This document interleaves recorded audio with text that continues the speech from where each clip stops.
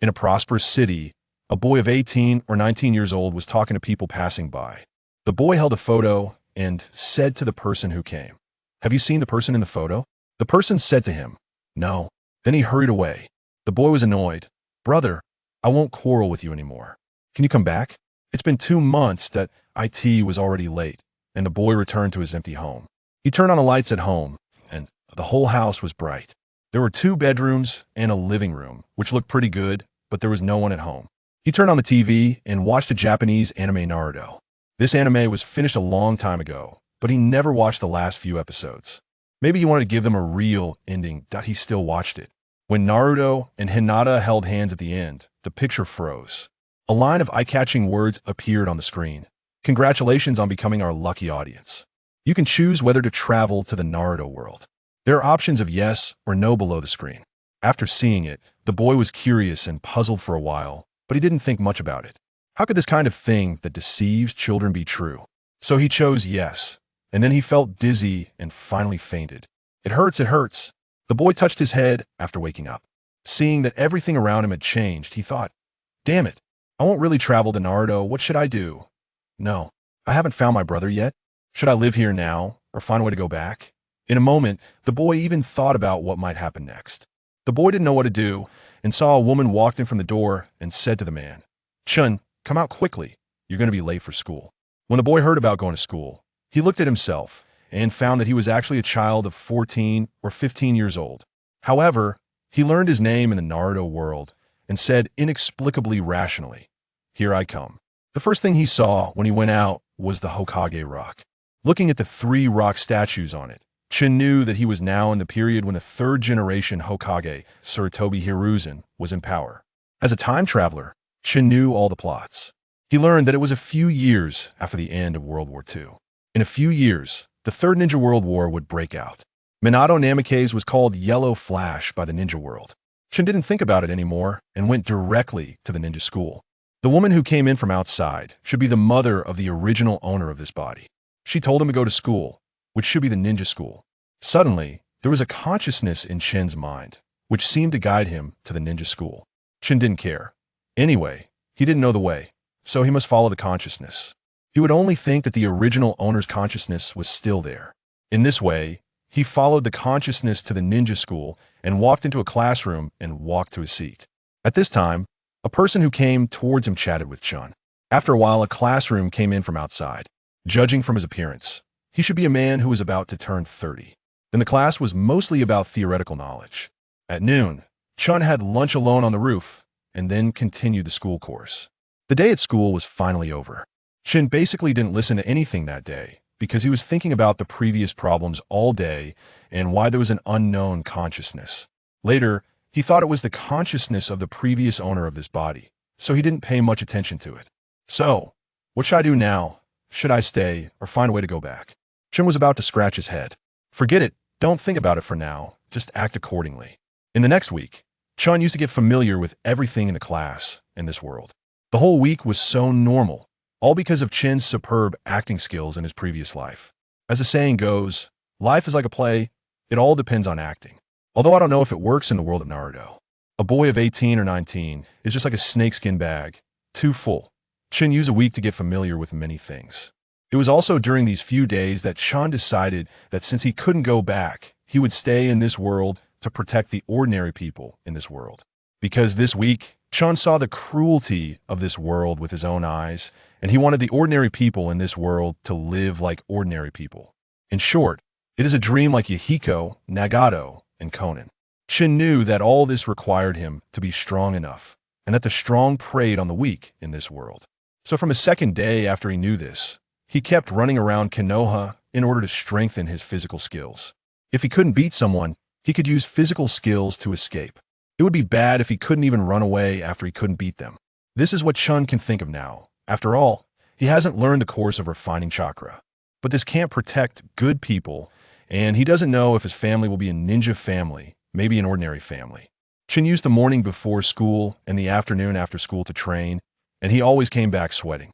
His parents and classmates were used to this. Because Chun did this every day, it was natural that he was not surprised, but while Chun was actively training, there was a pair of eyes watching him somewhere, and Chun had no idea. After all, he hadn't practiced ninjutsu yet. And one day, Chun planned to talk to his father because he still didn't know which clan he was from. What if it was something he didn't know? In the evening, after dinner, Chun went to his father's room to ask him, "Chun, what's the matter?" Chun's father said, "Dad, can you tell me what family we belong to?" Chun said. Hearing this, Chun's father's face suddenly became very serious. And then he said, "What's wrong with you recently? You've been training hard for a while, and now you ask me such a question?" Chun said seriously, "I want to become a ninja, to realize the dream of not letting ordinary people and ninjas continue to quarrel, and to make all countries peaceful and no longer have wars." Chun's father was very surprised because he rarely saw Chun show such an expression, and he pondered for a while and said, "Then if you really think so, I can tell you." Chun looked at his father expectantly and said, "Of course." Chun's father said, "Our family is the Dark Cloud clan." Chun asked hurriedly, "The Dark Cloud clan? I haven't heard of it. It seems that it didn't appear in the original drama. Did I miss it? It's impossible. I have watched it so many times." Father Chun then said, "The first Hokage Hashirama kindly recruited our family into the Dark Cloud clan. However, after Uchiha defected, our family went to the venue of their duel to support Hashirama. Hashirama won and Madara died, but all our clan members who went to support him were killed by Madara. After the First and Second Ninja World Wars, there are very few remaining clan members. After the third Hokage took over, we have been living a comfortable life in anonymity. This time you plan to be a ninja, which is a dangerous position. If you really succeed, I also hope that you can revive our clan, so I told you this. Of course, you can choose not to go. After all, we have lived an ordinary and happy life for so long, so it is not a bad idea to be an ordinary citizen." At this point, Father Chun gradually relaxed his brows. Chun heard this and said, "I will definitely not let you down, revive the clan, and realize my dream." He was full of psychological drama. So there's such a thing? What Dad said just now should be the story of Madara and Hashirama in the Valley of the End. There is such a connection in it. Why is the Naruto I watched the deleted version? It can't be true. Chin's father nodded with relief and said, "Now only the third generation knows about our clan. So when you become a ninja, I will tell you about this. Come with me now." Chin didn't say much and followed. When they came to a utility room, Chin's father put his hands together and the wall slowly opened.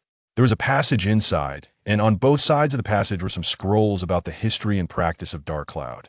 Chun looked carefully, one scroll after another. In order not to hinder Chun from reading and learning, Chin's father walked away silently. After watching for several days, Chun only read about 1/3 and found that most of the Dark Cloud clan belonged to Wind Escape and Water Escape. It seems that there must be a scroll for refining chakra here. But this clan is too weird. They're all Wind Escape and Water Escape, and there are very few other ones. What can I say about this? Their wind and water is feng shui good. Chun said helplessly, Forget it, forget it. The dual attributes are already very good." Chun occasionally pua himself. After he saw the chakra refining, he began his own practice journey. He asked his father, "There are chakra test paper in this utility room." After successfully refining chakra, he began to input his own chakra on the test paper. The result was that the paper was separated into two halves, and then it was wet, and it was a little wrinkled when you look closely. Chun saw, "It seems that I am wind, water escape, and lightning escape.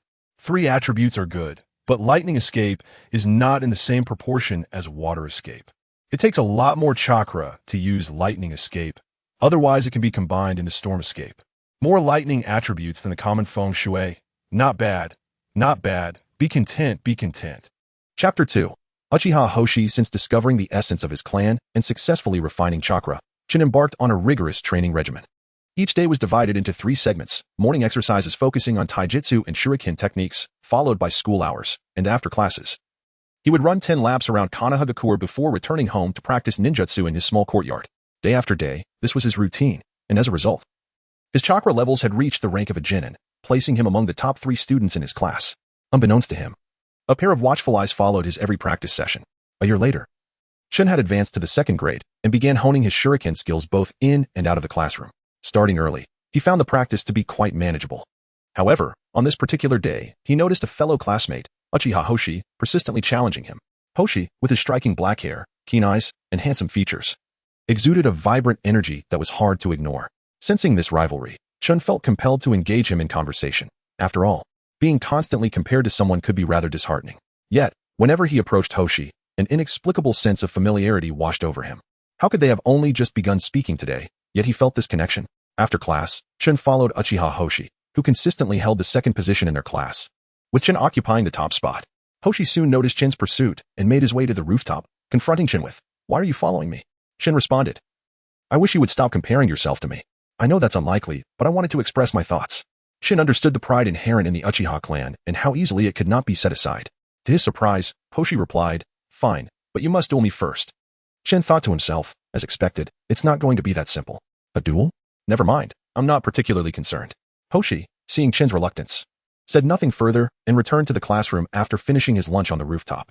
From that moment on, Hoshi continued to challenge Chen, and Chen reasoned that this could ultimately enhance his own skills, so he resolved to not take it too seriously. Despite Hoshi's persistent challenges, Chen consistently declined, asserting, "Let us keep our duels to class."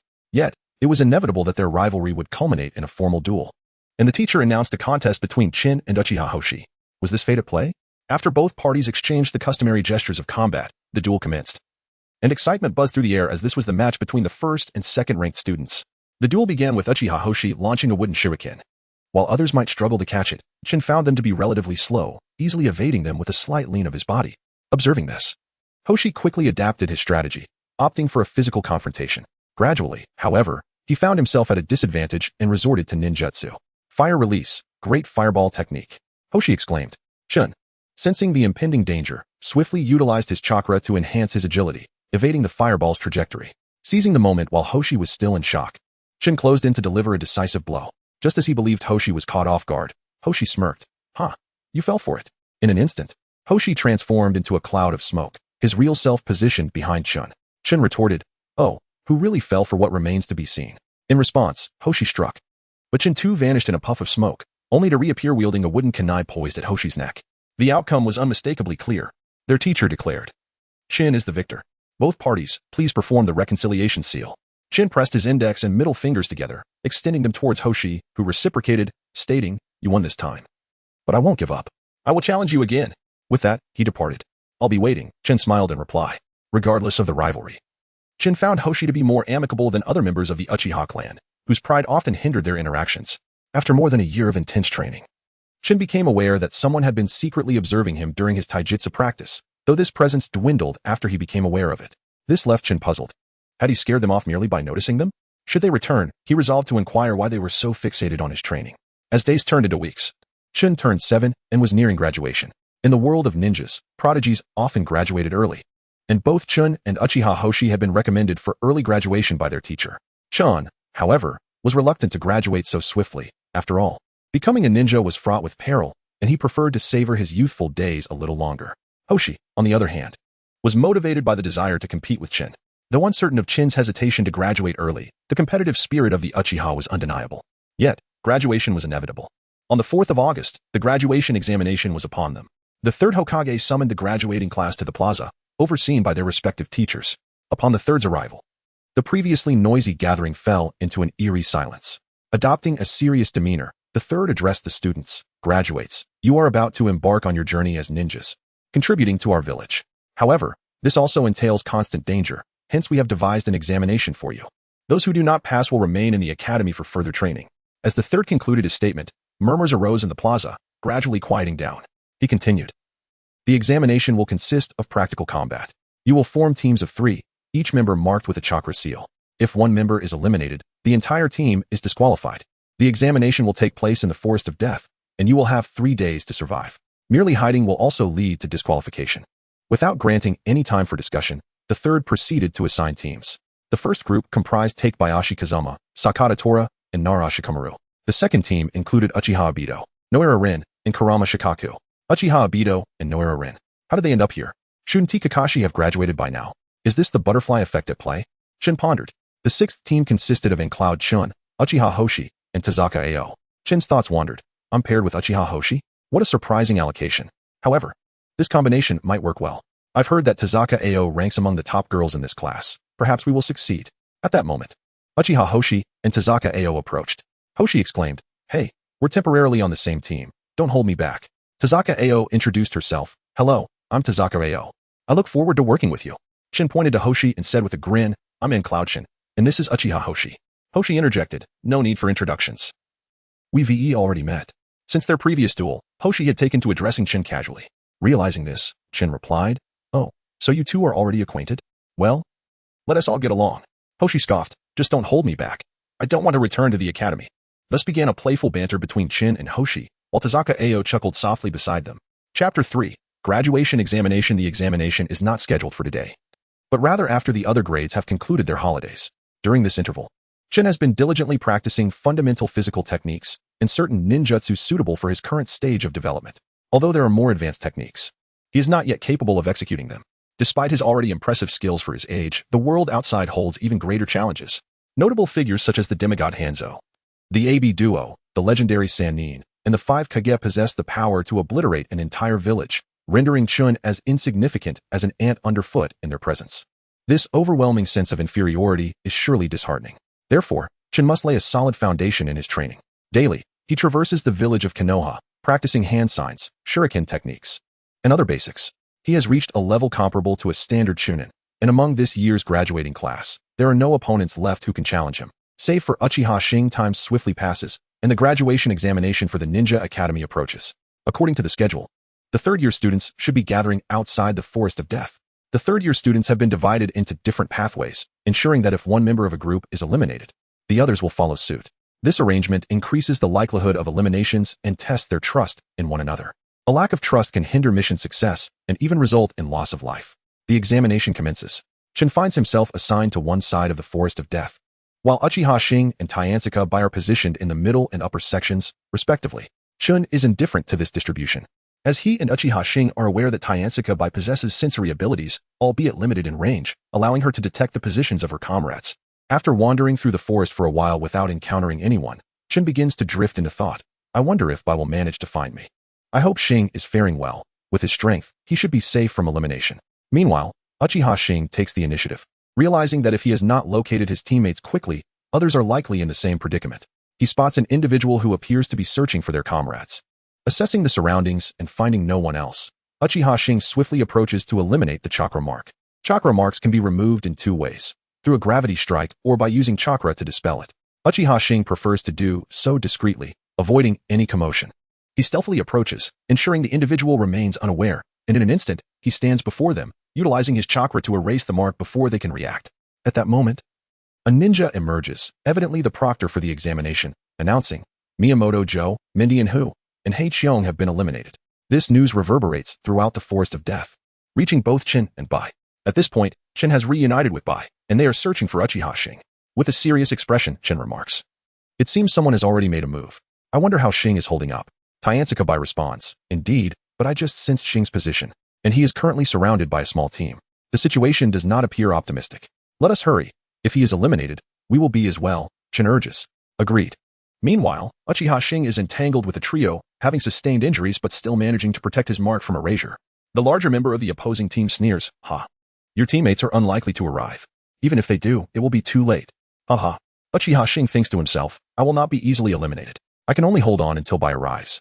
After a brief exchange of words, the confrontation escalates into a 3-on-1 scenario. Meanwhile, the third Hokage observes the scene. Commenting to the proctor beside him, this Uchiha boy is quite the talent, managing to contend with 3 opponents for so long. The proctor responds, reporting to you, Lord Third. This individual is named Uchiha Hoshi, currently ranked 2nd in the Ninja Academy. Second, who holds the first rank? Saratobi Hiruzen inquires, surprised. The first is Inyunshin, who is on the same team as Uchiha Hoshi. However, unlike Uchiha Hoshi, Inyunshin seems to avoid conflict, having witnessed others become isolated without intervening to eliminate their marks. Inyunshin, from the Inyun clan? Yet he lacks the fighting spirit of Uchiha Hoshi, appearing instead to yearn for peace, the proctor notes. The Inyun clan? I have not heard of them. Yet, who does not desire peace? No one wishes for the outbreak of war, the proctor concludes. Evidently young and unaware of the Inyun clan's significance, for otherwise, he would not be so uninformed. Indeed, when will the era of peace arrive? Perhaps among the younger generation, there are those capable of shaping the future of the ninja world, the third muses with a smile. The scene shifts back to the Forest of Death, where Uchiha Hoshi, despite his injuries, continues to safeguard his mark. The opposing member taunts. Why do you still protect that mark? Your comrades will not come, just as I said before. Enough talk. I will eliminate your mark now. He charges forward, aiming to erase Uchiha Hoshi's mark, while the other 2 members provide cover with their ninjutsu. At this moment, Uchiha Hoshi is too weak to resist. Just as the mark is about to be erased, a voice calls out, "Who dares to eliminate my comrade's mark?" Hearing this, Uchiha Hoshi exclaims, "Finally, you're here." The larger opponent retorts, "Even if you have arrived, it's futile. It's 2 against 3, and your comrade is already injured." "Oh, is that so?" Chunin replies cryptically. In an instant, he appears before the adversary. "You may attempt to see who will prevail." Seeing this, the opposing leader instructs his teammates to stop Chunin in order to eliminate Uchiha Hoshi's mark. However, Uchiha Hoshi, having regained some strength, is not so easily defeated. He swiftly moves to Chun's side. "Shall we see who can eliminate the most?" He proposes. "Very well, but do you believe you can win?" Chun smirks. With that, Uchiha Hoshi takes the initiative. Fire release, great fireball technique. The smallest member of the opposing team is caught off guard, and just as the fireball approaches, a proctor intervenes to save him. As the proctor prepares to announce the disqualification of this team, Chun approaches him and points at Uchiha Hoshi, saying, Could you please refrain from eliminating the other two? I am currently in a contest with him." The proctor, however, sternly replies, "No, this is an examination, not a competition. Elimination is final." In that case, bye, it's your turn." A figure with short purple hair, visibly annoyed, steps forward. "What? I haven't even had my turn yet." "You, don't give me that look. It's not my fault others were eliminated. It was him." Chun gestures toward Uchiha Hoshi. Uchiha Hoshi feigns ignorance, turning his face away and speaking to the air. "Who told you to be so useless? Who are you talking to?" "Anyone who is anyone," she retorts. Observing the two squabbling, Tsunade expression grows serious as she warns, "Stop arguing. 3 more teams are approaching. We must hide." Upon hearing this, the trio quickly finds suitable hiding spots, for as the saying goes, when the mantis stalks the cicada, the oriole is waiting behind. Chapter 4. The fisherman profits. When the first small team arrived, they were astonished to see the small area transformed by the recent fireball. Who did this? How impressive. The speaker clearly lacked worldly experience, as he compared this to the renowned masters who could alter vast territories. At that moment, the second team, drawn by the earlier ninjutsu, had also arrived and chanced upon the first team, leading to an immediate clash. The coincidences in this world were indeed numerous. Coincidentally, a third trio arrived, gazing at the two battling teams with bewilderment. What on earth was happening? Each individual had come to assess the situation, yet they found themselves embroiled in combat. 9 faces were filled with confusion. Meanwhile, the Chun team, hidden and observing, must have been secretly amused, for this was part of their plan. On the other side, the third Hokage watched the unfolding battle, fully aware that it was part of Chun's strategy. He regarded the Chun team with admiration, remarking that last team was quite remarkable, demonstrating unity and the ability to devise plans swiftly. They are truly talented. It seemed that the other teams would soon be eliminated by them. How could that be? They have 3 teams, totaling 9 individuals. If they unite, their odds should be quite slim, queried an observing proctor. Perhaps with other teams, but with this one, their chances are substantial. The third Hokage replied confidently. Seeing the Hokage's unwavering faith, the proctor held his tongue. The 3 small teams engaged in a chaotic melee without causing much commotion. They relied primarily on physical techniques, seldom using ninjutsu. Only as they closed in did they allow chakra to manifest on their hands. Eventually, after exhausting themselves, one individual gasped, "Let us stop fighting for now. Soon, someone will arrive, and none of us will escape." Hearing this, the other 8 ceased their struggles, for as he said, once others arrived, elimination would be inevitable. The Chun team, seeing this, could not allow their opponents to regain their strength and swiftly appeared before the 9. "It seems it is our turn to take the stage," Chun declared to Uchiha Hoshi and Tsunade Ao. "What are you planning? Taking advantage of our fatigue to attack us?" "That's quite underhanded," protested the man who had spoken earlier. Chun exchanged glances with Uchiha Hoshi and Tsunade Ao, stating, "We do not prefer to strike when one is at their weakest, so we intend to take on your team one at a time. That seems fair, doesn't it?" The man pondered before retorting, "Such arrogance will come at a cost." As he spoke, they all stood ready for battle. "Let us not waste words. Come, let us fight," Chun said, disappearing in a flash to confront the man's team, while Uchiha Hoshi and Tsunade Ao also found their opponents. Uchiha Hoshi remarked, "Hey, it's getting dark. We need to find a place to rest for the night. Then let us settle this quickly." Chun replied. The man overheard their conversation and exclaimed, "I told you not to be so arrogant." He then swung a vine whip toward Chun. Chun leapt, and someone above descended towards him, aiming to strike. In the monitoring room, the third Hokage observed, "At this rate, Chun may sustain serious injuries. Should we intervene?" "No need, just watch. He won't be harmed, let alone gravely injured." "This battle is nearing its conclusion," came the reply. With a flick of his wrist, Chun summoned a faint electric current to his palm. Extending it upward, the descending assailant, caught off guard, was momentarily paralyzed, losing balance and plummeting rapidly. Chun swiftly dispelled his mark. This team was now eliminated.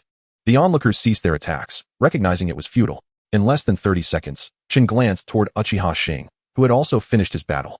Turning to Tsunade Ao, he noticed a less harmonious scene. But after a brief moment, she too concluded her engagement. The three regrouped, with Chin grinning. Shing, this time I've won. Uchiha Shing scoffed. So what if you win once? Haven't you won more than once? TCH, Tasaka Ao remarked, stifling a laugh at their banter, though she urged. Enough of that. It's almost dark. We need to find a place to rest for the night. Okay. They both replied in unison. They exchanged a glance before turning away, prompting a smile from Tasaka Ao. They began searching for shelter, having made quite a commotion that rendered the area unsafe. Chin led Uchiha Shing and Tasaka Ao to a dense thicket, declaring, This will do. It's hard to spot, and we can rest here. Agreed. But we need to take turns keeping watch. Let us rotate every 2 to 3 hours, Tasaka Ao suggested. Clearly, this team was quite accommodating, with no objections. Uchiha Shing volunteered. I'll take the first watch. I'm not tired. No. You were injured today. Although it's not severe, you need rest. Let Chin take the first watch. I'll take the second, Tasaka Ao responded with a smile. Someone voiced their dissent, and Chin interjected. Huh? I want the first watch. Can we switch? No, came the firm reply. Switching? No. After some debate, Chin ultimately conceded. It was futile to argue. As dawn approached, the night passed uneventfully. The last 2 days had been quiet. Today is the final day. I wonder how many teams remain, Chin mused, a blade of grass between his teeth. His tone laced with ennui. Tasaka Ao chimed in. There should still be many. We just haven't encountered them, right? Chin glanced at Uchiha Shing, who was seemingly meditating, though in reality, he was training. Suddenly, a proctor appeared, announcing, Congratulations. You have successfully graduated. Now proceed to the central tower for assembly. Tasaka Ao, perplexed, asked, Isn't there's still a day left? Why the early conclusion? Because there are not many teams left, we decided to end it early. Oh. Let us hurry to the central tower. All right. The proctor dashed away, and the three followed closely behind. The proctor thought, They're keeping pace with my speed. Their levels were comparable to that of an average Chunin. Suddenly, the proctor accelerated, causing Tasaka Ao to fall behind, while Uchiha Shing and Chin seemed to be competing. Both unwilling to lag. These two are impressive, the proctor mused, increasing his speed to that of a special jonin. Gradually, both began to fall behind, but in an instant, Chin vanished. Uchiha Shing was left in bewilderment. However, the proctor remained unfazed, recognizing it as the body flicker technique. The body flicker technique, how intriguing, he remarked. Slowing his pace as Uchiha Shing and Tasaka Ao caught up. Hey, how did you move so fast just now?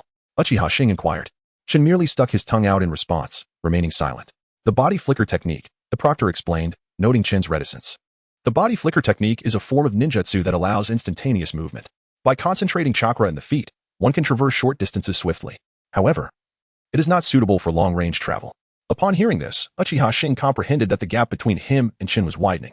I will surpass you, he resolved inwardly. Chapter 5, The Guidance of the Jonin within the central tower. Chin and his companions entered to find only 3 teams present, compared to Chin and his group. These individuals appeared rather disheveled. One person exclaimed in astonishment, How is it possible that after 3 days of battle, they bear only a speck of dust? Surely, they must have been hiding. Others around them joined in murmuring their disbelief. The proctor, who had just arrived, interjected, They have fought their way here. The others have been eliminated. Upon hearing this, the previously skeptical crowd was left in awe of their prowess. The proctor proceeded to distribute the Konoha headbands to each of them. At that moment, the third Hokage entered, cleared his throat twice, and announced, Congratulations on your graduation.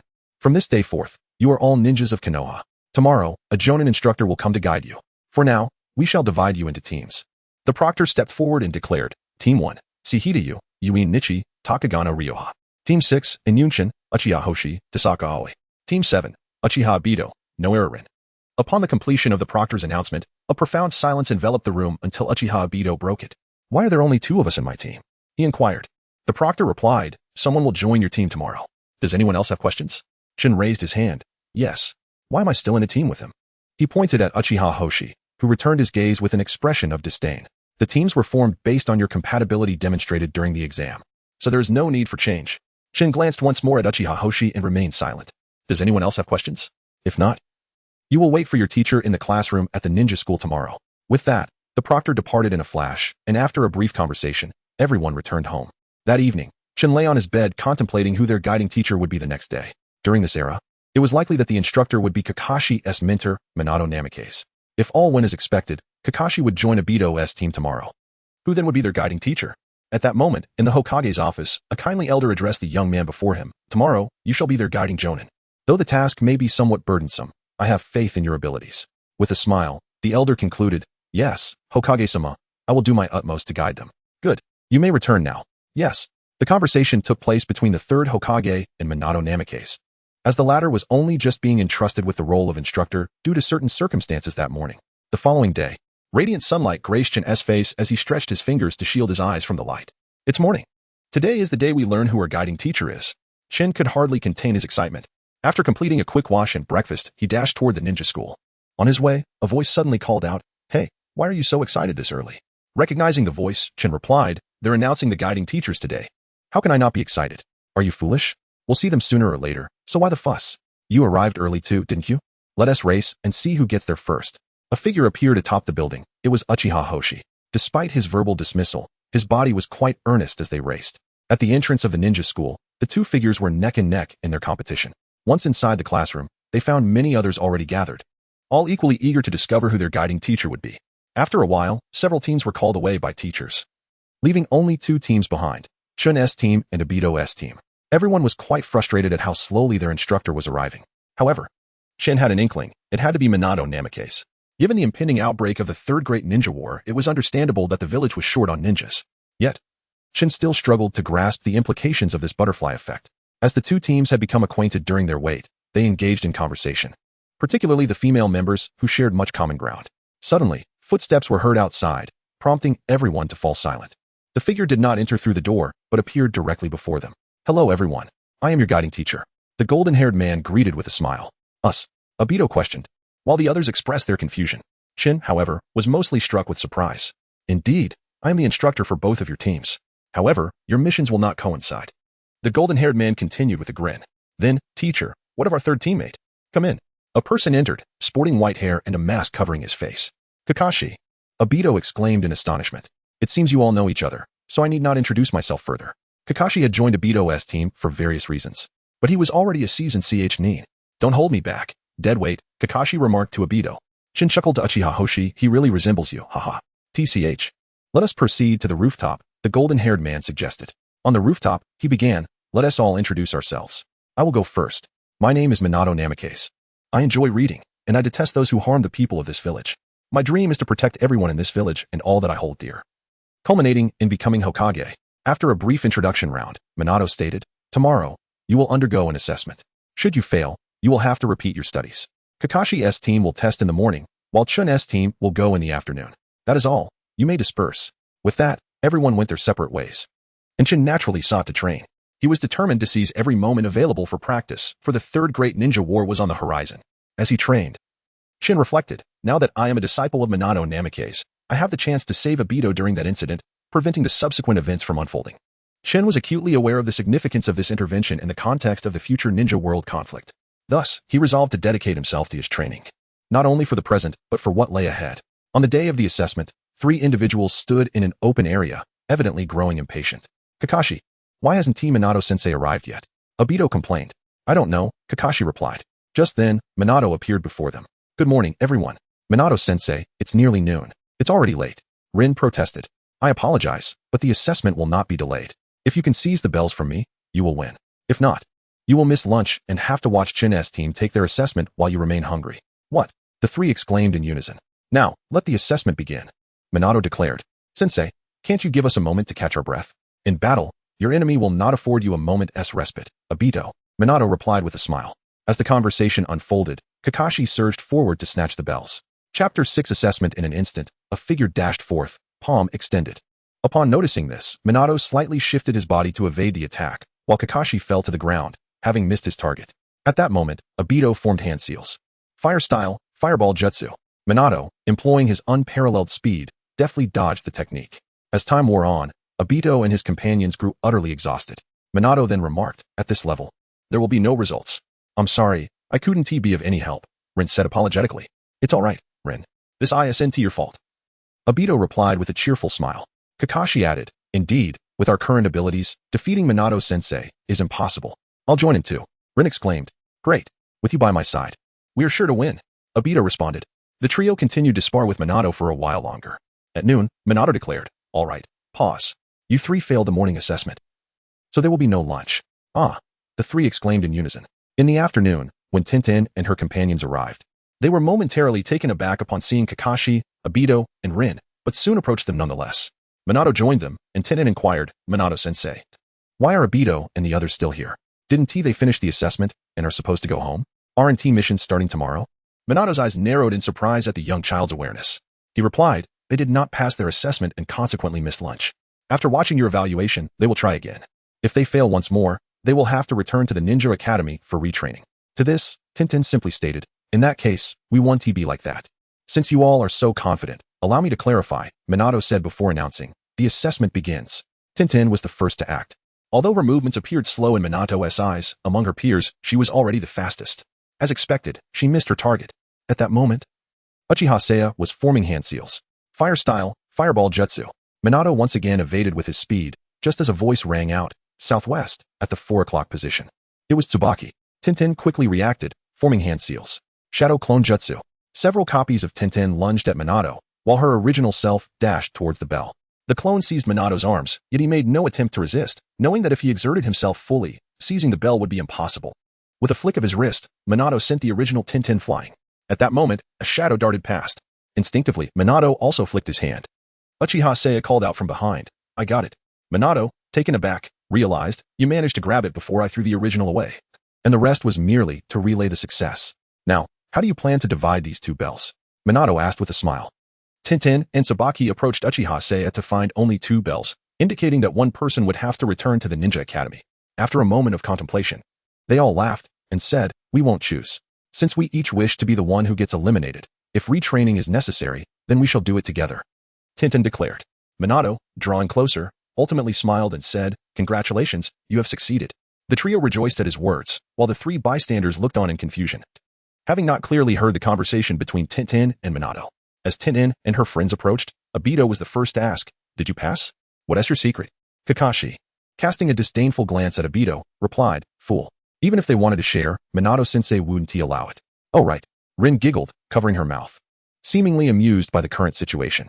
Let us see for ourselves, Tintin chuckled. Go ahead and make up stories. It's just an observation of our assessment, Obito pouted. Haha. Tintin laughed awkwardly.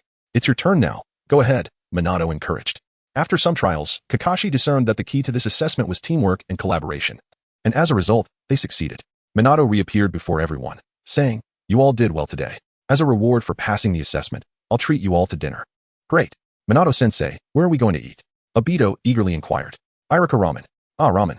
Irika ramen is delicious. Obito exclaimed. Is that for real, Minato-sensei? Of course, Minato affirmed, ruffling Obito's hair.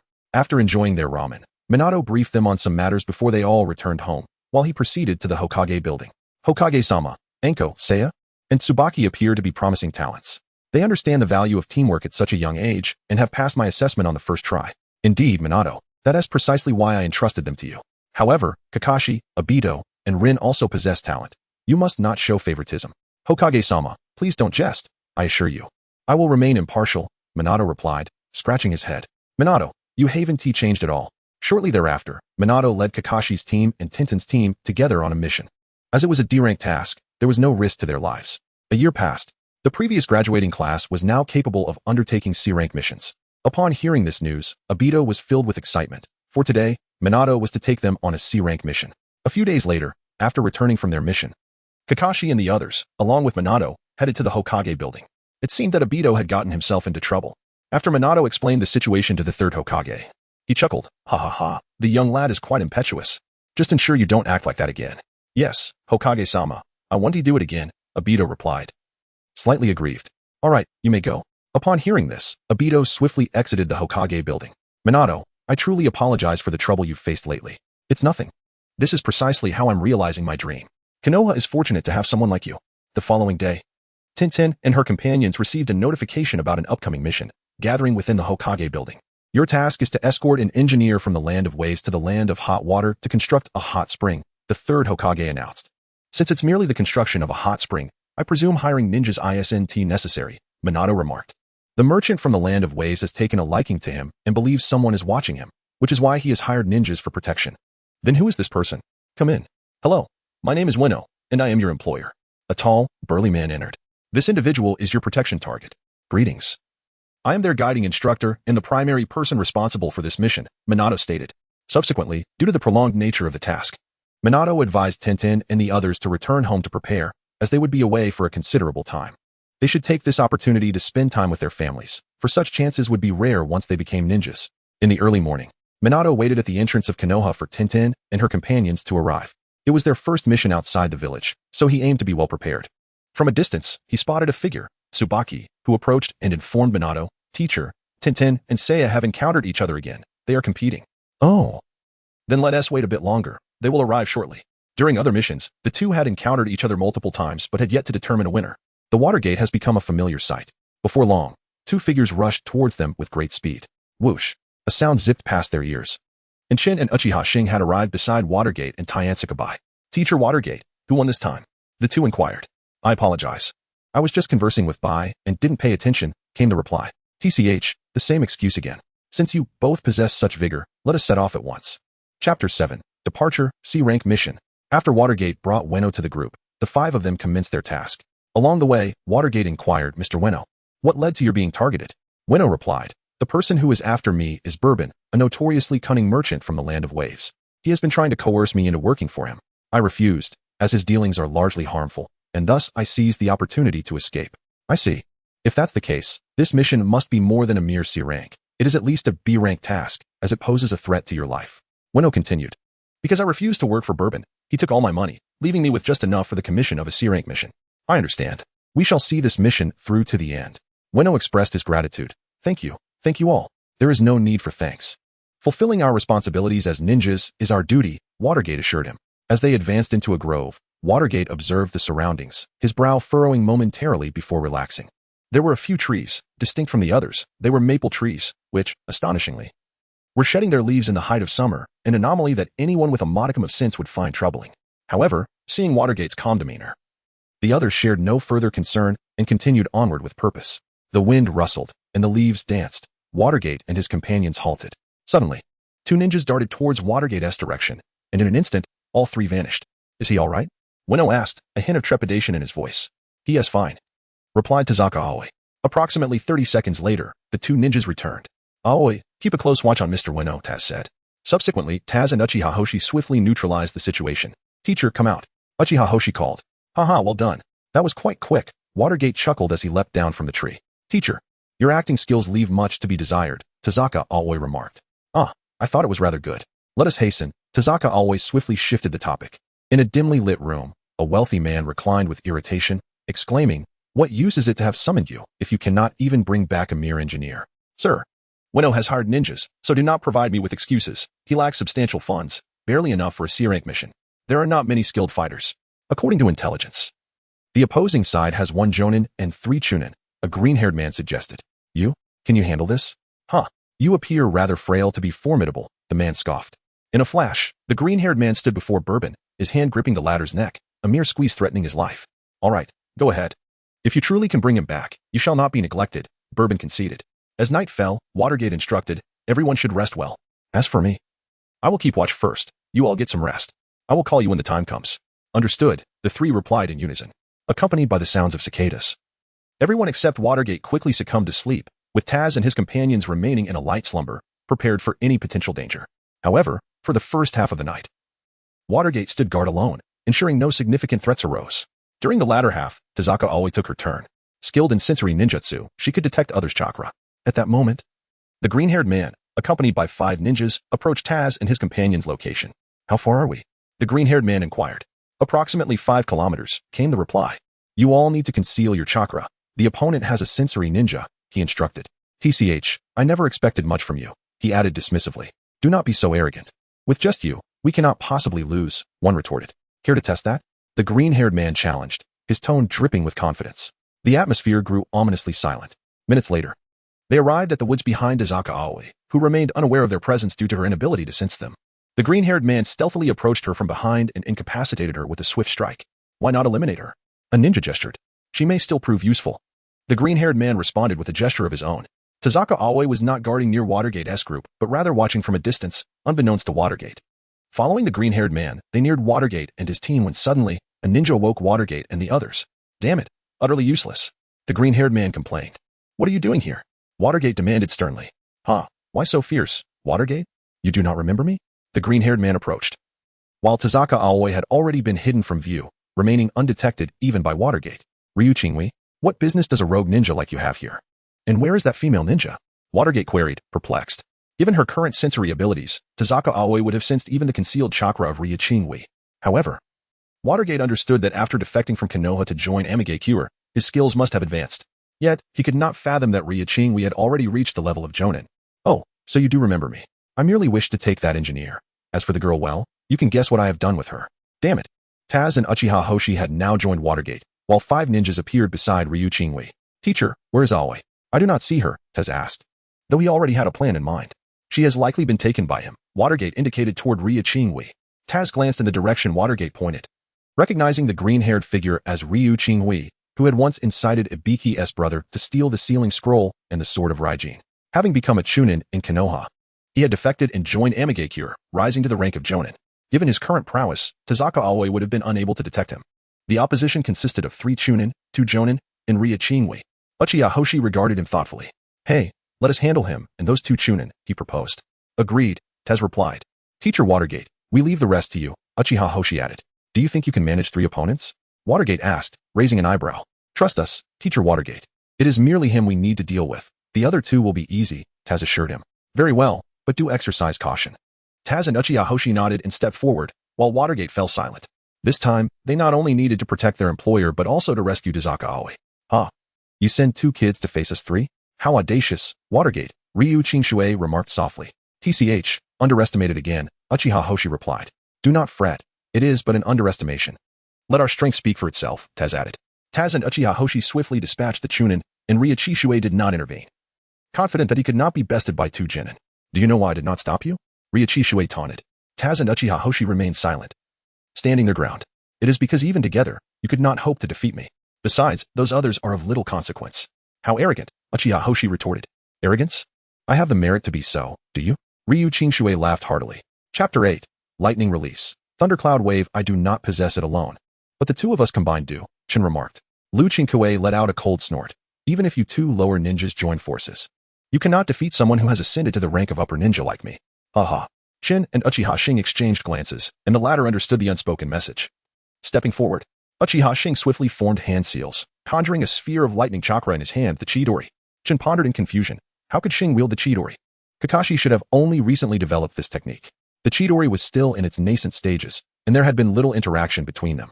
However, in the heat of battle, Chin dismissed his doubts, knowing he could inquire later. Lu Qingkue brandished the sword of the Thunder God, clashing with the Chidori, but ultimately, the Chidori could not withstand the might of the second Hokage's weapon. The electrical current incapacitated Uchiha Shing, causing him to collapse to the ground. Chun rushed over to assist him. Are you alright? Uchiha Shing shook his head, signaling that he was fine, yet his gaze remained fixed on Lu Qingkue. Why do you help him? Lu Qingkue inquired. Unlike you, we choose to trust our comrades, Chin replied, whereas you have chosen to abandon them. Comrades are worthless to me. Why keep something that I would discard? Lu Qingkue retorted. In that case, allow us to demonstrate their value. Standing shoulder to shoulder, Chin and Uchiha Shing prepared for their next move. The brief exchange had provided Uchiha Shing enough time to regain his composure. Chin formed hand seals, unleashing a torrent of water. Water release, water chaos wave. Lu Qingkue thought while evading. To use such a technique in a dry area, this kid is no ordinary ninja. Suddenly, a fireball materialized behind Lu Qingkue, exactly where he intended to evade. Do you think you can trap me? He mused. With a burst of speed, he escaped the fireball's blast radius. Clearly, someone who had risen to the rank of upper ninja from the Rain Village had undergone considerable training to achieve such swiftness. Retrieving the sword of the Thunder God, he produced an umbrella, executing ninja art. Rain dew 1,000 needles. The umbrella dispersed numerous needles into the air, each coated with a lethal toxin, Hansa's poison that claimed lives within minutes. Having hidden behind a tree after releasing his jutsu, Chin felt no concern for the impending danger. He glanced at Uchiha Shing's position. The events had transpired so quickly that Shing had no time to react after casting his technique. Damn it, am I to perish here? Uchiha Shing gritted his teeth. In a moment of desperation, Chin leaped in front of Uchiha Shing, the needles embedding themselves in his body. What are you doing? Uchiha Shing exclaimed in anger, realizing that the person meant to be hit had now shielded him from harm. Fear not, you won't die just yet, Chin smiled reassuringly, though the presence of the needles made his expression appear somewhat grotesque. Ha ha. Is this what you refer to as the power of bonds? This poison will send you to the next world within minutes. Comrades, merely a burden. Wouldn't it be better without them? Then you would have no encumbrances. Uchiha Shing's eyes narrowed and transformed, revealing the Sharingan. The Sharingan. An Uchiha, with merely one tomo. It seems you have just awakened your eyes. Lu Qingkue seized the opportunity. Wielding the sword of the Thunder God against Uchiha Shing, who conjured another sphere of lightning chakra. The clash between the sword of the Thunder God and the Chidori ensued. But this time the Chidori did not falter so easily. Gradually, the Chidori exposed a slight vulnerability, yet it still could not overcome the sword of the Thunder God. With a resounding crash, Uchiha Hoshi was sent reeling. Damn it, even with my eyes, I can't contend with him? Chen shouted, gesturing for him to approach. Struggling to rise, Uchiha Hoshi hurried to Chen's side, who shared his plan, albeit a risky one, as it was their sole option. Uchiha Hoshi nodded but expressed concern. But you're poison. Rest assured, I have suppressed the toxins spread with my chakra. It won't claim my life just yet, Chen assured him. Uchiha Hoshi was aware of this, having the Sharingan, yet he knew that employing chakra would hasten the poison's progression. This isn't like you. Hurry, Chen urged. Uchiha Hoshi nodded. And they exchanged a fist bump, their chakras intertwining. Still unwilling to accept your fate? No matter your efforts, only death awaits you, Lu Qingque taunted. The two simultaneously formed hand seals, executing their jutsu in perfect unison. Lightning release, thundercloud wave. Dark clouds gathered in the sky, and bolts of black lightning surged toward Lu Qingque. What kind of synergy is required to unleash such a technique simultaneously? He exclaimed in astonishment. Lu Qingque brandished the sword of the Thunder God, but this time it could not withstand the onslaught of black lightning and shattered. The remaining bolts struck Lu Qingque, and with this attack, Chun and Uchiha Hoshi turned the tide of battle in their favor. They exchanged triumphant glances, declaring, "We succeeded." Indeed, both then faltered, with Chun needing to reserve chakra to contain the poison spread. The recent use of jutsu had accelerated the toxin's rate, if not contained. It would seep into his very bones, and even Tsunade might be unable to save him then. After resting momentarily, they leaned on each other and set off in search of Minato. Meanwhile, Minato had long distanced himself from the battle with the two upper ninjas. Sensing a surge of formidable chakra from afar, he swiftly concluded his skirmish and headed toward Chun and Uchiha Hoshi's battlefield. After walking for a while, they encountered Minato. "Are you both unharmed?" he inquired urgently. Uchiha Hoshi shook his head and explained, "But Chin shielded me from an enemy attack and was poisoned." Minato and Appo's expression turned grave. He knew only Tsunade could counter Hanzo's poison. However, if they returned now, their mission would fail, and they would lose track of Tainsaka Bai. "Minato-sensei, let us proceed with the mission. We must find Bai, correct?" "I am not dead yet," Chin reassured him with a smile. "I'm sorry, Chun. We must continue the mission." At that moment, Ueno came forward, having previously remained hidden, thus Lu Qingque had not pursued him. "Mr. Ueno, we are currently searching for a comrade, so we may be delayed," Minato explained. "That's fine. You may go," Ueno replied. "Thank you." Minato then activated his sensory ninjutsu in the southeast direction. "There. I'll go find her. You stay here," Minato instructed before vanishing in an instant. Upon arriving at a cave entrance, he discovered Tainsaka Bai lying on the ground. "Bai, wake up." After a moment, Tainsaka Bai stirred. "Minato, sensei, how did I end up here?" They conversed as they walked back, with Minato recounting the events that had transpired. Tachibana Ao said, "I am sorry, it is all my fault. If I had discovered them earlier, none of this would have happened." Mizumoto shook his head and replied, "Ao, their strength is beyond your perception, so none of this is your responsibility." "Thank you, Teacher Mizumoto," she responded. Chapter 9. Once again under attack, Shuemin and Tanaka Aoi returned to the location of Chin and the others. Upon seeing Chin, Tanaka Aoi was struck by the severity of his poisoning. Although Shuemin had explained everything along the way, witnessing it firsthand was still shocking. Truly, it was the venom of the demigod Hanzo. Such toxins could claim a life in mere moments. Yet Chun had endured for so long. "Chun, let me see if I can alleviate your condition," Tanaka Aoi said. "All right, everyone, let us rest for a moment before we set off," Shuemin instructed. After a brief respite, he added, "All right, let us move out. How do you feel? Any better?" "Much improved," Chun replied. Although he could not entirely expel the toxin, its progression had slowed significantly. In a darkened room, a furious Bourbon exclaimed, "Useless. You are a bunch of inept fools, unable to bring back a single person. It seems I must intervene personally. Gather all available personnel immediately. We are going to retrieve them," he commanded. "Understood," two ninjas replied in unison. Meanwhile, Shuemin and his companions continued towards the land of hot water. To save time, Shuemin carried Chun on his back. After all, few could match the speed of someone relying solely on physical prowess against those utilizing chakra. However, Shuemin was one of the exceptions, and thus their pace remained unimpeded. "Thank you, Shuemin-sensei," Chin expressed gratefully. "Do not mention it. It is my duty as your teacher to protect my students. Moreover, it is my negligence that I could not safeguard you this time," Shuemin replied solemnly. "You need not blame yourself, Shuemin-sensei. This was my failure to protect myself." Chin reassured him. "Here we are. Ueno, let us find an inn," he suggested. "No need.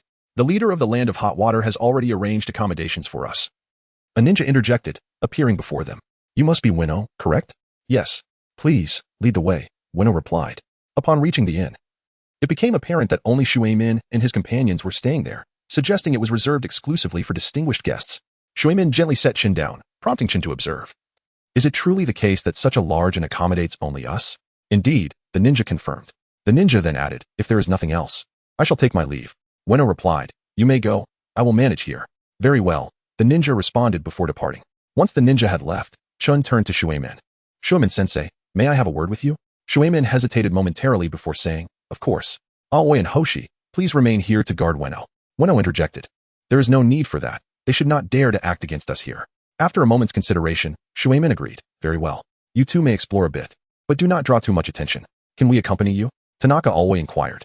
Shuemin glanced at Chun, who appeared indifferent, and then nodded, yes. They proceeded to a private room, where Chin stated, Shuemin-sensei, I wish to attempt expelling the toxins using chakra. Do you think it feasible? Tanaka Aoi and Uchiha Hoshi were taken aback, realizing the potential risks. Success would be beneficial, but failure could accelerate the spread of the poison. Seeing their astonishment, Chin explained, if I do not attempt this now, I may not have many days left. Though the toxin's progression has slowed, I cannot wait until we return to Konoha. Understanding Chin's dire situation, Shuemin replied, you may try, but should it become dangerous, I will intervene. Chin nodded, sitting down to channel his chakra to purge the poison. Initially, it seemed to be working, but just as he felt a glimmer of success, the ground trembled violently, and he coughed up blood, collapsing unconscious. I'll check outside. Uchiha Hoshi declared. Shuemin and Tanaka Aoi rushed to support Chun, bewildered by his sudden disappearance. Upon Hoshi's return, he reported, there are 4 Jonin, 3 Chunin, and 3 elite Chunin. They are likely Bourbon's men. Where are the others? Shuemin and Tanaka Aoi shook their heads in response. Hoshi clenched his fists, determined. What are you planning to do? Shuemin asked. I will find him, Hoshi replied resolutely, not looking back. Are you not concerned about the mission? You all are enough for that. Shuemin-sensei, which would you choose, the mission or your comrades? I would never abandon my comrades. Then proceed. With that, Hoshi dashed away. Shuemin sighed, we should devise a plan. Ah, yes, Tanaka Aoi responded, slightly taken aback. In a realm of white, Chin questioned, where am I? Am I dead? You are not dead. You merely exist within a consciousness space, unseen by others. What difference does that make? Of course, there is a difference. The deceased do not possess a consciousness space. Who are you, anyway? Guess. Chin stood, realizing that the toxins had dissipated in this space. Why would there be no toxins here? Congratulations, you have unlocked the system.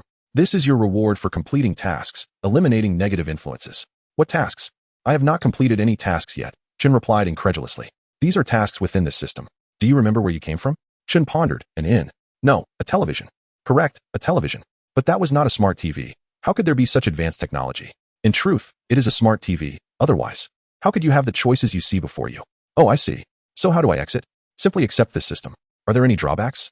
As long as you complete the tasks, there will be no negative consequences. Additionally, every task your team undertakes will be included. What about task rewards? These are random, based on the most outstanding ninjutsu or other attributes within your team. That sounds quite good. Are there other functions? Certainly, but you must activate them yourself. For instance, you have just activated navigation. Navigation? Is it the consciousness that guided me to the ninja school? Precisely. So do you accept? Yes, of course, I accept. Chin nodded vigorously. Then I shall send you back now. Where to? I do not know. It is also random. Will I be sent to another village? No. You will only be sent to a location nearby, or within several kilometers of where you entered. Very well. With a whoosh, the scene shifted. Where am I? Chin asked. Bewildered. You were 6 kilometers from your inn. In the land of hot water, a Jonin held a large man hostage, none other than Ueno. Outnumbered, Ueno was ultimately captured. However, their escape was hindered, as the future yellow flash would soon catch up to them. Shuemin initiated the conversation. Remaining in this stalemate is not advantageous for you. Bourbon retorted, and what of it? It is not beneficial for you either, and with our numbers, we can simply outlast you. Shuemin internally hoped for Hoshi's success. Nearby in the land of hot water, Uchiha Hoshi fumed. This is all my fault. He continued his search for Chun in the surrounding forest. Chapter 10. Mission accomplished. Chin ambled through the forest, when suddenly he caught a glimpse of someone. Instinctively, he decided to follow. The figure seemed to sense Chin's presence and hurled several shurikens backward, muttering in frustration, damn it, just when one wave settles, another arises. I have no choice but to confront him head-on. Fire release. Great fireball technique. A massive fireball erupted from the stranger's mouth. A great fireball? Are there other Uchiha here? Chin pondered. He deftly evaded the fireball and countered with water release, water surge, sending a torrent rushing toward the assailant. This chakra feels familiar. Wait. Who are you? Chin asked, pinching his nose playfully. I am Uchiha Shing. Then perhaps we should cease hostilities, Chin suggested. Uchiha Shing appeared bewildered. Was it really possible to abandon a fight over mere names? What brings you here? Chun inquired as he approached. That question should be directed at you, Xing replied. Well, I just woke up in this vicinity. And you? I'm looking for you. Surprising to see you value my presence so highly. Chun retorted. We should hurry back. Sensei Minato and the others are still engaged with the Bourbon clan. Why didn't you mention it sooner? Let's go. On their way, Uchiha Xing shared a brief overview. In the land of soup, Bourbon sneered, why go to such lengths for a mere engineer? Even if it's a mission, he hasn't paid adequately. Why not just eliminate him? Eliminate him? You know that's impossible, another replied. Your refusal doesn't mean I can't obtain him. Attack. Spiral sphere. By now, only a few J-nin remained, all injured. And both Minato and Tazaka Aoi were running low on chakra. Where are Sensei Minato and the others? Chin asked, puzzled. As they had arrived in the land of soup without encountering them. I don't know. With no answer, Chin sought guidance from the system. System, can you locate Sensei Minato? Minato Namikaze is currently in the southern region of the land of soup, 30 kilometers away. Understood. Chin turned to Uchiha Xing and said, let us head south. Uchiha Xing hesitated momentarily before responding, all right. Oh no, my chakra is nearly depleted, Minato thought to himself. They were outnumbered by Bourbon and his companions, and if they failed, it would spell disaster. Minato and Tazaka Aoi gasped for breath, having exhausted considerable chakra even with just physical techniques. What should we do now, sensei? Tazaka Aoi asked. Just hold on. You all must be out of chakra, but we still have some left, Bourbon boasted. You too? Surely, they've run dry, one J-nin retorted. How could that be? Bourbon casually tossed several vials to the J-nin. The J-nin uncorked the vials, and a surge of chakra poured forth, rejuvenating their strength. How is this possible? They've regained half their chakra, Minato exclaimed in astonishment. They have restored much of their chakra, Tazaka Aoi noted. Sensei, we probably won't last long now.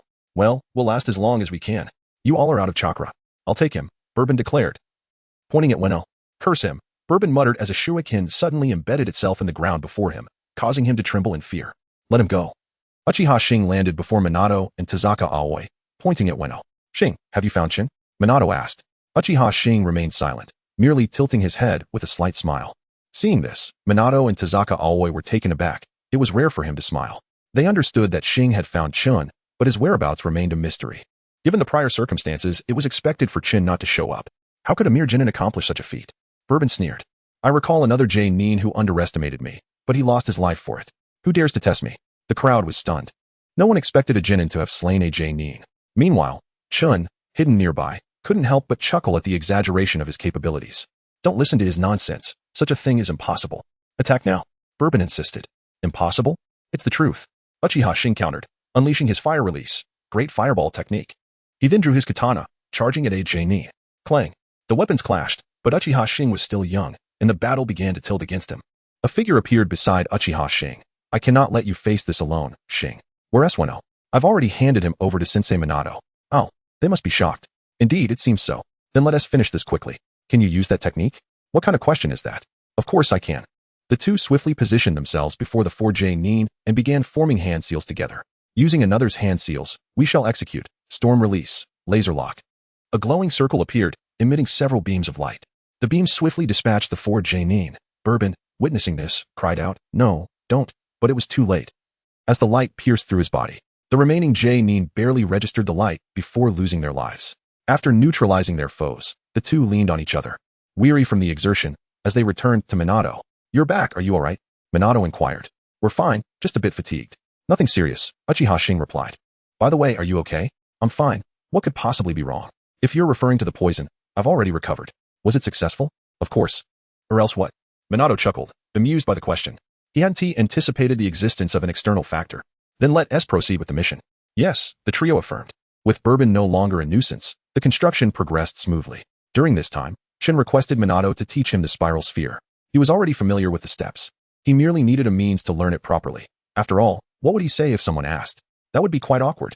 Chin successfully mastered the first stage, rotation, and the second stage, power, within 3 days, achieving the third stage, maintenance, shortly thereafter. Naturally, Minato was astonished by Chun's rapid learning, attributing it to Chun's familiarity with the method. 1 week later. All right, it's done, Weno said with a light chuckle. Minato and the others rejoiced, for their mission was now complete. I shall take my leave, Weno announced. Safe travels, Minato replied. With the hot springs completed, Chun and his companions had fulfilled their mission and no longer needed to protect Weno. After seeing Weno off, Minato declared, mission accomplished. Let us return to Konoha. Yes. Chapter 11. Conversations. After several days of travel, Chun and his companions finally returned to Konoha. In the Hokage's office, the third Hokage sighed. Although this mission exceeded expectations, you all performed admirably. However, Chun, it would be wise to have Tsunade examine your injuries. Thank you for your concern, Hokage-sama, Chun replied. The third Hokage nodded and continued. You may return home now. Minato, please stay. Understood. Once Chin and his companions departed, the third Hokage remarked, Minato, your report states that Chin was poisoned by Hanzo. This poison is notoriously difficult to eliminate. Yet, Chin managed to expel it, suggesting his physique is extraordinary. Indeed, I share the same sentiment. During the brief 2 weeks of the mission, he mastered the Rasengan. Oh, he achieved mastery of the Rasengan in merely 2 weeks? It took you 3 years to develop the technique. However, the difficulties are incomparable. One involves development, while the other is mere learning. I kept you here for another reason. The third Hokage's expression shifted to one of gravity. How is your practice of the Flying Thunder God technique progressing? I have mastered it. But I refrained from using it during this mission, as I wish to continue its development. Good, for we must expedite our preparations. The third great ninja war is imminent. And the current situation appears dire. All right, I shall return and rest. Yes. In the Konoha hospital, Tsunade incredulously asked, You truly neutralized Hanzo's poison? Yes, Chin replied, somewhat sheepishly. As it was not entirely due to his own efforts, but rather the mission's rewards. Tsunade conducted another examination and remarked, Your physique seems quite unique. Unique? It's just the same as anyone else's. Tsunade-sama, may I leave now? Being examined endlessly is rather uncomfortable. Yes, you may go, Tsunade pondered for a moment. With a swift motion, Chin dashed out, sensing an ominous aura within the hospital. Tsunade, noticing his escape, sighed, knowing he was indeed fine. Once outside, Chun headed towards the back mountains, not rushing home, as he still had a mission reward to collect. After all, tasks issued by Konoha were also accounted for. Moreover, he wished to familiarize himself with the Rasengan further, as it had multiple forms. System, what is my mission reward this time? Your reward is an enhancement of mental strength, which corresponds to chakra in this world. How much will my chakra increase? That is also random. What about Minato-sensei? His chakra is 8 times yours. Though that would be unlikely, as he is the highest ranked in this mission. Oh, what if I were to undertake a mission with individuals who possess high chakra alongside Minato-sensei? If those individuals were stronger than him, the possibility would be substantial. Understood. So, whose chakra will I gain this time? Yuzuki Akizuki. Is he one of the Jonin? How much chakra does he possess? Twice as much. Only twice? That pales in comparison to Minato-sensei. Be grateful, with a 2-fold increase. You would already be at the level of a special Jonin. Minato possesses chakra at the level of a Kage. Very well. Though you are an AI. There is no need for such bluntness. Though I am an AI, I can also cast ninjutsu. Cast ninjutsu? How so? Don't jest. Though I can only cast one. This ninjutsu will be quite beneficial to you. What ninjutsu? Spirit clone. The name alone suggested a similarity to the shadow clone technique, proving to be quite advantageous. Indeed. I shall begin my training. Simply having chakra is insufficient. Shutting down. You truly treat me like a computer. Please refrain from speaking. It makes me feel rather awkward. The increase of 2-fold chakra felt splendid. Rasengan. Boom. Boom. Boom. To his astonishment, he managed to topple 3 large trees in succession, indicating that the chakra increase had indeed enhanced his control over it. In a week or 2, he would soon advance his Rasengan further, contingent upon the emergence of new missions. The following day, at Minato's residence. Knock, knock. Minato opened the door. Chun? Come in. Minato-sensei, I was hoping to seek your guidance on my Rasengan. Hee, the commotion in the back mountains yesterday was caused by you, wasn't he it? Chin scratched his head. You noticed that? I happened to pass by. Let us head to the 7th training ground. Very well. At the 7th training ground. Demonstrate it for me, Minato instructed. Chin nodded. Rasengan. Boom. 3 more trees fell. Your chakra appears to have increased significantly, and your control seems much more refined. Is that so? Chin said bashfully, scratching his head. Minato nodded. However, your technique still requires refinement, and your speed could benefit from improvement. Yet, considering you are just beginning, your progress is commendable. I will strive to do better, but my time is limited, is it not? Minato paused, then asked, What do you mean? Minato-sensei. Don't deceive me. The 3rd great ninja war is on the horizon. Minato was taken aback. How do you know this? Conan bug activated. The reason you kept me back in the Hokage office was for this matter, wasn't he it? Moreover, during our mission, there were often ninjas from other villages lurking nearby, likely gathering intelligence on each village. The increase in dispatched missions also points to reconnaissance tasks. You truly are remarkable. Minato exclaimed. Not at all. If there is nothing else, I shall take my leave to continue my training. Go ahead. With a flash, Minato also vanished from sight. In the Hokage's office. Is that so? Chin, at such a young age, can discern the current situation. His future looks promising. The 3rd Hokage sighed. Indeed. If that is the case, we must nurture him carefully, lest he become a calamity for the village. You need not worry about that, as his clan has always contributed to the village. True. 2 weeks later, at Konoha's back mountains. It seems targeted training is indeed beneficial for the Rasengan. Let us try a new technique. Wind release, Rasen Shuriken. The Rasengan in Chin's hand gradually morphed into the shape of a shuriken before he hurled it forth. In an instant, a vast area was reduced to wasteland. Within Konoha, both villagers and ninjas were left bewildered, first by a strong gust of wind, followed by the transformation of a section of the back mountains into desolation. Naturally, the Umbu would soon arrive, and Minato followed suit.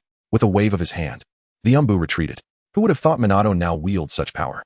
Chun, what jutsu did you just use? This is a new jutsu I developed based on the Rasengan, the Rasen Shuriken. However, that technique must also be taxing on your arm? This is merely the beginning. It won't cause harm in the future. You should still consult with Tsunade-sama. I will, but not right now. I wish to try another new technique. You created two? Indeed. Super Giant Rasengan.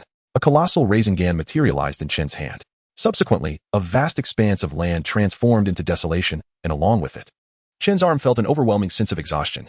Watergate, of course, perceived this and placed a hand upon Chin's shoulder, utilizing a flying thunder god technique to transport them to the Konoha hospital. Chapter 12. The injury. What has happened this time? Tsunade inquired. Lady Tsunade, please take a look at his arm, Minato responded. Tsunade examined it closely and remarked, I have never encountered such a condition before. What have you done this time? Nothing much, just tried out a new technique, Chin replied nonchalantly. A new technique? Was that commotion just now caused by you? Lady Tsunade, you know it well. Of course. Who wouldn't he notice such a disturbance? However, you cannot continue practicing this new technique. If you do, your arm will be ruined. Oh, it won't be an issue. Just let me practice. No, in your current state, you need at least 2 months without training, let alone continuing this. 2 months without training? I can manage. No way. In your situation, it could take as little as 2 months or as long as 6 months. You must wait until you are fully healed before training, otherwise, the consequences could be dire. Humph, you just want to monitor my injury, don't you? You're lecturing me with long speeches. The atmosphere grew quite awkward. Chun, I am only doing this for your own good, and for the sake of Konoha. What if we encounter a patient like you in the future? No matter what you say, I won't be staying here for long. Do you dare? Tsunade retorted, her temper flaring. Humph, Chin maintained his indifferent demeanor, while Minato began to sweat profusely at Chin's audacity to challenge Tsunade. For the following week, Chin did not utter a word to Tsunade, responding only when questioned. Sometimes this was intentional, and other times it was not, as he would occasionally converse with the system to gather information. If it weren't for Minato and the third Hokage's specific instructions, Tsunade would have already dealt with Chin. System. How long will it take for my injury to heal? Well, it's hard to say. It could be 3 months or as little as 2 weeks. Why might it be 2 weeks? Because you can utilize the task rewards in advance, essentially alone. Could this even be considered banking? Of course. I am not an ordinary intelligence system. Then which task reward should I borrow? There are many options. For instance, an Ultra S-level task could grant you the chakra and consciousness of the Nine Tails, but it will only benefit you. S-level tasks would heal your injury, while A-level tasks would accelerate the healing process. The rest are unnecessary to mention, as you wouldn't choose them. Very well. Is there a deadline? Indeed. The longest term is 3 years, and there will be interest. Completing 1 A-level task per month, or eliminating an Ultra S-level task will clear the debt. That sounds a bit like a loan shark. Even if I become significantly stronger by the time of the Third Great Ninja War, killing an Ultra S-level ninja seems rather improbable. Use your head. There are rewards involved. Oh, right. I wonder how your mind functions so well in battle. And now, this is a different concept. What will you choose now? Will others sense the power of the Nine Tails? No, only the tailed beasts will perceive it, but it won't affect you. In fact, they might even regard you with caution. Then I choose this. Are you certain? Absolutely. Banking activated. Ultra S-level task reward. Nine Tails power loan. Please sign, borrower. A series of mechanical sounds echoed in Chen's ears. After signing, it announced, loan successful, interest applies, term 3 years. All right, you now possess the power of the Nine Tails. This minor injury will heal swiftly. Does that mean I can escape now? Haha, being cooped up in the hospital all day is unbearable. Seizing the opportunity while Tsunade was absent, Chin swiftly ran to the back mountains of Konoha to commence his training. Boom. An expanse of desolation. Minato arrived again. Chin, aren't you supposed to be in the hospital? Lady Tsunade wouldn't allow you to leave so easily. Come back with me. Teacher Minato, I'm fine now. There is no need to stay in the hospital all day. Nevertheless, you should return so Lady Tsunade can examine you properly. No need. If you don't believe me, you can stay here and watch me train. If anything happens, you'll see for yourself. Fine. At Konoha Hospital. Tsunade was in a fit of rage. Where has Chin gone? He is not supposed to be training. He was quite obedient a few days ago. And now he has vanished the moment I step out. Then came a gust of wind, and she angrily declared, it must be Chun. I told him not to train. And he dares to continue. Boom. How is it, Teacher Minato? I told you I was fine. Swish. Before Minato could respond, Tsunade appeared, livid. Tsunade. Lady Tsunade. Minato exclaimed, beads of sweat forming on his brow. Minato, how could you let him come out to train? Lady Tsunade, I truly am fine. You can check if you don't believe me. Minato felt awkward. Tsunade examined Chun and was astonished to find that he had indeed recovered. How strange. You healed so quickly. Can I continue training now? Yes. Teacher Minato, let us go. Minato utilized the Flying Thunder God technique and transported them to the 7th training ground. Chun, can you demonstrate those 2 new techniques once more? Of course. Wind Release, Spiraling Shuriken, Super Large Rasen Shuriken. Releasing the 2 new techniques in rapid succession took a toll on him, and after a moment of catching his breath, Chun inquired, Teacher Minato, do you have something to discuss with me? Indeed. I want you to go to Myoboku Mountain to learn Sage Jutsu. Learn Sage Jutsu? Can I do that? Shin had considered learning Sage Jutsu but realized that without a guide to Myoboku Mountain, it would be futile. With your current chakra levels, you are qualified.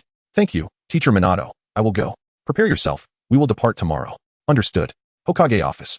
Teacher, have you ever encountered such an unusual child? Tsunade slammed her hand on the Hokage's desk. Tsunade, please calm down. Perhaps Shin is a prodigy. I have another idea. Let him learn medical ninjutsu. He has a remarkable grasp of chakra control. Have you asked him? No, but learning medical ninjutsu would benefit him. Knock knock. Come in, the 3rd Hokage said. Minato entered. Greeting Tsunade before addressing the 3rd Hokage. Hokage-sama, I wish for Chin to learn Sage Jutsu, and he has agreed. Learning Sage Jutsu would indeed benefit him immensely in the future. Tsunade, you heard that. Let Chin learn Sage Jutsu for now. As for medical ninjutsu, let Taisaka Aoi from Minato's class learn it. I doubt Chin would excel at it. Very well. I shall hold off for now. But Chin will learn medical ninjutsu. He won tea. Do you dare to bet? Cough, cough. As Hokage, I do not partake in gambling. Minato, you take the wager. Oh. Okay. I bet Chin won tea learn it. Very well, let us verify this now. Minato, take me to find Chin. In a flash, they arrived at the back mountains of Konoha, where Chun was diligently training. Lady Tsunade, Teacher Minato, what brings you here? Chun, tell me, will you learn medical ninjutsu? Tsunade asked. I will not. Chin shook his head. Chin, I made a bet with Lady Tsunade to see whether you would learn medical ninjutsu. She remarked that you would not study, while he asserted that you would. Minato succinctly recounted the entire process. Of course, there is no need to study, is there? Learning medical ninjutsu seems utterly unnecessary, especially since the power of the Nine Tails possesses an automatic recovery function. Acquiring such knowledge would yield little benefit. What are you wagering? Chin inquired. It seems I forgot to place a bet, Minato replied. Upon hearing this, Tsunade's expression softened slightly before she vanished from sight. With nothing further to discuss, she simply departed. Humph, without a wager, can this truly be called a gamble? Chin resumed his training. Chapter 13. The showdown. Make sure to return home early today. We have to go to Myoboku Mountain tomorrow, stated Minato. I understand. I will return early, replied Chun. Minato said before vanishing into thin air. For the control lay within himself. The hour was growing late, so it was best to head back. As Chin took a step forward, he suddenly sensed something amiss. Come out. You've been following me. Why are you so free lately? Asked Shinghumph. I just returned and saw you training here. Returned? Were you on a mission? Aren't you a Jinin supposed to be with your team? Actually, it's because of him. As Uchiha Shing's eyes momentarily closed and opened, the Sharingan emerged, revealing the 3 Tomo. After such a long absence, he seemed to have lost the vigor he once possessed, now replaced by a weariness that was hard to disguise. Chin glimpsed the profound sadness he was attempting to conceal. Is that so? So you've attained the 3 Tomo, which allows you to undertake missions alone. Let us have a match again. I wish to see your current level. Sure, but it's quite late today, and I must leave the village tomorrow. So where are you going? To Myoboku Mountain. I see. Perhaps we can postpone it by a day. Let us duel tomorrow morning at the 7th training ground. All right. Upon hearing this, a fleeting smile graced Uchiha Shing's face. At Minato's doorstep, Chin inquired, Teacher Minato, may I delay my trip to Myoboku Mountain by a day? It's permissible, but wouldn't it be better to leave earlier? Sage techniques cannot be mastered in a short time. Shing has returned. He wishes to duel me once more. So is that so? He has returned. Then let us delay the trip to Myoboku Mountain. You should have another match with him. I hope you can have a good conversation as well. Thus, you are aware he was on a mission. Is it because of their clan? Indeed.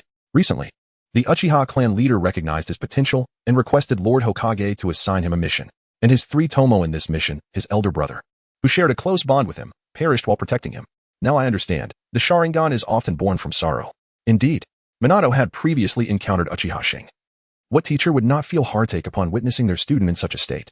The next morning at the 7th training ground, Uchiha Shing was already there awaiting Chin. You're here early. Have you been waiting long? Not at all. Then let us begin. Wait. A voice interrupted. It was Minato. Fighting here wouldn't allow you to showcase your true strength. Let us change locations. He placed his hands on Chin and Shing's shoulders, and in an instant, the scene transformed. Chin glanced around. This was the arena for the Chunin exams. Above them were the 3rd Hokage and other dignitaries. There would be an audience for their duel. Are you both alright with this place? Fine by me. Likewise. Then let us begin. The duel starts now. Fire style. Great fireball technique. A C-rank ninjutsu executed by Uchiha Hoshi manifested with the effect of a B-rank technique. Chunin produced a kunai, infusing it with wind chakra, cleaving through the fireball. I didn't expect you to be capable of channeling chakra now. You're not too shabby yourself, turning the great fireball into something like this. You still have techniques left unutilized, don't you? Then I shall not hold back. Wind style, spiraling shuriken. A spiraling shuriken was hurled from Chunin's hand. The wind whistling fiercely as it flew past. Fire style, great fire extinguishing technique. Have you even learned Uchiha Madara's great fire extinguishing technique? It seems you have undergone considerable training on your path to evolving the Sharingan. The two ninjutsu clashed, creating a fog that enveloped the area. However, for the Sharingan, this was inconsequential. In this realm, you cannot surpass me. Is it merely a matter of visibility? It's no great concern, just watch closely. Wind style, great breakthrough. As the mist dispersed, Uchiha Hoshi began forming seals. Lightning cutter, water vortex ball. A more evolved version of the Chidori met with a water-style spiraling sphere. The lightning cutter focused on direct damage, while the water vortex ball emphasized internal impact. Let this technique determine our victor. Agreed. The two stood in opposition, charging at one another. With a series of thuds, as the mist cleared, both were left panting, and a figure emerged before them. You both performed admirably. This battle concludes here. With that, Minato and the third Hokage departed after witnessing the fight, leaving only Chun and Uchiha Hoshi. Once they had caught their breath, Uchiha Hoshi spoke. In this battle, you emerged victorious. Why? I believe you won. You still have techniques left unutilized. Thus, it is you who won. Yet you two have not fully realized the potential of your three tomo. Therefore, you won. Let us call it a draw. They bumped fists and then ascended to the rooftop. Why did you bring me here? To enjoy the breeze. How dull. Uchiha Hoshi turned to leave. Hey, don't go. Come sit and enjoy the breeze for a moment. Humph. Yet, despite his words, Uchiha Hoshi's body betrayed him, and he sat down. After a while, Uchiha Hoshi asked, Hey, why do people risk their lives for others? Why would someone gamble their life for another? Shinhan-T anticipated the question and pondered before responding. Once a person passes away, their past, present, and future cease to exist. Thus, they strive to cherish the present and wish to protect those they care for.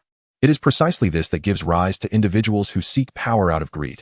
Yet among them, some trust one another, assist each other, and forge deep connections with those important to them from the moment they are born.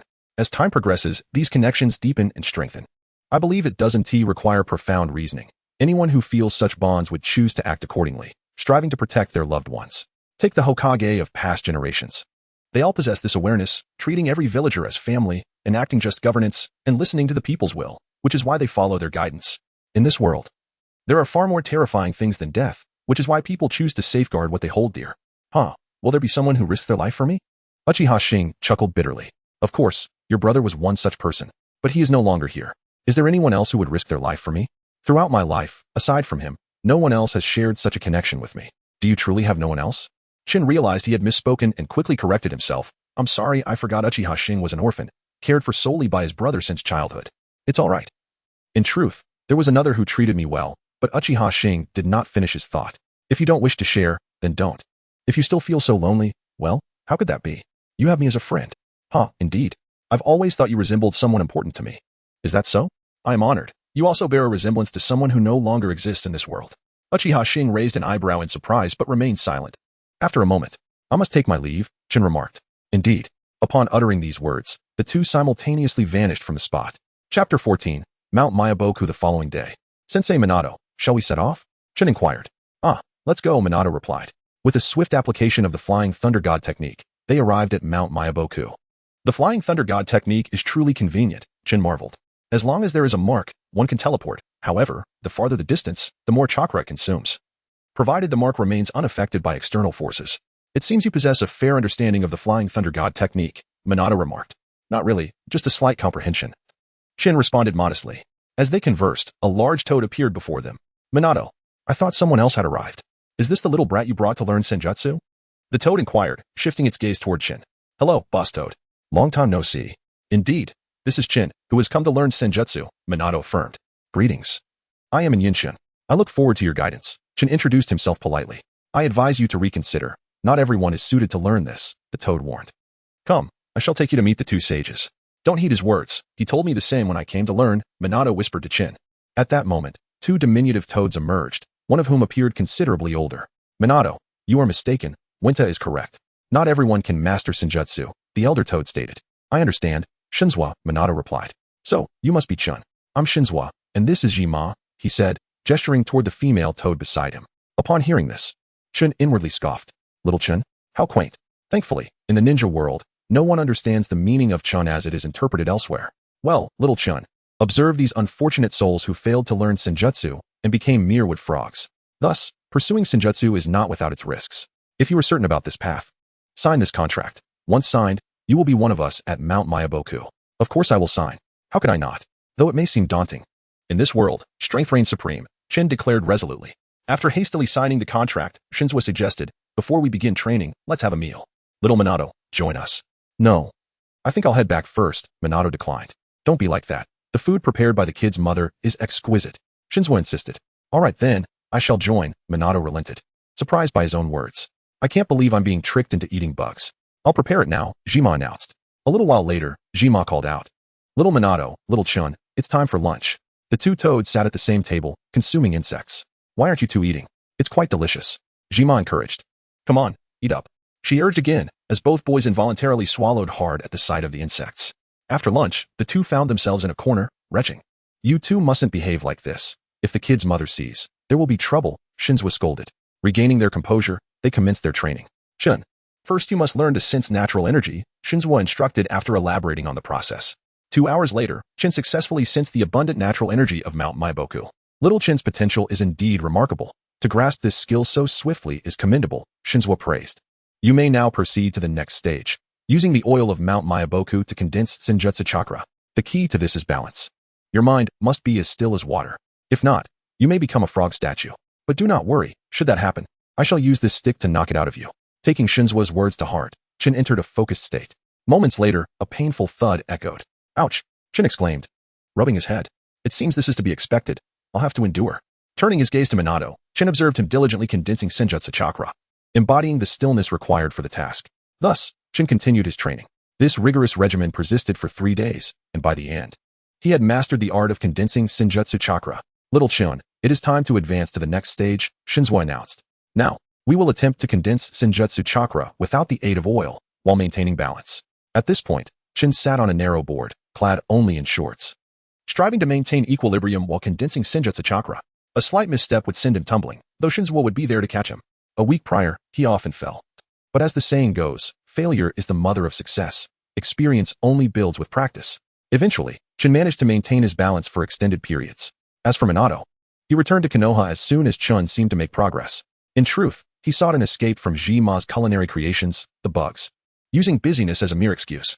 Shinzwa was taken aback by Chun's rapid advancement through this stage of training, for no matter how exceptional one's talent, time is required for refinement. Little Chun, the next step is to learn to condense Senjutsu chakra while in motion, Shinzwa instructed. Understood, Chun replied. This phase proved challenging, as maintaining balance while in motion complicated the task of condensing Senjutsu chakra, which itself demanded equilibrium and a tranquil mind. However, it is also the fastest method to gather Senjutsu chakra, albeit the most perilous. Begin, Little Chun, Shinzwa urged. Chun commenced running around Mount Myoboku while attempting to condense chakra. Gradually, his form began to shift into that of a frog. Observing this, Shinzwa promptly intervened, striking him to revert the transformation. Accustomed to the frequent strikes, Chun no longer felt the pain as acutely. He continued undeterred, driven by the desire to succeed and return home. After all, not everyone can stomach bugs. For himself, to reshape the current state of the world, and to escape the plight of consuming insects. A day passed, yet Chun had not achieved mastery, nor discovered the key to success. Indeed, this final stage proved arduous. Another day dawned, repeating the same routine, yet Chun felt no weariness. Thus, day after day, Chun gradually grasped the nuances of condensing Senjutsu chakra amidst external distractions. Little Chun, your Senjutsu training is nearly complete. You have surpassed even your teacher, Minato, in speed. Shinzwa proclaimed. Is that so? Then may I return? Chun asked eagerly. Ah, is that all you wish for? Do you not want to linger a while longer? Shinzwa teased. Well, it's not that simple, Chun replied, feeling the awkwardness of the moment. He had not anticipated Shinzwa's playful banter, which only heightened his embarrassment. All right. I shan't jest any longer. If you wish to leave, that is permissible. You have indeed learned the Senjutsu of Mount Myoboku. However, do visit us often, Shinzwa concluded. Certainly. Chun promised. Minato had said the same, yet had only returned once. He chuckled awkwardly, realizing Minato was similarly disposed. Then I shall take my leave, Chun announced. Go on. You youngsters, Shinzwa waved him off. As Chun stepped out of Mount Myoboku, he began his journey back to Konoha. Shinzo watched him leave, puzzled. For Chin had come seeking Minato's Flying Thunder God technique. Now he must find his own way home. Yet, Chin need not worry. He had a navigator in hand. And with guidance, he could traverse the world with ease. Chapter 15. Returning to Konoha. Is it too unwise to return so soon? However, with nearly a year until the war, is this indeed advisable? Perhaps I should grant myself a brief respite. System. Do you possess knowledge of the unknown variables surrounding the outbreak of the Third Great Ninja War? You too would classify it as an unknown. The future remains quite uncertain. In that case, I shall postpone my holiday until a more opportune moment. As these thoughts concluded, Chin set off on his journey. Konoha. A dark-haired man was practicing swordsmanship. It was Uchiha Hoshi. Evidently aware of Chin's pursuit of new knowledge, he did not wish to fall behind. Breathing heavily, he mused that it was still not sufficient. The last time they sparred, Chin had allowed him a chance, but it was a tenuous draw at best. Once Chin mastered sage technique, he would no longer be his equal, thus he felt compelled to catch up. After a brief rest, Uchiha Hoshi resumed training, this time integrating the properties of the Sharingan and lightning release into his technique. The power surged, yet he remained somewhat unpracticed. He knew he had to accelerate his progress before Chin returned. The Hokage's office. Minato remarked, "It seems the Third Great Ninja War is on the verge of eruption. This will be a formidable battle." Indeed, but there is little we can do to prevent the war's onset. Furthermore, I believe our village possesses sufficient strength to face a formidable opponent. While this sentiment is accurate, we must not disregard the sanctity of life. Wars may conclude, yet the lives lost can never be reclaimed. We can only cherish the memories of those who have departed, for no one can restore that which was lost. At that moment, a knock echoed from outside. The third Hokage commanded, "Enter." A member of the Umbu hastily presented a scroll, seemingly an urgent document. Hokage-sama. An urgent message from the land of fire. The third Hokage glanced at it swiftly, his expression grave. The third Kazekage is missing. The newly appointed leader is named Raza. Raza? Are you familiar with him? To some extent. Raza is currently the most talented ninja in Tsunade and possesses potential for leadership. Indeed, Chiyo likely endorsed him due to his talents, despite her advanced age and considerable influence in the village. Tsunade has yet to disclose this information. It is likely that the announcement will coincide with the commencement of hostilities. We must hasten to devise a plan and convene a meeting with the higher-ups. Days passed. Chun was nearing Konoha, having taken his time during his travels, lingering in several small nations.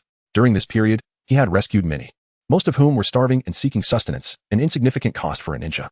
With his hands clasped behind his head and a blade of grass between his lips, Chun appeared quite at ease. After days away, he wondered if Minato had noticed his absence. Regardless, he intended to train upon his return.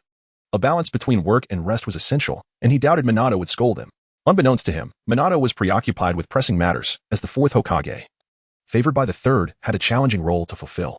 Konoha was currently preparing for the Chunin exams, as one needed the strength of a Chunin to be of use on the battlefield. After all, in combat, true enemies do not allow for leniency. By Hoshi, since Chun has yet to return, and your abilities are sufficient for a standard three-man team, only the two of you will participate. Minato explained to Uchiha Hoshi and Tadasaka. It matters not. The two of us can pass the exam, Uchiha Hoshi replied, seemingly less burdened by guilt. Perhaps influenced by Chin's words. Since Chun is not participating this time, we shall strive to win in his stead, Tadasaka declared. Your confidence reassures me. I believe you will both succeed in becoming Chunin, Minato smiled. 2 days later, upon his return to Konoha, Chun had not anticipated that his delay would lead him to wander outside the village. Strangely, the guards had failed to notice him. Never mind, I shall enter now.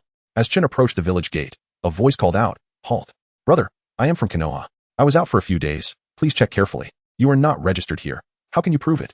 Minato Namikaze, you know him, right? He is my teacher. If you doubt me, you can inquire with him. I intend to find him now." Upon hearing this, the guard indeed contacted Minato, and shortly thereafter, allowed Chin to pass. Upon returning, Chin did not immediately seek Minato, for he noticed a bustling area, the Forest of Death. Only then did Chin proceed to locate Minato. "Teacher, I have returned." "Chin, have you already mastered sage technique and merely delayed your return?" Minato inquired first. "Yes, consider it a vacation for myself." Well, I shall not dwell on this matter. The village is currently conducting the Chunin exams. So, the Forest of Death is hosting the Chunin exams, which implies that war is imminent, correct? Minato was taken aback, not expecting Chin's first thought to be this. Indeed, that is why the village is hastily organizing the exams. "Do you wish to participate?" Minato smiled. "I am interested. But joining mid-exam might be inappropriate. It would be unfair to the other candidates. Of course, thus if you wish to join, you must return to your team. However, we will increase the difficulty for you. This way it remains fair." "I see. I shall join." Such decisiveness. Are you not afraid of failure? Failure? One must trust their comrades. This is what you taught me, Teacher Minato. Very well, I shall apply for your inclusion, but you must pass the first exam. They are already on the second. The first exam, theoretical knowledge. A daunting paper lay before Chun, clearly beyond the syllabus. Yet, this would not daunt him. Unsurprisingly, there was indeed a 10th question. Your team is on a mission and suddenly ambushed. One person must remain behind. Answer to stay, or decline and be eliminated. Such a trick could not ensnare Chun. Rules are meant to be broken. He decisively chose not to answer. He successfully passed and was soon informed of the second exam, where Minato explained the general rules and that Chun was prohibited from using sage techniques. The exam mirrored that of Naruto's, a quest for the Heaven and Earth Scrolls, albeit with a longer time limit of 7 days. Naturally, the exam would not take that long. This assessment would test not only strength and teamwork, but also the survival skills of the ninjas in the wild. Beyond this, Minato refrained from disclosing the added difficulties, indicating yet another layer of pressure. In the Forest of Death, the instructor avoided Chun, Uchiha Hoshi, and Tadasaka by addressing the remaining candidates. The candidates promptly converged upon the positions of Uchiha Hoshi and Tadasaka by. Even when encountering other teams, they refrained from conflict.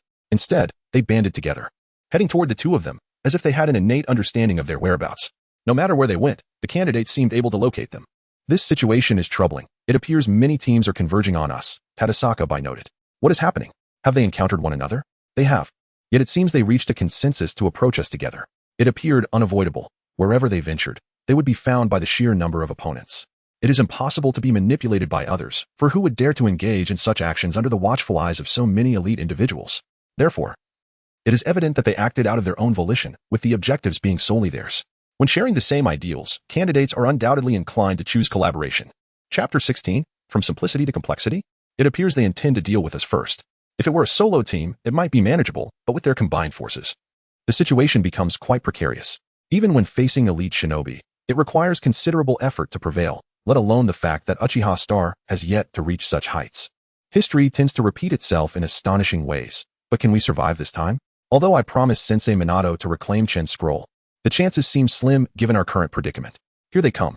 The initial arrivals are two small teams, and immediately, someone begins to taunt. You two, step forward. No matter how you hide, you cannot evade all the candidates here. As soon as the words fell, the two stepped out. Did you just say all the candidates? Why is that?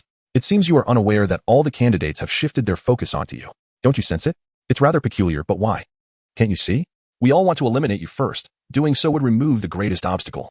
Without the top contenders like you, it would be impossible for anyone to complete the tasks within 7 days, would it? I see. So it's because we are just two? Let me assure you. Even if we are only two, you won't find it easy to defeat us. If it were just the two of you, perhaps. But what if several teams join in? As the statement concluded, numerous candidates emerged around them, all targeting Uchiha Star and Taiensuke Bai.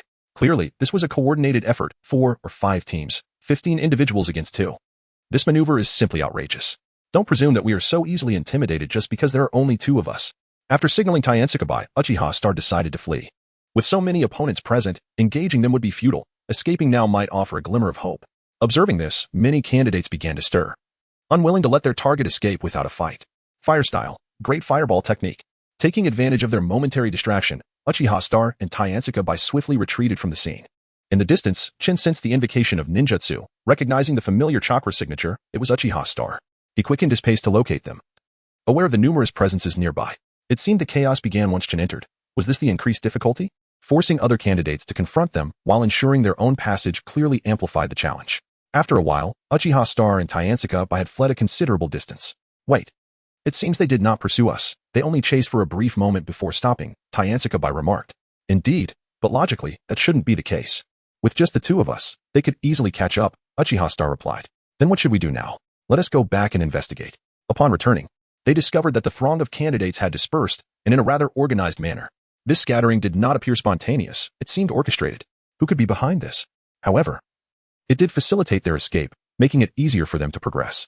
Outside the Forest of Death, the candidates' attention had been swiftly diverted, leaving them with no time to pursue the duo, a clever tactic. It appears the increased difficulty you assigned did not pose a challenge for him, Minato. The third Hokage observed the unfolding scene with a sense of satisfaction. Minato stood beside him, acknowledging, indeed, I may have underestimated him. Not at all. His rate of growth is remarkably impressive. It is easy to be outmaneuvered by him. Let us find Star and the others, Chin mused. Having successfully redirected the other candidates while gathering the scrolls. Now, they merely needed to endure the following days without any complex processes. It was as simple as that. By the way, should Obito and the others also be participating in this exam? Chin inquired. Uncertain, but they should be. However, Kakashi is already a Chunin. So they are likely a two-man team now, Tyansakabai replied as they walked. Shall we seek them out? We have nothing else to do at the moment. Sounds good. Uchiha Hoshi chimed in. Can you sense where they are? Let us go find them. Sure. Tyansakabai quickly activated her sensory abilities, reaching a level that even half of the Chunin could not attain. It was evident that while the two in her team were striving, she had not fallen behind. I found them. Follow me. Tyansakabai retracted her sensory perception and headed in the direction of Obito. Chun and Uchiha Star followed closely. Before long, they arrived. There. Behind that tree, Tyansakabai pointed out, noting that they seemed to be hiding from others. Obito, you just said there were enemies nearby. Where are they? Obito asked, trembling with fear as he addressed Rin. Don't worry, Obito. They are not enemies. It's Chun and the others. Let us go out, Rin said with a smile. Her expression as warm as a spring breeze, causing Obito to blush instantly. Okay. Obito and Rin emerged from behind the tree, followed by Chun and his companions. What have you all been doing? We've already obtained the scrolls, Chun asked first. Noticing their demeanor suggested they had not yet gathered their scrolls. We were looking for enemies. I'm so formidable that even foes dare not approach. Obito boasted, his tone revealing his trademark bravado. Such arrogance. It's clear that was Obito speaking, and judging by that tone, it's certainly isn't the case, Chun noted. Don't mind him. He just wants to save face. In truth, we haven't found anyone, as it seems no one has been around since earlier, Rin clarified. Upon hearing this, Chun knew he would have to recount the events once more, which was rather tiresome. Is that so? Could you help us find an opponent? Chun asked. Obito grew displeased, believing that the future Hokage should not rely on others for assistance. Lin, we need only to seek our rivals within ourselves, without the assistance of others. Obito, I merely asked them to help us identify an opponent. We shall overcome them ourselves. So it is, then. Please assist us in finding a worthy adversary. Chun, upon hearing this, was taken aback. Obito had so swiftly changed his stance, a feat achievable only by Lin. In the future, Naruto would have to expend considerable effort and eloquence to sway him. Certainly, that shall not be an issue. However, it seems we need not search any further, for someone has arrived. Chapter 17. Becoming a Chunin. Since you are all present, there is no need for this old man to search manually. There must be a heaven and earth scroll here, remarked a passerby. It's not us. It's them. Chun indicated towards himself and then pointed at Obito. Hey, Chun, don't do that, Obito protested. Rest assured, if you find yourselves overwhelmed, we shall provide appropriate assistance, replied Tanaka Aoi and Uchiha Hoshi, nodding in agreement. You actually underestimate our team? Very well, let us demonstrate what true strength looks like, the passerby declared, summoning 3 individuals. One was evidently B, another C, and the last one was clearly a rescued D. Chun, there are 4 of them. Lin and I will handle the large one. And you can take care of the smaller ones, Obito strategized, recognizing the situation adeptly, assigning 3 to others and keeping 1 for himself. However, this would not pose a challenge for Chun and his companions. It would be exceedingly simple. Fine, Chun replied. But do not underestimate them. They are quite formidable. Cautioned the passerby. Is that so? In an instant, Chun and his companions had arrived before the opposing trio. Before they could react, swift strikes rendered them unconscious. The passerby looked on in astonishment. Please, do not regard us with such astonishment. We are not the ones engaged in combat with you. After some contemplation, the passerby conceded. However, even in defeat, they would resolve their own matters, and there was no alternative but to fight earnestly. Then, let us proceed, Lin. Having witnessed the bravado of others, Obito could no longer contain his excitement. Indeed, Lin concurred as Obito and Lin each hurled their shurikens. Yet, Obito's shuriken followed a different trajectory, characteristic of the Uchiha clan. The initial projectiles were dodged by A, but even Obito's distinct path was evaded. Fire release, great fireball technique. Seizing the opportunity while A was distracted, Obito formed hand seals and unleashed a fireball, engulfing the passerby before he could react. Oops, that might have been excessive. Obito, let us not repeat this in the future. Just then, Minato appeared before Obito, dropped a scroll, and vanished in an instant. Chun approached Obito. Obito, this is the heaven scroll you sought. Let us proceed together in the coming days. Obito paused momentarily before responding, sure. By the way, why do you think Minato-sensei showed up here? Obito had just recalled this question and directed it towards Chun and the others. Do you really need to ask? He came to save people, didn't he just mention it? Chun replied, looking at him incredulously. To Chun, Minato's appearance in the Forest of Death was hardly surprising, as he had been observing the situation alongside the 3rd Hokage. This is quite perplexing. Why does the current Obito seem so dim-witted, while he was so astute later on? Does Lin possess a function to enhance his intellect? Days passed in a monotonous manner. You have all passed the examination. The 3rd round will take place in 3 days at the arena. Hooray! Obito was the first to express excitement. As for him, becoming a Chunin brought him a step closer to his dream of becoming Hokage. The others, however, were not overly elated, as it was a foregone conclusion. Next, you will face the 3rd round of the examination. Upon completion, you shall become Chunin. Minato smiled at Uchiha Hoshi, Chun, Tanaka Aoi, Lin, and Obito. At this moment, Uchiha Hoshi seemed to have a new thought. Teacher, may I compete against my teammates during the exam? Upon hearing this, Minato's expression turned serious. No, because this examination holds significant importance. Minato understood his desire to spar with Chun, but this examination was meant to assess who possessed the potential to become a Chunin. In the eyes of Konoha's higher-ups, both Chun and Uchiha Hoshi were already deemed worthy of promotion. Although Uchiha Hoshi felt somewhat disheartened by Minato's refusal, it was not without justification. If there are no further questions, you may disperse. 3 days later, at the arena, the third Hokage stood on the high platform with an air of authority, surveying the candidates below. This examination is not merely to evaluate whether your abilities meet the Chunin standard, but also to prepare you for future battlefields. If you lack the courage for this, now is the time to leave and return to a peaceful life. Upon hearing this, the crowd was taken aback. Some hesitated to leave, while others discussed strategies for achieving merit in battle, and some remained unfazed. A few had already begun to exit the arena, followed by several more. The number of participants gradually dwindled, and even those who had been steadfast began to waver. Shin's gaze shifted to Obito, who appeared to be contemplating. However, ultimately, he chose to stay, perhaps recalling his dream of becoming Hokage. Retreating now would thwart that ambition. Is there anyone else who wishes to leave? At this moment, only 11 individuals remained in the arena. With this query, no one chose to depart. Then, the third Hokage's words astonished them. Those present here have officially become Chunin. Minato then appeared before the candidates, stating, as a ninja, one must possess the resolve and courage to face death on the battlefield. Without these, one lacks the qualifications to be a ninja. You have all demonstrated the ability to collaborate and the courage to sacrifice for each other. You are now Chunin. The arena, which had previously felt desolate, erupted into fervor at Minato's proclamation, even as they braced for the bloodshed to come. Later that evening, in the Hokage's office, Minato received a stack of documents from the third Hokage. Minato, here are the documents that just arrived. Take a look. Minato quickly perused the papers and gasped in shock, for they contained details regarding the upcoming 5 Kage summit. War was imminent. Notify Shikaku. I shall depart for the Land of Iron with you tomorrow. Understood.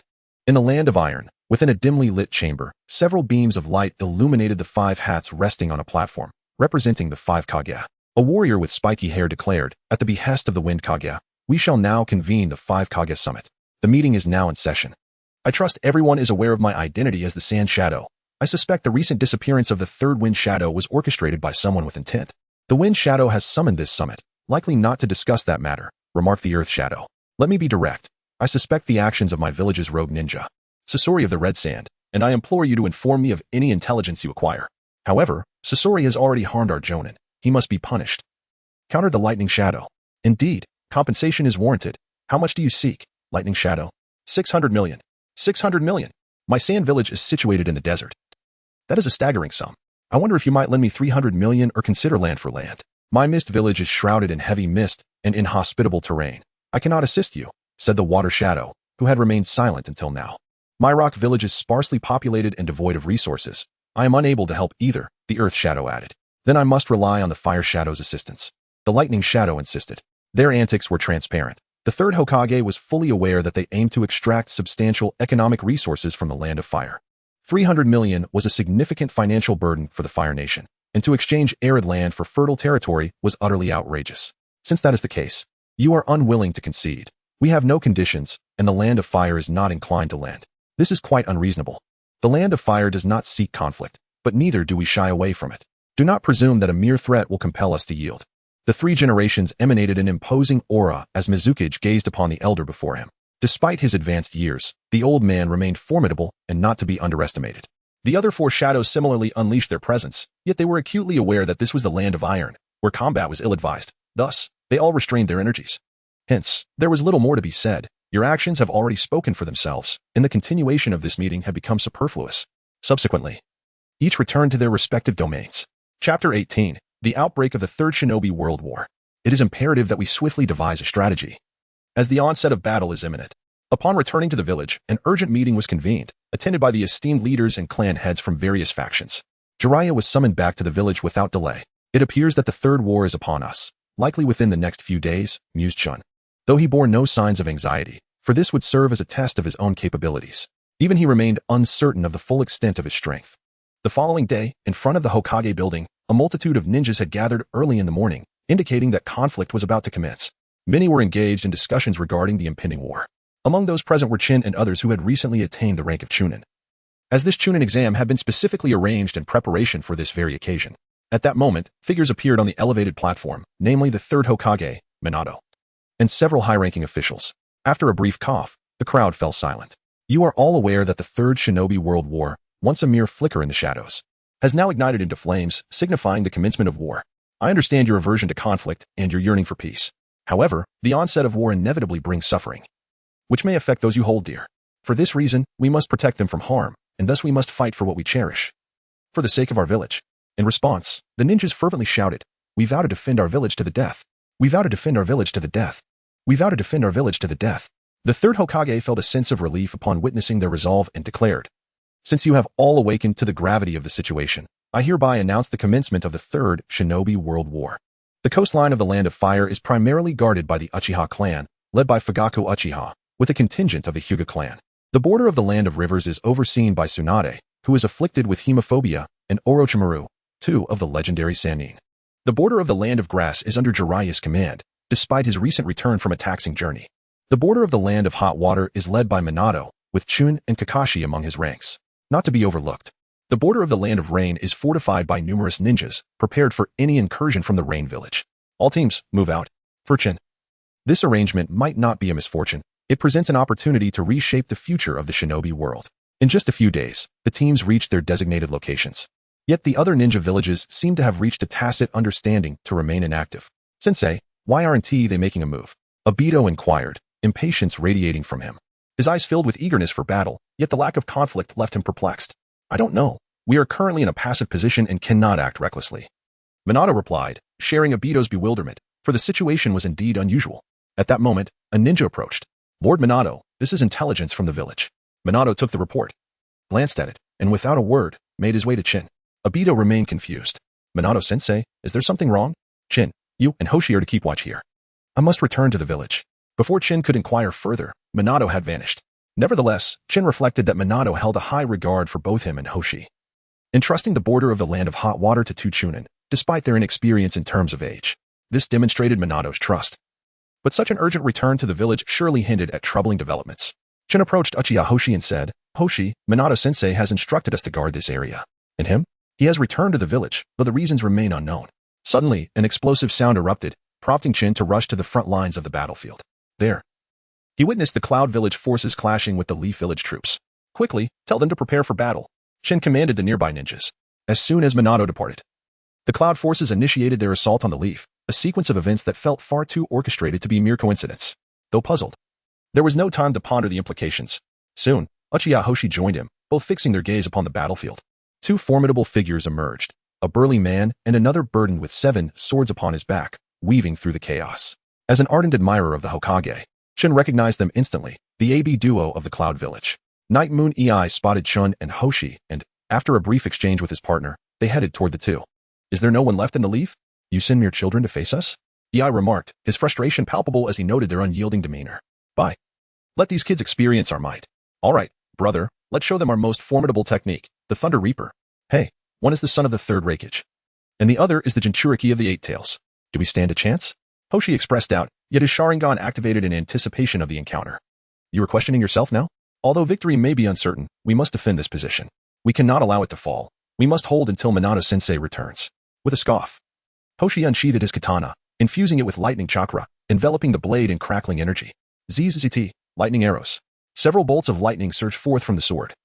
Swift beyond the reflexes of ordinary ninjas, yet for the speed-focused AB duo, it appeared in slow motion. Ei activated his lightning armor, opting to absorb the attack with his body. "Is that all you've got? You're just tickling me." In the next moment, a blue orb materialized before Ei. Denser than the traditional Rasengan, a product of Chin Sage mode-infused technique. "Brother, be careful." I warned, extending the Eight Tails tentacles to intercept the attack. "Bye. What are you doing? That level of attack won't harm me." "Brother, this kid is not ordinary. That technique is infused with more than just Sage chakra. It seems familiar to Eight Tails." "Oh? Is that so?" Ei cast a curious glance at Chun. Chun, having observed the exchange, surmised that the additional energy they referred to must be the chakra derived from the Nine Tails. However, this did not imply they could triumph over him. Ei surveyed the battlefield, noting a reckless Cloud ninja crawling towards him despite being defeated by a Leaf ninja. "What happened to you?" Ei approached the fallen Cloud ninja. "I don't know. The Raikage has ordered a retreat. The other ninjas have set explosive tags. We can withdraw at your command." Very well, retreat. Bye. Take them out swiftly to prevent future complications. Finish them off and let us move. Understood. Bai gradually transformed into the three tails, its chakra spilling forth. As Bai opened his mouth wide, Shin recognized the imminent technique. Hoshi, protect the leaf ninjas and the border of the land of hot water. I will destroy that orb. Uchiha Hoshi frowned, deeming Shin's intention reckless. Have you lost your mind? How can we possibly? Shin interrupted him. They have already surrounded this place with explosive tags. Protecting them is a challenge in itself. He concluded with a smile at Hoshi. Let us see who can accomplish their task. Realizing he could not dissuade Shun, Hoshi acquiesced. All right. As soon as the words left his mouth, I had fully coalesced the tailed beast ball. However, it was not the authentic form of the tailed beast ball. Tailed beast ball. The technique of wind release, spiraling shuriken. That seems to be Chun, remarked Obito. Hurry, Obito, this place is about to explode, Kakashi urged. What about Rin? I have already sent her ahead. We must leave at once. As he spoke, Kakashi seized Obito's wrist and fled. The clash of two advanced ninjutsu ignited sparks, and around Chun, who was engaged in combat with the three tails Jinchuriki, an ethereal armor resembling a tailed beast began to materialize. It bore a resemblance to a fox.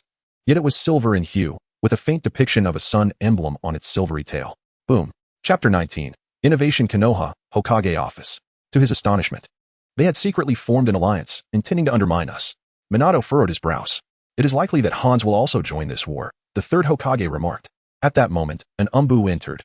Hokage-sama, this is intelligence from the front lines of the Land of Soup. The Land of Soup? The third Hokage swiftly took the scroll, glanced at it, and then handed it to Minato. After quickly scanning its contents, Minato sensed something amiss. Their decision to release the joint information at that time was a diversion. They aimed to seize the border of the Land of Soup, while Minato was absent. Minato looked at the third Hokage, who nodded. Hurry. The experienced third Hokage was well aware of their conspiracy in the peril at the border of the Land of Soup. Yet, who disseminated this information, and what was their intent? Was it merely to assist Yuan in conquering the border of the Land of Soup? It seemed the situation was far more complex than it appeared. Minato hastened back to the border of the Land of Soup. Although he could have used the Flying Thunder God mark on CHN, it unexpectedly vanished.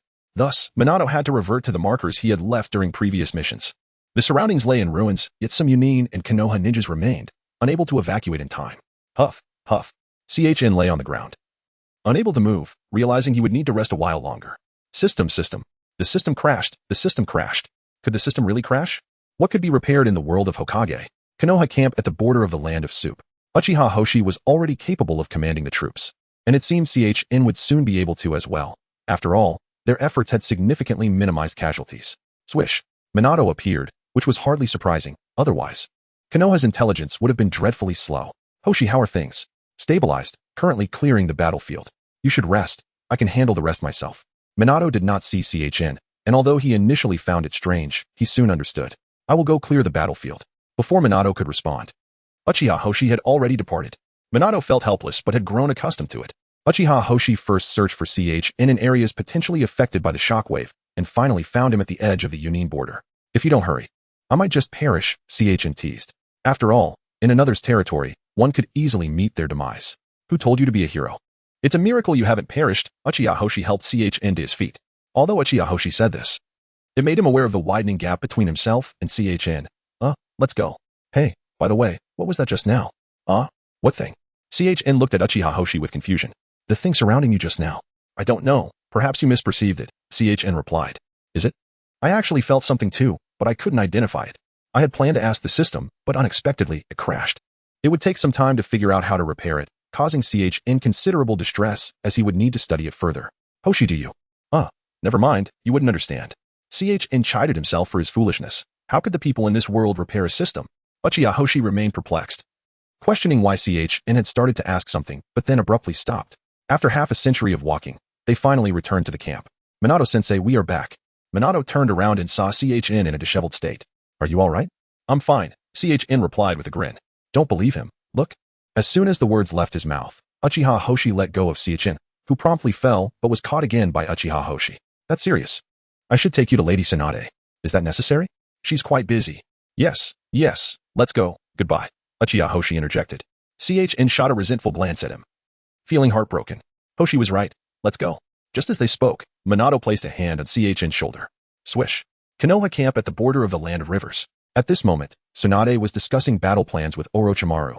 Moments ago, they had been engaged in combat, but Tsunade here had since retreated. Hey, Minato. Why have you brought him again? Tsunade looked up at Minato. He wants you to treat him, Minato replied. Oh, hurry up. I'm very busy. Tsunade examined CHN and asked, can you walk on your own? CHN shook his head, and Tsunade continued, all the meridians inside are severed. If it weren't for your unique constitution, you would have collapsed.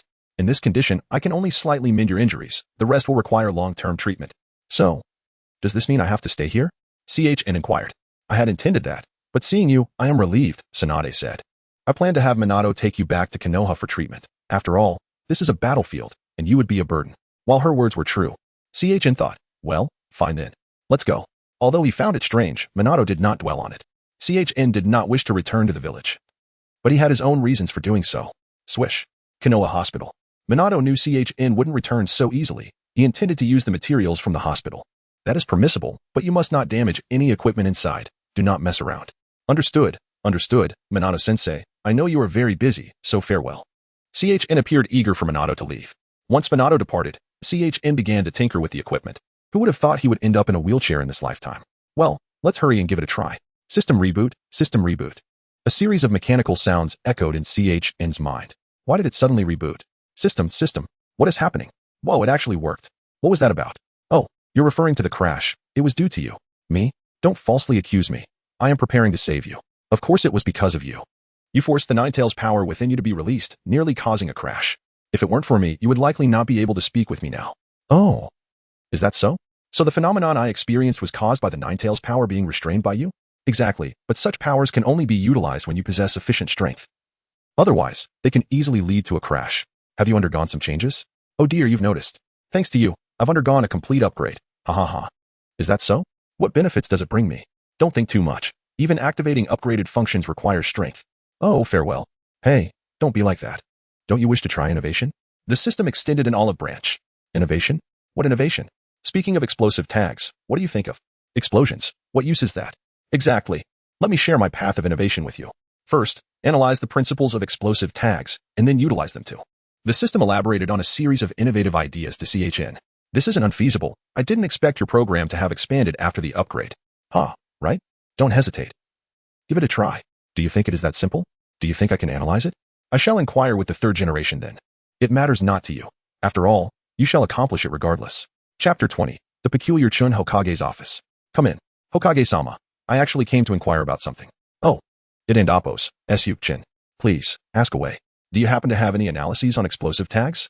Or perhaps you understand the principles behind them? Indeed, I possess some information. But what do you intend to do with it? It is certainly of use. Rest assured, if I succeed, you will be quite pleased. There. The second position on the left has what you seek. Just be cautious not to create any complications. The third Hokage gestured in that direction. Thank you, Hokage-sama. I knew the third Hokage would be reasonable. After obtaining the analysis report, Shin returned to the hospital, where materials were most abundant. During wartime, hospitals were significantly busier, with patients continually coming and going. A month later, a nurse approached him. Shin, you have 3 months left until your discharge. I understand. There is no need to remind me every week. This is a directive from Lord Minato, in case you forget. I won't forget. That's enough for now. After the nurse departed, Shin resumed his diligent work. They keep coming to see me, not out of concern, but to keep tabs on my progress. And they act as if they're justified. Those are mere distractions. How is your work progressing? You can't see? I just diluted the materials and grasped the original principles of the explosive tags. Completing this might take several more months. Did you not mention needing to decipher new types? I had no inkling it would be so convoluted. Now that I have it sorted out, it should not be too troublesome moving forward. Let us hope so. At this moment, battles had already commenced across various nations. On the border of the land of Soup, Raikage's arrow struck down yet another cloud ninja, while Uchiha Hoshi gradually advanced into the fray. There, only elite shinobi resided, suggesting he was eager to catch up with Shin. Rasengan. Minato utilized the Flying Thunder God technique with the Rasengan, asserting that only those of equal rank could contend with him. Brother, his speed is astonishing, akin to a flash. Exclaimed Karabi. Do not belittle yourself. Do not give him undue praise. Besides, I have already noted his movements. It appears that the ninjas of Konoha are no ordinary foes. This instance mirrors the previous encounter with that young brat. What an imbecile. Let me remind you, that last brat was exceptional, the Eight Tails commented. Whatever the case. He is dead now. Do not dwell on it, you fool. This matter may not be so simple. Can you truly confirm he is dead? Are you suggesting he is alive? I do not know, but you must remain vigilant. Karabi, stop dawdling and move. A exclaimed. Oh, Karabi snapped back to attention. In battle, losing focus is a grave error. In Konoha Hospital, Shin had resolved the theoretical knowledge, and now all that remained was to channel chakra into the tags. Do you know any medical ninjutsu? The system remarked nonchalantly. The sudden silence was profoundly awkward. Should I ask the third Hokage once more? Although, it seems rather bothersome. That may be your only option. However, I advise you to wait. The war has escalated, making this a crucial time for strategy and analysis. I never expected you to be so considerate. But what should I do now? Let us have a conversation. I am not afraid to tell you that by the time you are discharged, you will owe me 24 A-rank missions. I retract my previous statement. Remain calm. There is still a year left. I do not wish to converse with you. Another month passed. Chunin, you have 2 months until your discharge. Goodbye. Chen had discerned that Minato had assigned spies to monitor him, each week a different one. Clearly, this was a means of relaying information. Time is nearly up. There should not be much left to accomplish. In the Hokage's office, Hokage-sama, I have returned. Chen appeared quite relaxed. You again? Speak quickly. You are aware of the current situation. The third Hokage looked up at Chen. Well, I wanted to learn some medical ninjutsu. The simplest kind will suffice. Medical ninjutsu? You cannot train at this time. The third Hokage frowned, noting Chen's peculiar behavior during this period. I understand.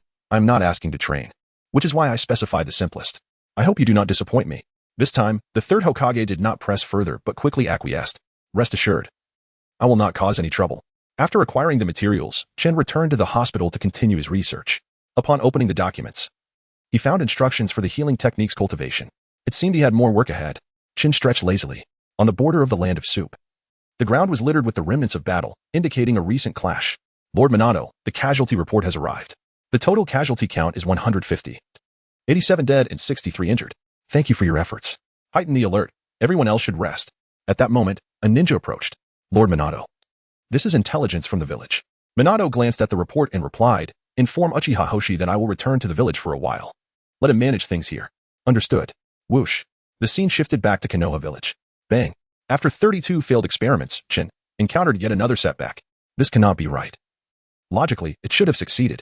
Why is this happening? The system inquired, puzzled. I do not know. Perhaps it is inherently unachievable. Especially since this particular element has never appeared in the plot. That is improbable. While it may have seemed unlikely in this world, your presence has entirely altered its course. What does this imply? Is my influence truly that significant? It should not be your influence alone, yet the data indicates a success probability of over 50%. 50%? Am I thus exceptionally unfortunate? Not necessarily. You have yet to master the techniques, so how could you expect swift success? Enough chatter. Someone is approaching. Put everything away. Oh. As the door swung open, a figure with golden hair entered. Recognizably, it was Minato. Chen, what have you been up to lately? Minato inquired. Minato-sensei. What brings you here? Aren't things quite busy at the front? Chen replied, somewhat flustered. Are you aware that you have caused me trouble? How have I troubled you? I have been here in the village. What could I possibly do? I returned specifically because of this matter, had it not been for your actions. Before Minato could finish, Chen interjected, I knew the people you assigned were here to keep an eye on me, and you dare say otherwise. That is not the reason for my visit. Why are you researching explosive tags? I am merely observing. I have nothing else to do, and idleness breeds idleness. 3 black lines appeared on Minato's forehead. This reasoning left Minato speechless, for it was blunt yet valid. Enough of this. You may return to your work. I will expedite my return once I am ready. Fine. Just keep yourself out of trouble. Goodbye. Once Minato departed, he has finally left. You may resume your research. The system remarked. Were it not for your insistence on this endeavor, I would not be in such a predicament. Your assertion implies that you would not benefit from its completion. Without the reward, would I even bother? Merchant. Just a little. How could I possibly choose you for this world? Because your eyes are not blind. Chapter 21. The reason? 3 weeks later. It seems to be working a bit, Chen remarked. Indeed, it demonstrates some efficacy, though not its full potential. My data indicates a mere 20% effectiveness. Far from the complete 100. 20% can achieve this? If it were a mastery of celestial arts, would it not? That is unlikely. Do you not recall, when you learned medical ninjutsu, I advised you to start with the simplest techniques? Regardless of how advanced the ninjutsu. What is infused remains the chakra of the corresponding rank. That sounds familiar. Bang. What happened? It succeeded. Before Chen's eyes lay a symbol resembling an explosive tag, albeit with a cross in the center. Give it a try. Chen affixed it to his body. Moments later, a sensation spread, culminating in a cooling relief at the site of his injury. Subsequently, the symbol vanished, ensuring it could not be seized by adversaries from other nations. It appears to have succeeded, Chen stated. Indeed, it has succeeded. You are now equivalent to a month ahead in recovery, meaning your injuries have healed. Then what are we waiting for? Let us get to work. Once it's finished, we can depart. Shadow clone technique. Everyone commence their tasks. Truly, in every field, there resides a master, the system side. I told you, you made the right choice. At this rate, by tomorrow you will have completed the required medical symbols, which can then be handed over to the medical personnel here. Rough words, yet sound reasoning. By the way, what of my reward? I knew you would remember. Do you seek theoretical knowledge or practical application? There is a theoretical aspect? Certainly, the theory pertains to the armor you glimpsed during your recent battle. Why did you not inform me sooner? Would it have been a reward then? Oh, come on. You cannot chide me when you were acting like a black market dealer. Withholding knowledge you know I desire for the sake of a reward. So you choose the theoretical aspect, then? Indeed. Ahem. This is hardly an important ceremony. Why clear your throat? Merely attempting to enhance the atmosphere. In this world, due to chakra, myriad possibilities exist, and your arrival has introduced even more. Everything here possesses its yin and yang. Do you recall Tsunade mentioning your unique constitution? Shin nodded. I do. But isn't that due to the power of the nine tails? Not entirely. Your reincarnation grants you an inherently unique constitution, merely overshadowed by the nine tails power. To simplify, your past life's blood combined with your current blood constitutes the blood of an Asura in this realm, rendering you a counterfeit Asura. Can that even merge? The innovative experiment I assigned you was to validate this notion. Hence, I was eager to share the success with you. Otherwise, it would have been quite awkward to admit my inability to prove it. You still care about appearances? But isn't Asura from Naruto's generation? I mentioned you are a counterfeit. However, aside from being unable to seal Kage, you are not significantly different.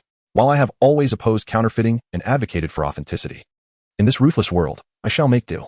I knew you would be this way, but do not celebrate prematurely. I previously mentioned that everything here has its yin and yang, and without meeting the required strength, you cannot awaken your latent abilities. Upon hearing this, Chin's demeanor became serious. My strength can still grow, but you mentioned that everything has its yin and yang. Does this imply another version of Indra exists in this world? Such a possibility cannot be dismissed. Everything is within the realm of possibility. Enough of these musings. I shall seek the third Hokage. At the Hokage's office. A knock echoed from outside. Come in. Hokage-sama, I have returned. Upon seeing Chun, the third Hokage's forehead bore 3 lines of annoyance, as Chin's visits were merely for requisitions. Speak. What do you seek? I am not here to request supplies this time. I am here to apply for deployment to the battlefield. What? Your injuries remain unhealed. You cannot go to the front lines. But I am completely healed now, and the front lines are in need of personnel, are they not? The third Hokage scrutinized Chin closely, seemingly convinced of his recovery. And Chin displayed no hint of guilt. Since you are so insistent, I will allow you to return to the front lines. Excellent, Hokage-sama. I also have a gift for you. As he spoke, Chin placed a medical symbol on the Hokage's desk. What is this? This is a medical symbol I devised based on the principles of an explosive tag. Its function is self-evident. It is for healing. It succeeded? Of course. And its use leaves no trace. Ha ha ha. Splendid. Truly splendid. You've manufactured a batch, correct? Indeed, I will take that batch to the front lines, after some time. You can produce more. The batch I create should suffice for the various units for a while. Excellent. Given the current personnel shortage, you can deliver it, yes? Absolutely, Hokage-sama. Here are the manufacturing instructions. Chin submitted the instructions. Very well, after this war, you shall certainly achieve great merit. Such matters are trivial. I shall take my leave now. Understood. After exiting the village. Departing the village, are we? Only you would venture forth at such a time, smiling as if life itself were a game. This could cost you your life. I cannot help it. It's exhilarating. However, does not making 4 trips imply a prolonged journey? Is there no quicker method? There is. But it depends on your sincerity. Enough. With your dealings, I shall pass. Wait, to prove I am not a black market dealer. I will offer you 10 instances of instantaneous movement for free. Is that so? Then perhaps you are not a black market dealer. How does one utilize it? Simple. Lean forward and adopt a jumping posture, but remember, it is limited to 10 uses. 10 is sufficient.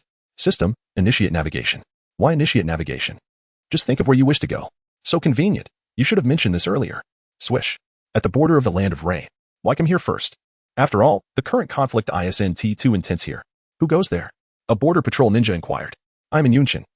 Sent by the Hokage to provide support supplies. I shall report this. Please wait. Another ninja responded. Moments later. Follow me. The ninja beckoned. Who would have thought that a mere name would grant entry? It seems elite ninjas are well aware of my significance. Chin, greetings. I am Chengwei Min Lord Chenwei. I shall not linger with pleasantries. This is a newly developed medical symbol. Ensure every member carries one, and new supplies will arrive periodically. That sounds promising, however. If the enemy were to seize it, that would be disastrous.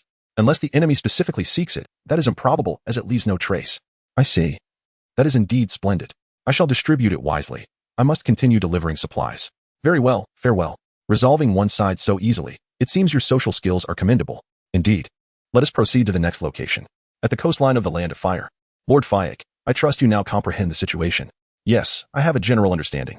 Then I entrust you with the distribution of these medical symbols, as I must continue to provide support supplies. I look forward to our next meeting. Chapter 22. The Border of the Land of Grass. A new battle. It appears that a fierce battle is underway here, the system remarked. There is no need for speculation. It is evident to the eye. It seems this conflict will endure for quite some time. Not necessarily. The situation has been evenly matched for a while now. If a third party intervenes, the stalemate can be broken. Then we should hasten to find Jiraiya, towards the southeast. Chan glanced in that direction, where Jiraiya was engaged in combat with the opposing leader. Fire style, fireball technique. Several fireballs erupted from Jiraiya's mouth. Earth style, earth flow rampart. It seems the enemy is no pushover either. The two techniques clashed, releasing a cloud of vapor. Jiraiya, spare your efforts. Victory for the rock ninja is merely a matter of time, Took interjected. Such arrogance. The outcome remains uncertain, Jiraiya countered. Let us see. Earth style, rising earth digger. Ninja art, needle earth prison. Another wave of attacks neutralized. Why do you think they can fight for so long? The system queried. What else could it be? They will exhaust their chakra before retreating, only to repeat this cycle. Is this situation destined to persist? Indeed, the narrative dictates that after victories across various regions, chaos will ensue. Why don't you go ahead? I am going now. Fire style, great fireball technique. Earth style, earth flow rampart. Boom. Now is the time, Chin declared. A figure flickered through the dense mist, obscured from Jiraiya's view. However, Took had a clearer sight. He recognized a leaf ninja adorned with a headband, launching a blue energy sphere towards him. Took stared at Chin with a look of panic. Who are you? Before an answer could be given, Took's life force faded away. This battle will soon be concluded. Who are you? Jiraiya inquired as he approached, still unable to discern the newcomer. I am a leaf ninja, Chin, a student of Lord Minato. Upon hearing this, Jiraiya relaxed his guard, as he had frequently heard that name in the village, further confirmed by Tsunade's mention. You have slain him? Jiraiya asked. Indeed, this battle will soon come to an end. As expected, upon realizing Took's demise, the rock ninja began their retreat. After a while, Chin and Jiraiya returned to the camp, where Chin introduced a newly developed medical talisman. Lord Jiraiya, this is the newly crafted medical talisman. You may deploy it now. You came solely for this, did you not? Nevertheless, it is quite impressive. I shall take my leave then. Farewell. I did mention that encounters in battle tend to exceed those of normal conversation, the system noted. While this is quite common, you could say that you have emerged victorious. At the border of the land of rivers, it appears a battle has just concluded, making matters simpler. No need for further conflict, I presume? Chin, what are you doing here? You should still be recovering. Tsunade exclaimed, astonished. Tsunade, is it not surprising? This lad has certainly exceeded expectations, Orochimaru rasped. I am here to deliver supplies. Lord Tsunade, Lord Orochimaru, you understand the utility of this, correct? We comprehend, but who crafted this fine item? Tsunade inquired. With Orochimaru equally curious. It was I. You created this? Both responded in unison. Indeed, this is the method.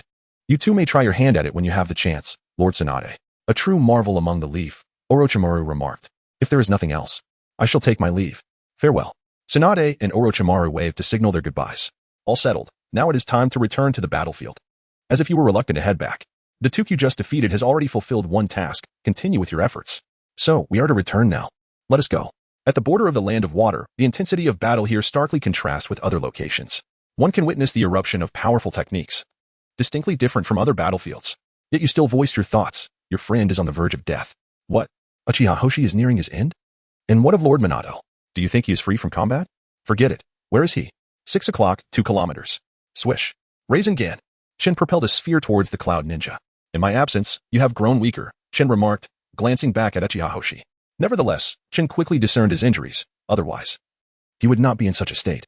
TCH, why have you returned? If I did not, you would surely perish. You are injured. Yet you show no signs of proper rest. As he spoke, Chin affixed the medical talisman to Uchiha Hoshi. What is this? Uchiha Hoshi asked. Just apply it. You will understand shortly. Another child? Prepare to meet your end. The previous cloud ninja declared. Lightning release, lightning pillar, wind style, great breakthrough. The two techniques clashed. And though they neutralized, it was evident that Chin's wind style held the upper hand. This young one is quite formidable. Water vortex ball. Chin unleashed a burst of speed, catching the cloud ninja off guard. Boom. All done. Hoshi, how are you faring? TCH, much better. How was that technique? What was that? It is a medical talisman. I have distributed them to various units. Only this area remains. Upon hearing this, Uchiha Hoshi's expression shifted. You created this? How did you know it was my work? Just a guess. Quickly, seek out Lord Minato. He is engaged with Yagura and Killer Bee. Let us go. Currently, the only one capable of matching the combined might of AI and Killer Bee is Minato. Given the balance, Chin and Uchiha Hoshi's arrival would shift the tide overwhelmingly. Uchiha Hoshi reached the battlefield of Minato first. Hoshi, what brings you here? Minato inquired, aware of Hoshi's injuries. His presence here seemed perilous. However, Hoshi appeared significantly improved since their last encounter, prompting Minato to deduce the reason swiftly. AI and Killer Bee also turned their gaze towards this direction, only to see another child arrive. Do not think this will secure your victory, AI declared. Shortly after, Chin arrived, and Killer Bee's face lit up. Little 8. He truly survived. You must retreat now, and devise a plan to eliminate him. This lad has proven to be quite resilient. But, no buts. Minato alone can match your strength, not to mention the 2 young ones who should not be underestimated. Do you truly believe you stand a chance? I understand. Brother. We must withdraw. B, what is wrong with you? Surely you know I am not one to retreat. However, if we do not, our losses will be far greater. Hearing this, AI calmed down, realizing the wisdom in his brother's words. Retreat. With a command, the Cloud Ninja forces began their gradual withdrawal. Why are they fleeing? I have yet to engage. Chin exclaimed. Is not their retreat a welcome outcome? Uchiha Hoshi countered. After all, no one desires a protracted battle. Enough, we cannot reminisce here. Let us return, Minato stated. Chin, what brings you back? There is still over a month remaining, Minato inquired after organizing the situation. Of course. I returned only after ensuring everything was in order, and I have brought this item for you all. As he spoke, Shin took out the medical talisman and elaborated on its uses and other details. This item is indeed quite beneficial. I shall distribute it among everyone without delay. Chapter 23. The state of battle. After a brief reminiscence, the group commenced their strategic planning. I trust everyone is well aware of our current situation. Although we are halfway through the conflict, a plan is still essential, Watergate remarked. Indeed, the scales of victory may now tip more favorably in our direction. Especially with medical assistance reducing the number of casualties, Chin added. That is true, yet the battlefronts across various nations seem rather quiet, Uchiha Hoshi interjected. Prior to my arrival here, I assisted the border forces of the Land of Grass in achieving a victory. In this context, I believe we should primarily focus on the AB combination, Chin stated. Absolutely, but I suspect that during their next assault, you, Chin, will be their target rather than me. Watergate suggested. Why is that? Chin inquired. Is it not clear? You must have noticed that when they saw you were still alive, they retreated immediately. It was likely suggested by the 8-Tails Jinchuriki, Killer Bee. He may have been informed by the beast within him, Uchiha Shing explained. Shing is correct. Their hasty retreat likely indicates they are planning on how to eliminate you. Therefore, Shing and I will ensure your protection in the next battle, Watergate affirmed. That won't do. If they fail this time, they will try again next time. Are you suggesting that you will protect me every time? How can we win this war like that? They probably won't show up again for a few days, so I have ample time to conduct further research, Chin replied. You really are quite optimistic, Uchiha Shing remarked. What else can I do? I must train. After all, methods must be practiced, Chin countered. Are you saying you have a plan? Watergate inquired. Given the circumstances, it was hard to believe that a mere child of 11 or 12 could remain so composed under the scrutiny of 2 elite adversaries. Who knows? The odds of success in just a few days are slim. If I fail, I will need your assistance, Watergate-sensei, Chin explained to Uchiha Shing and Watergate his plan. Acknowledging the risks involved. I understand, which is why I suggested that if you fail, you should utilize the Flying Thunder God technique to escape. Right, Yellow Flash? Although he had previously been in the village, this title had gained considerable notoriety. That approach is too perilous. You just returned. Are you seeking to court death? Uchiha Shing cautioned. If Watergate-sensei is not swift enough, I will perish, correct? Shin replied, echoing Uchiha Shing's concerns. Do not worry, Shing. Besides, you have your own responsibilities. Shin continued. Cut it out. I am not concerned for you. I am merely considering our combat capabilities, Uchiha Shing retorted. Shin, you should go practice. Time is short. Let us conclude for now, Watergate said with a light chuckle. Very well. Night fell, and the individuals dispersed, leaving Shin to venture into the depths of a cave. This place should remain quiet, he thought. Are you certain you wish to practice that technique which has a recoil effect? The system queried. What other choice do I have? However, if successful, it will no longer be merely the spiral sphere. It could be my own creation, Shin responded. If successful, Shin's ninjutsu would not only possess greater power but also a completely altered form, distinct from the spiral sphere. This technique cannot be used frequently. Its recoil is significant. It must be reserved for dire circumstances, he concluded. I am not foolish enough to gamble my life for an unnecessary outcome. That is true. You are not that reckless. Let us begin, the system encouraged. Shin formed hand seals, creating a shadow clone. He extended his hands, and a black cube gradually formed between them. Seemingly still in the process of morphing, the cube appeared to be peeling away layer by layer until it transformed from a solid black cube into one marked with blank spots. The shadow clone unleashed a spiral sphere toward Chun, who intended to catch it with the evolving cube. However, upon impact, the spiral sphere did not exhibit its usual potency but instead entered the cube, which subsequently began to explode. Not good, Jin thought. Realizing the imminent danger and swiftly dodging away. Boom. A cascade of stones echoed within the cave. Outside, a leaf ninja questioned, what is happening? Are there enemies? The group fell into a state of alertness. Everyone, remain calm. It is not an enemy, Watergate reassured them. Upon hearing this, the group relaxed slightly, though a few ninjas remained on guard. However, Chin's cave exploration had plunged deep, and the noise reverberated outward, startling Watergate. After a moment, the sound of falling stones ceased. and Shin began to ponder. Why did this happen? Was it not supposed to explode? He mused. Remain composed. Perhaps this method is safer than your initial conception. The system suggested. What do you mean? Shin inquired. Rather than storing ninjutsu within the cube, the longer it is held, the more unstable it could become, potentially leading to an explosion. This new method not only stores ninjutsu but also allows for surprise attacks. While still equally dangerous, I believe the potential power differs significantly. The system explained. You make a valid point. As time passes, the potency of ninjutsu diminishes. However, the recent technique seems to negate those issues while theoretically being more powerful. I am uncertain about its cooldown time, though. If I cannot react in time, it could be embarrassing, Chen noted. This is simple. Perform the technique again. And I will calculate the cooldown, the system suggested. You think it is that easy? Had I delayed just a moment longer, I would have been done for, Chen replied. Do not fear. Now that you are aware it could explode, you will not linger, the system reassured him. Easy for you to say, Chen retorted. He created another shadow clone to replicate the previous steps, forming the cube once more. As the spiral sphere entered the cube, Chen found it difficult to move it as he intended. In a moment of urgency, he relinquished it and fled outside. While the cube was not heavy to carry, maneuvering it proved to be quite challenging. The previous explosion occurred within 3 seconds. Regarding your concern, it was likely due to the spiral sphere, the system explained. Is it because of the ninjutsu sentry that it became difficult to move? Chen asked. Precisely. Try moving it again without introducing any ninjutsu, the system suggested. Chen complied.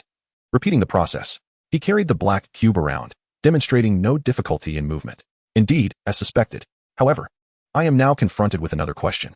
If it can contain the spiral sphere, can it also encapsulate others' ninjutsu? Otherwise, I might as well use the spiral sphere directly. Chen pondered aloud. That is a valid consideration. Theoretically, it should work, but to ascertain its practicality, you would need to test it with someone else, the system advised. Are you joking? I am well aware that I need to find someone. I just do not know if it can assimilate physical techniques, Chen replied. It cannot. Physical techniques lack chakra. However, techniques like the 8 gates could work, the system clarified. I mean like AI's techniques. Would those be effective? In short, as long as there is chakra involved, it should be feasible, the system concluded. Understood. But I shall seek someone tomorrow. It is already quite late, Chen decided. Chapter 24. Implementation within the Konoha tent, Minato remarked. I have been rather preoccupied lately, so it would be best to have Hoshi assist you. Very well. I shall seek him out, replied Shin. Shin's first destination was Minato, as he hoped to garner some advice in the event of success or failure. However, he was also aware that Minato was likely to be pressed for time, given his frequent comings and goings. Nevertheless, it seemed that the name Yellow Flash had already reverberated throughout the entire ninja world. At that moment, Uchiha Hoshi was meticulously polishing his katana. Indeed, it was the Uchiha's blade. Hoshi, Minato-sensei has asked you to accompany me for an experiment. Experiment? What kind of experiment? Follow me, and you shall discover. Inside the cave, Shin inquired, do you understand? Are we using ninjutsu to strike a cube? You could perceive it that way, but you may also employ jinjutsu or taijutsu. Oh, I see. Let's commence. Shin swiftly prepared the cube for Uchiha Hoshi to unleash his ninjutsu. Attack it with all your might, as if it were your enemy. Fire release, great fireball technique. This C-rank jutsu had reached an A-rank level in Hoshi's hands. However, Shin had no time to ponder further, as the searing heat of the fireball rushed toward him. He positioned the cube before him, awaiting the arrival of the blazing sphere. Upon collision, the fireball was gradually absorbed, yet Shin felt a degree of heat in his arm, albeit not as intense as that of the fireball itself. At last, the fireball was completely absorbed. Shin's hands felt as though they had been scorched. Yet he suffered no significant harm. Quickly placing the cube down, Shin urged Uchiha Hoshi, we must take our leave. As they fled, an explosive roar echoed behind them. The cave was engulfed in flames. Fortunately, we escaped swiftly, remarked Shin. Are you unharmed? Hoshi inquired. I am fine, though it appears we must find another cave. The temperature within this one is likely unbearable now. After locating another cave, Shin explained, from the previous experiment, it seems that when this device absorbs another's ninjutsu, a portion returns to me. Shall we continue? Hoshi asked. Certainly, but let us see if jinjutsu or taijutsu can yield results. Although Uchiha Hoshi had yet to awaken the Manjiki Sharingan, he was still capable of performing simple jinjutsu. Upon completing all the steps, Shin discovered that jinjutsu could not be absorbed, leaving only taijutsu to be explored. Are you proficient in chakra-infused taijutsu? Hoshi shook his head. Though his taijutsu skills were commendable, he had yet to master that particular form. After some contemplation, Shin decided against pursuing this experiment further. Realizing that there likely existed no one in their unit capable of such techniques, it would have to be honed in actual combat, as the device was primarily designed to counter the AB combination. Very well, we shall conclude for today. As for taijutsu, we shall await real combat. Do you feel confident? Hoshi queried. Not at all. Then why wait for real combat? Uchiha Hoshi was at a loss for words, contemplating the vastness of Shin's aspirations. Was it combat or experimentation? Then what do you suggest? Hoshi's silence spoke volumes. After Hoshi departed, the system cautioned, I advise against utilizing that ninjutsu you just employed. Why? It seemed quite effective. Aside from directing some energy back to the user, it bore no drawbacks. During its absorption, this device also consumes your chakra. Thus it is best to avoid using anything with side effects. Is that so? Then I shall refrain from excessive use. I recommend you cease its use altogether. Not merely limited. The chakra consumed is substantial and not merely a fraction. The total amount will diminish irreversibly. That explains the peculiar sensations I've felt after employing it. I shall refrain from further use, but we must complete the upcoming battles first. A single use is acceptable, but excessive use would be detrimental. Understood. Now, let us practice taijutsu, as there is naught else to occupy our time. I believe you need not go. As Shin exited the cave, he encountered a ninja who informed him, Shin, Lord Minato seeks you. Understood. After searching diligently, Shin finally found Minato at the front lines. Minato-sensei, you returned rather swiftly. Do not jest, come take a look, Minato urged, handing Shin a pair of binoculars. Upon inspection, Shin's expression darkened. Indeed, trouble was brewing. They are upon us once more. And their timing is impeccable. I was just considering testing my skills. Feeling confident, are we? Minato asked. Not particularly, for we lack any ninja skilled in such taijutsu. Yet you wear a rather self-assured demeanor. One cannot display a lack of confidence. It would only dampen morale. Very well, I concede to your wit. What is your plan? If we succeed, you need not worry. However, should we falter, you shall soon find out. 3 black lines appeared on Minato's forehead. It was akin to saying nothing at all. They are approaching, Uchiha Hoshi announced.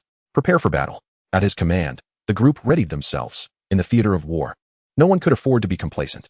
Shin, Uchiha Hoshi, Minato, and others advanced, facing the formidable duo of I and Killer Bee.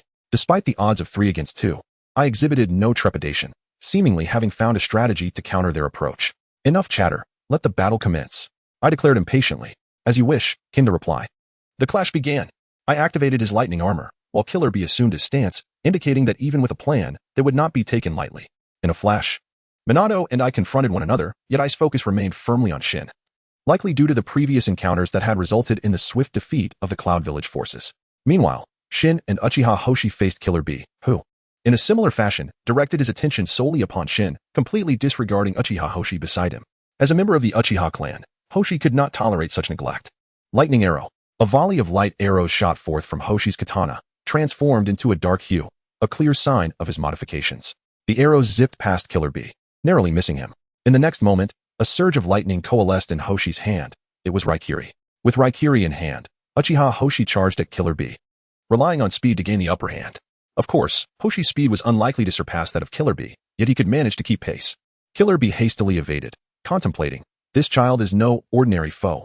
I must exercise caution. Be wary, do not underestimate him. This boy has grown formidable through the crucible of war. The 8 tails cautioned within Killer Bee. I am aware. Though Raikiri appeared to have minimal immediate impact, it had effectively created distance between the 3 combatants. Killer Bee unleashed his 7-sword style, declaring, I shall not take this lightly any longer. That is precisely what we desire, Shin and Hoshi thought, recognizing that their initial advantage had stemmed from Killer Bee's underestimation of them. Now that he no longer viewed them with disdain, they were bound to face a far more challenging opponent. Killer Bee infused his blades with lightning chakra, rendering them sharper and more lethal. Ultra Soundwave Lightning Blade. This technique, capable of slicing through wind-based jutsu, was no trifling matter. Shin found it peculiar that if the target was indeed him, wouldn't it be more pragmatic for both of them to engage together? Why separate? Thereby diminishing their chances of success? Swiftly, Killer Bee was upon Shin, leaving no room for contemplation. Shin quickly regained his composure and evaded his attack. Subsequently, he effortlessly unleashed the spiraling sphere, which Karabi, wielding 7 swords, adeptly blocked. Chapter 25. In the blink of an eye, let's engage in a contest of speed, shall we? A exclaimed. In truth, Minato was not one to accept challenges lightly, yet for the sake of his comrades, he knew he had to match the pace. He hurled a multitude of specially crafted kunai marked with the flying thunder god seal from his ninja tool pouch. Ah, the legendary yellow flash of the ninja world. Let us see whose speed reigns supreme.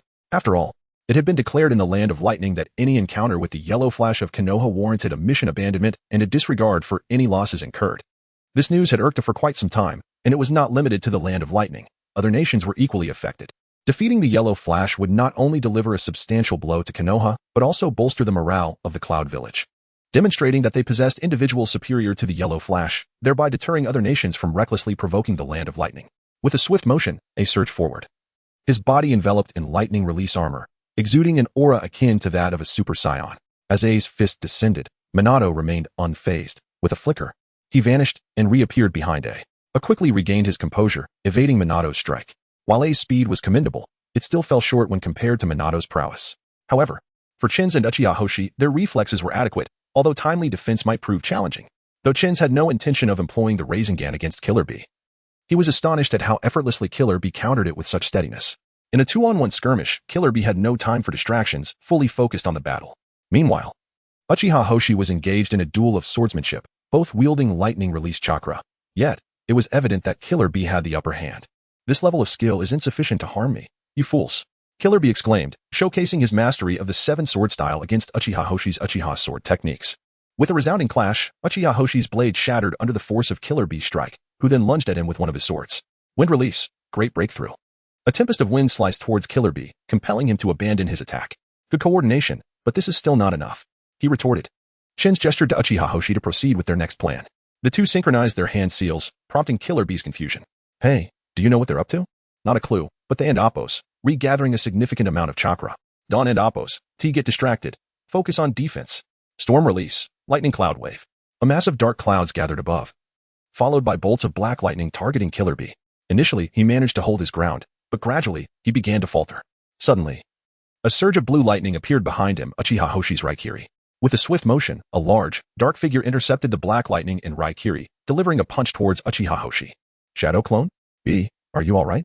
I'm fine. Thanks for your timely arrival, brother. Are you both unscathed? Minato inquired. We're alright, they replied in unison. That's good. Never let your guard down in battle. At that moment, A realized, you little brats, how dare you use the techniques of the Cloud Village. Chin's and Uchiha Hoshi remained silent, much to A's annoyance, prompting him to charge forward. However, his target had shifted from Minato to Chin's. With a swift motion, A struck towards Chin's, but Minato was quicker. As A lunged with his fist aimed at Chin's, Minato had already executed the Flying Thunder God technique, relocating both Chin's and Uchiha Hoshi to the summit of a mountain. Indeed, the yellow flash of Konoha, Minato Namikaze, is astoundingly swift. From his elevated position, Minato addressed A. Of course, I would act this way for my comrades, and I believe you would do the same. However, I shall show no mercy to my enemies. Then there is nothing more to discuss. In an instant, A appeared behind Chin's. Heavy thunderstorm. Concentrating chakra into his elbow, A delivered a devastating blow to Chin's, creating a deep crater where he struck. Minato's rapid reflexes and the Flying Thunder God technique once again outpaced A. A, how long do you intend to continue this? Let us settle this once and for all. A, incensed by Minato's taunts, charged at him, and the two engaged in combat, moving further away from Chin's and Uchiha Hoshi. A maneuver orchestrated by Minato. You did this on purpose, separating me from my brother, you fools. B exclaimed. Indeed, Chin's affirmed. While facing A might have posed a challenge, they believed they had a greater chance against B. At this moment, Chin's had gathered his chakra, and Uchiha Hoshi was poised with his arrows. Wind release, spiraling shuriken, lightning arrow. 3 tails of beastly chakra enveloped Killer Bee. Supersonic thunderblade. The clash of techniques resonated. A second passed before the lightning arrow was cleaved in two by the thunderblade. Fire release, great fireball technique. Wind release, great breakthrough. The wind intensified the flames, amplifying the fireball's ferocity and expanding its range. Aerial cleaver. Another taijutsu technique emerged, bolstered by the thunderblade and beastly cloak, enhancing its lethality. With a flourish of his 7 swords, Killer Bee deflected the fireball. Though he possessed a vast reservoir of chakra, his stamina was finite. In contrast, Chin's and Uchiha Hoshi still retained their energy, indicating that the outcome of this confrontation was becoming increasingly evident. In a mere 30 seconds, the ground beneath Chin's fractured. A figure emerged, delivering a punch that sent Chin's flying several meters. I see now. Minato-sensei has drawn the tiger away from its den. Chin's coughed blood. It seems Minato's disciple is quite responsive, A remarked. Uchiha Hoshi approached Chin's. Hey, are you alright? I'm not dead yet, but, forgive me, Chin's. I underestimated the situation. Are you hurt? Minato inquired. Chin's shook his head. I'm still standing, sensei. Remarkable. You endured my punch and continue to fight? A exclaimed in disbelief. B, let's go. Okay. Just as A spoke, he dashed to Chin's rear, while Minato was preoccupied with Killer Bee. With Minato occupied. This time I will certainly take your life. Do you believe we have survived this long solely because of Minato-sensei? If that is your assumption, you are gravely mistaken. Chin's began to concentrate a black square of energy. Then I cannot afford to wait any longer, Uchiha Hoshi declared. Fire release, great fireball technique. Lightning arrow. Uchiha Hoshi unleashed 2 jutsu simultaneously, both aimed at A. Do you think these techniques can harm me? You are sorely mistaken. With a swift motion, A dashed through unscathed, while Chin's black square had fully coalesced. Raikiri. I told you, these attacks cannot harm me. Uchiha Seishin charged towards AI, who swiftly leaped into the air, unleashing Raikiri against the black cube of Chin. Now, with the Thunder's wrath, I can obliterate both of you little brats in one fell swoop. AI ascended, concentrating chakra in his hand, and then dove downwards, executing a precise knife hand strike. At that moment, a smirk played upon Chin's lips. Perfect timing. Let's move. Chapter 26. The suspension of hostilities. AI, with his lightning release, level Chidori, struck the black cube belonging to Chun. Just as AI was puzzled, the Chidori was absorbed into the cube. Bang! Shadow clone. Both of them. At this moment, Karabi detected the anomaly. Not good. Brother, run. However, the situation had already spiraled out of control. The combination of lightning release, level Chidori, and the other technique ravaged the surrounding area. This should settle it, Uchiha Hoshi remarked. No. I feel it's still not over. Chin thought he had succeeded, yet he sensed he had not achieved his true objective. You are right, Minato affirmed. At this moment, a blue glow appeared where AI had originally stood. A dark-skinned giant, kneeling with crackling lightning chakra coursing through his body and his hair standing on end, emerged, clearly gravely injured. Karabi rushed over to the giant, concerned. Brother, how are you? We must retreat, AI said, clutching his chest. Naturally, Karabi complied, assisting AI to stand with great difficulty. What are your names, little ones? AI inquired. Inyunshin. Uchiha Hoshi. I'll remember that. And the yellow flash of Konoha. We shall meet again in battle. The trio did not impede AI's departure, and soon the entire Kumobikure force retreated. After the battle, Chun felt quite relaxed, having swiftly left the battlefield without a care. He preferred to engage only in matters that piqued his interest, relishing a sense of freedom. After all, if Minato wished to find him, he could do so at any time. Thus, Chin departed from the battlefield to a nearby mountain to enjoy the breeze. What are you doing? The system suddenly chimed in. Thinking. About what? Nothing. Actually, I was contemplating the potential fallout had that last move eliminated AI. The third Raikage might have intervened directly. However, he would soon meet his demise at the hands of the Iwagakure forces. AI's survival was neither a boon nor a bane. It simply held future utility. Thus, Chin dismissed the matter from his mind. What have you just said? What is my current chakra level? Oh, it's approximately between an elite Chunin and a Jonin. Then I must conserve it? Not necessarily, however. You will need to absorb the purest natural energy to replenish it. Didn't you say it couldn't be restored? Did you think that was a permanent condition? It can only restore your current chakra deficit, and it requires time. Moreover, it cannot be replenished every time you deplete it. As long as you find the purest natural energy and stay there for a while, you can recover your chakra, but refrain from using that jutsu in the future. Understood. In essence, I need to find a place with the purest natural energy and stay there for a while. I could also look for a summoning beast during that time. You truly have a knack for multitasking. A gentle breeze brushed against Chin's youthful face, evoking an air of tranquility. I call this not wasting time, you know? Indeed. You have a point. All right then. Chin chuckled lightly, realizing that a life of simplicity could be quite delightful. In the current world of ninjas, although human emotions existed, they were often cast aside. It's getting late. We should return, the system advised. They must have everything sorted by now. It's time to head back. Chin rose and began to glide back to the camp. Konoha camp. It's been a while. Chin should be returning soon, Minato remarked. The aftermath of the battle had been largely handled, yet full relaxation was premature. Thus, discussions regarding future tactics were still in order. Come on, Minato-sensei, stop waiting for him. Uchiha Hoshi said impatiently. I'm back, Minato-sensei. I heard you were looking for me, Chin announced as he entered, his voice preceding his appearance. Though the battle has recently concluded, you shouldn't stray too far. We've been waiting for quite some time, Minato replied. TCH, Hoshi glanced at Chin before turning away. My apologies, Chin said, sheepishly scratching his head. All right, come over and let us discuss our next strategy. Yes, I believe we can approach it this way. 3 days post-battle. Did you summon me for something? Minato inquired, puzzled by Chin's presence. Given that matters of war had already been clearly articulated, Minato suspected this was unrelated to the conflict. Actually, I was hoping you could teach me the sealing techniques of the Uzumaki clan once we return to the village. Upon hearing this, Minato pondered before responding. I have no objections, but I wonder if Kushina would agree. After all, she is the last surviving member of the Uzumaki clan. That's why I mentioned after we return to the village. Are you so certain we will win this war? Soon, Chin murmured. What do you mean by soon? Oh, it's nothing. If that's all, I'll take my leave. Thank you, Minato-sensei. With that, Chin quickly departed the scene. A week later, on the battlefield, Chun and his companions faced Karabi of the Kumobikure ambush unit before the Konoha forces. The Night Moon AI was presumably left behind in Kumobikure due to his grave injuries. Though I hesitate to voice it, we did not come here for battle, Karabi began. We are here for a ceasefire between Kumobikure and Konoha. Upon Karabi's declaration, the Kumobikure ambush unit murmured among themselves. It would indeed be favorable for both sides to avoid casualties, so if this were genuine, Konoha would certainly accept. Minato responded accordingly. Karabi then gestured, and a nervous Kuminin stepped forward to deliver the ceasefire document to Minato. As the Kuminin approached halfway, Minato surged forward, returning in an instant. The Kuminin stood bewildered, having witnessed Minato snatch the ceasefire document in that fleeting moment. Minato examined the document and confirmed its authenticity, noting the third Raikage seal. Konoha accepts. Retreat, he declared.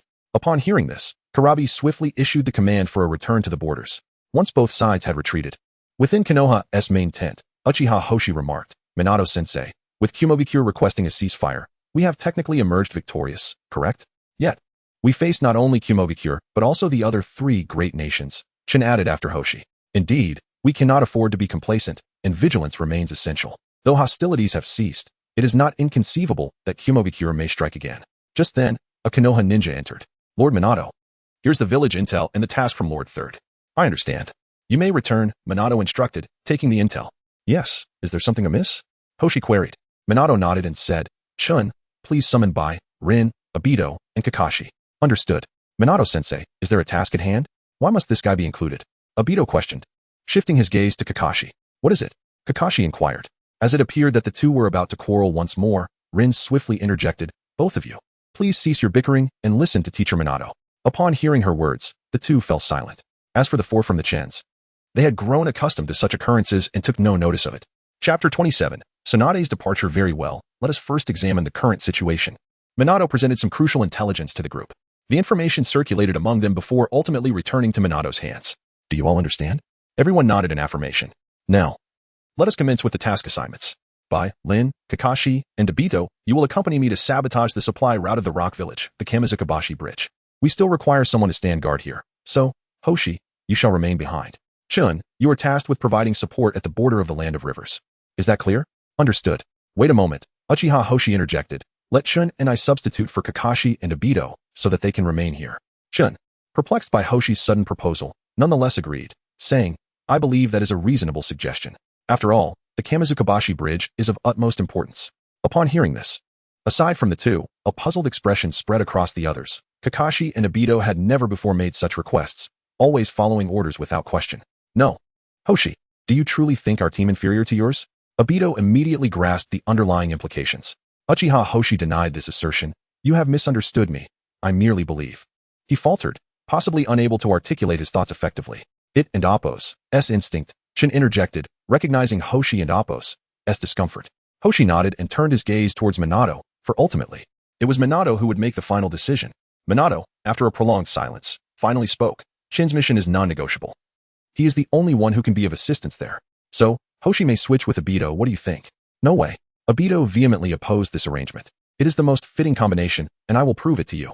Hoshi replied, You're misunderstanding me. That was not my intention, I assure you. Let us adhere to the original plan, then.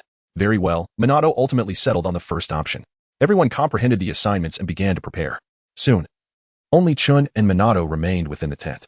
Chun, do you have any questions? Why can't my mission be altered? Minato chuckled lightly before explaining. Initially, I intended for you to complete the mission assigned to you by them once you arrived. However, since you find the situation peculiar, I will disclose this to you. It is rather difficult not to feel that way, isn't it? With that, Minato produced a document they had not yet reviewed, presenting it to Chun. Throughout this exchange, Minato observed Chun's expression, as it contained information unknown to ordinary ninjas. Upon a swift glance, Chun discerned the outcome. Tsunade has left due to past grievances. He calmly stated, So, you wish for me to retrieve Lady Tsunade? This response and tone astonished Minato, for the document detailed the events and Tsunade's vulnerabilities. The fact that Chun articulated it so nonchalantly indicated his awareness of the underlying issues. Furthermore, it noted the importance of persuading Tsunade to return to the battlefield. Indeed, Lady Tsunade's departure during that battle resulted in significant losses for the village. Currently, the border of the Land of Rivers is suffering severe casualties. Hence, her return is essential to mitigate further losses. Is that why you have tasked me with bringing her back? Well, it could be said that you resemble her brother. And the last time I saw her, she held a favorable impression of you. After all, she once intended for you to learn medical ninjutsu. So she clearly has faith in your abilities. Does that latter statement have any relevance to this matter? Regardless, if you can convince her to return, you will have fulfilled your mission, making you the hope of the entire village. Where did you learn such expressions? Moreover, isn't the hope of the village you? The yellow flash? It seems this hope is inherited, Chun mused. Nevertheless, I believe you will succeed. Very well, I shall do my utmost. You should return to prepare. This time, you will be traveling on your own. Never mind, disregard my words. Chun added earnestly, Minato, please ensure the safety of Obito and the others. What is it? Minato was taken aback by Chun's sudden seriousness. I will certainly protect them. Chun could not directly disclose his foreboding feelings, thus he gently warned, I have an unsettling premonition. So please keep them safe. I will. Minato patted Shin's shoulder, urging him to rest and prepare for departure. Shin nodded, uncertain whether Minato would intervene in the forthcoming events. After exiting the tent, Shin did not immediately gather his supplies but sought out Kakashi instead. After all, this mission coincided with Kakashi's ascension to Jonin, and Shin intended to present his gift in advance. However, upon arrival, he found Uchiha Hoshi already there. After exchanging a few words with Kakashi, Hoshi departed. Shin approached and inquired, "Kakashi, did he come to see you for something?" Kakashi placed the items in his possession into his ninja pouch and replied casually, "Nothing much." Shin noticed Kakashi's action, but chose not to dwell on it. "Actually, I came to give you something. As you are about to be promoted to Jonin, I wanted to present this gift to you ahead of time." With that, Shin handed Kakashi a modified medical talisman. This is a modified medical talisman.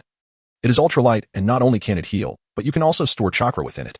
When your chakra is low, you can use it. But you must choose one function at a time, healing or chakra storage. The chakra used for healing will replenish itself after a while, and unlike current methods, it will not vanish after use. You can utilize it long term. By the way, what you are holding now is empty, so if you wish to store chakra, do so quickly. After 24 hours, the healing chakra will replenish. Understood. Thank you. I shall take my leave now, wishing you success in your mission. Shun waved goodbye as he departed. Upon returning to gather his belongings, the system remarked, "Now, it is time to proceed to the land of rivers, correct?" "Yes. What other option is there? How do you intend to travel?" "By teleportation, of course. It makes the task easier, especially since it has been several days since Tsunade's departure and the intelligence arrived." "Let me check. You still have 4 uses of the instant movement from the last gift." Upon hearing this, Chun was taken aback. "What? Wasn't there 5? After accounting for your journeys to 5 borders, there remains 1 for rescue. Do you count that?" "Why not? Fine for it is. I will utilize 1 for travel and conserve the rest. That, you shall decide for yourself. Let us go." Whoosh. Land of Rivers border. The scene before him was one of devastation. Evidently, the sand village had forced Konoha into retreat. Following the path of Konoha's withdrawal, Shin located their current encampment. "Orochimaru-sama."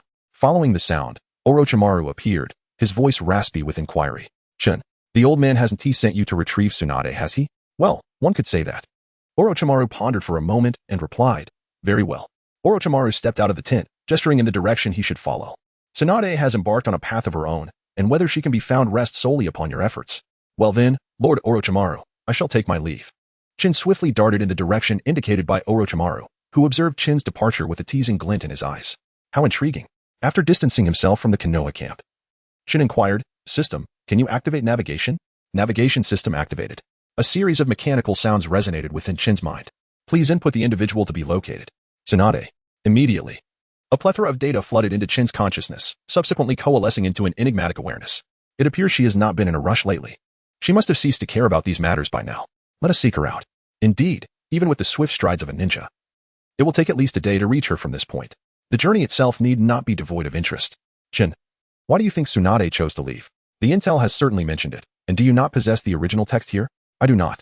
The information merely states that her sorrow over memories of her lover and brother led her to depart from the ranks. ISNT that already common knowledge. What I refer to is why she would leave over such matters. Both of them were ninjas, after all. At that time, Tsunade's brother Nawaki had declared his aspiration to become Hokage, prompting Tsunade to pass down the necklace that her grandfather, the first Hokage, had bequeathed to her. Shortly thereafter, Nawaki perished in the war. Upon learning the circumstances of his demise, Tsunade proposed at a meeting that every 3-man team must include a medical ninja. It was there that she met her lover, Dan, who later confided in her that his dream was to become Hokage and protect the villagers. This declaration reminded Tsunade of her brother. She subsequently gifted the necklace to Dan, only for him to fall in battle soon after. Tsunade has long believed that this necklace brings misfortune. Ultimately, she developed a fear of blood.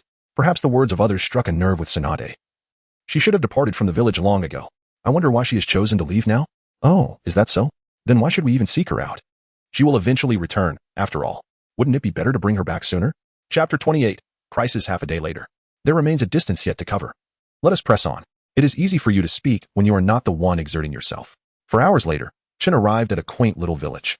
Is Tsunade truly residing in this place? Trust me, I am not mistaken. Proceed straight northeast, and you shall understand.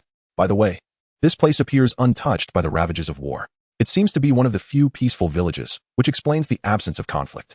As Shin approached a tavern, he overheard the voices of 2 women. One voice, particularly commanding, rang out. "Shizun, bring me the sake." "No, Lady Tsunade, you have already had more than enough." A gentler voice replied. "Indeed, she is here."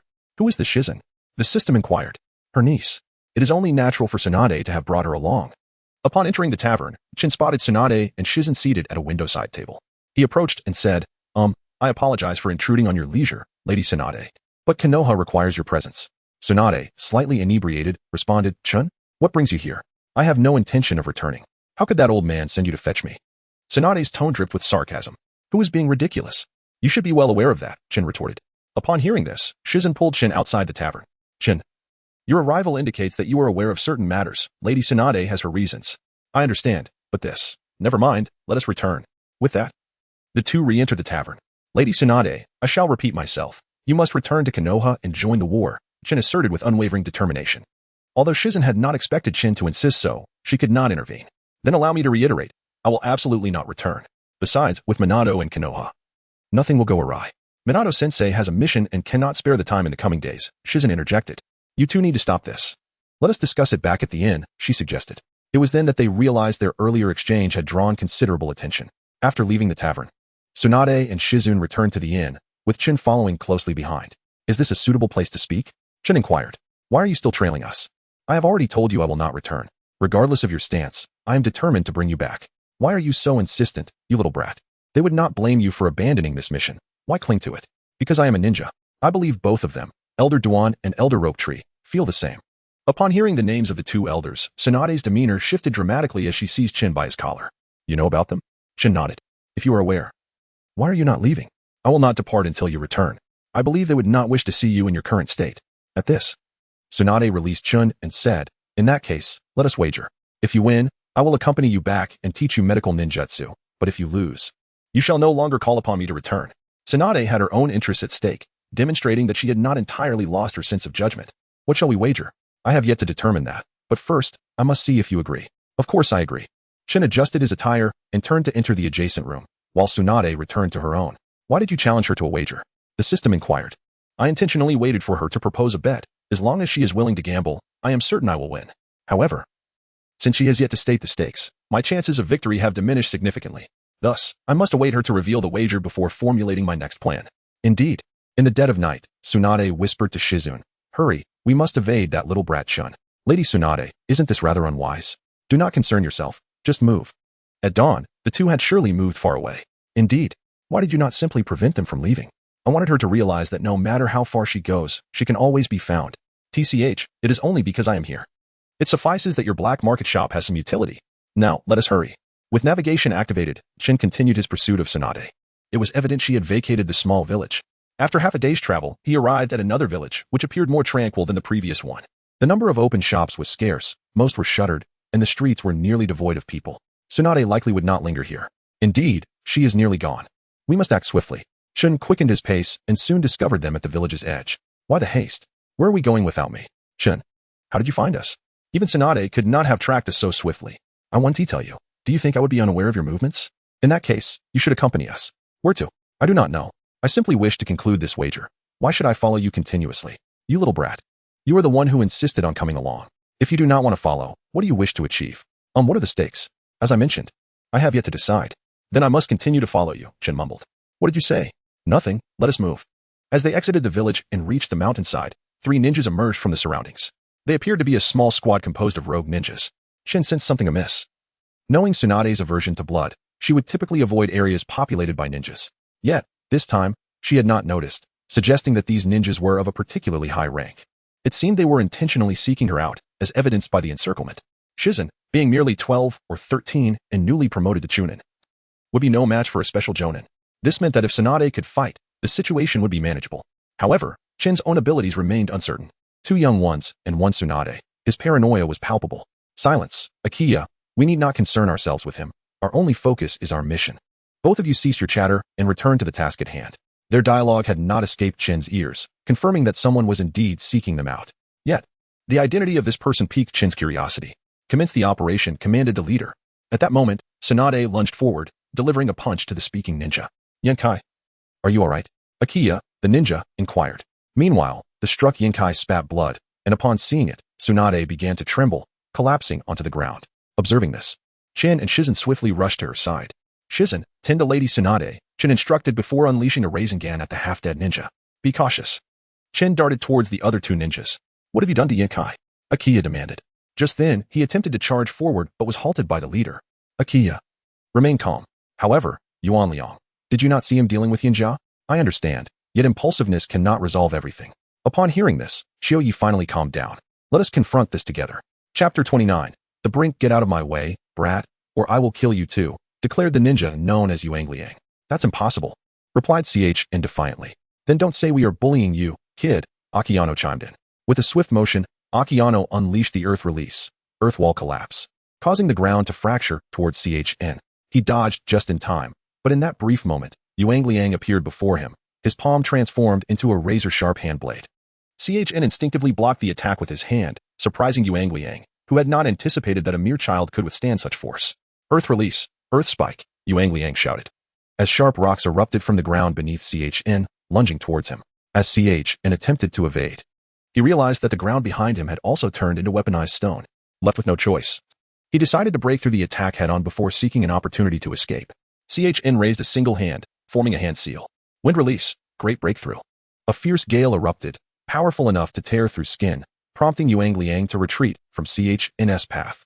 Seizing this moment, CHN darted forward, evading Akiyano's earth release attack. After a brief skirmish, CHN gained insight into Akiyano's combat style. Akiyano specialized in earth release, primarily serving as a decoy for their leader, Yuan Liang. CHN suspected that Yuan Liang's strategy had a hidden depth to it. Kid, have you had your fun with your tricks? Now it's my turn, Yuan Liang taunted. As a swirl of green chakra manifested in his hand, CHN was taken aback. Few engaged in battle using offensive medical ninjutsu, and even fewer led with such techniques.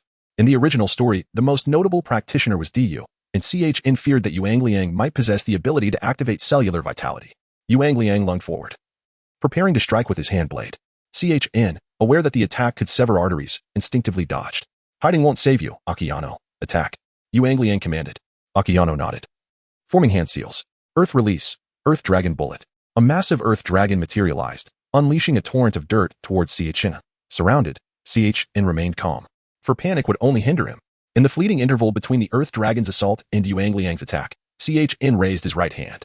Gradually, a sphere of chakra formed, brimming with energy, culminating in a colossal Rasengan. Wind release, super large Rasengan. The ferocious wind dispersed the Earth Dragon Bullet, targeting Yuan Liang directly. Witnessing the immense chakra sphere, Yuan Liang's expression morphed into one of astonishment. With a thunderous explosion, Akiyano vanished from sight. Panting heavily, CHN realized that his chakra reserves were dwindling, which had not previously affected his endurance. As the dust settled, he was shocked to discover that Akiyano, not Yuan Liang, lay within the debris. It was unclear how Yuan Liang had moved Akiyano so swiftly, but one thing was certain. Akiyano was dead. Yuan Liang's figure emerged, tattered but unharmed from the earlier Rasengan.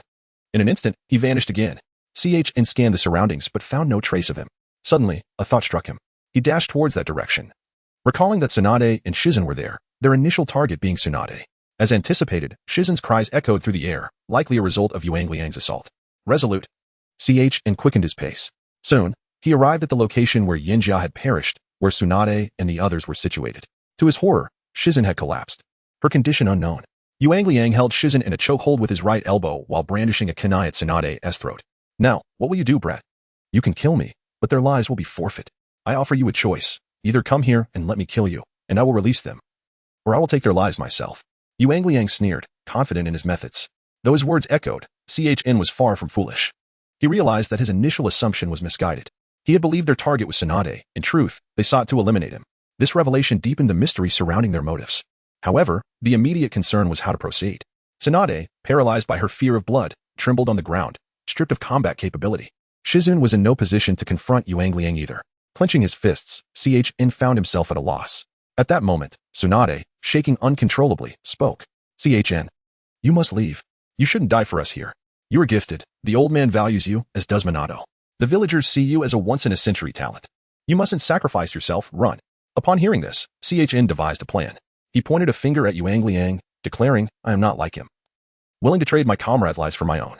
I hold my companions in the highest regard. In a swift motion, CHN lunged behind Yuan Liang, aiming to strike him. Unexpectedly, Yuan Liang released Shizen, allowing her to collapse to the ground. A surge of green chakra materialized in Yuan Liang's right hand, which he thrust towards CHN's thigh, shattering the bone. CHN cursed under his breath, realizing that the attack was merely a distraction. With a loud bang, Yuan Liang's true self emerged from hiding. Kid. You claim to value your comrades, yet look at them. They will only be a burden to you. Struggling to stand, Chin faced Yuan Liang defiantly. Even so, I will not abandon my friends.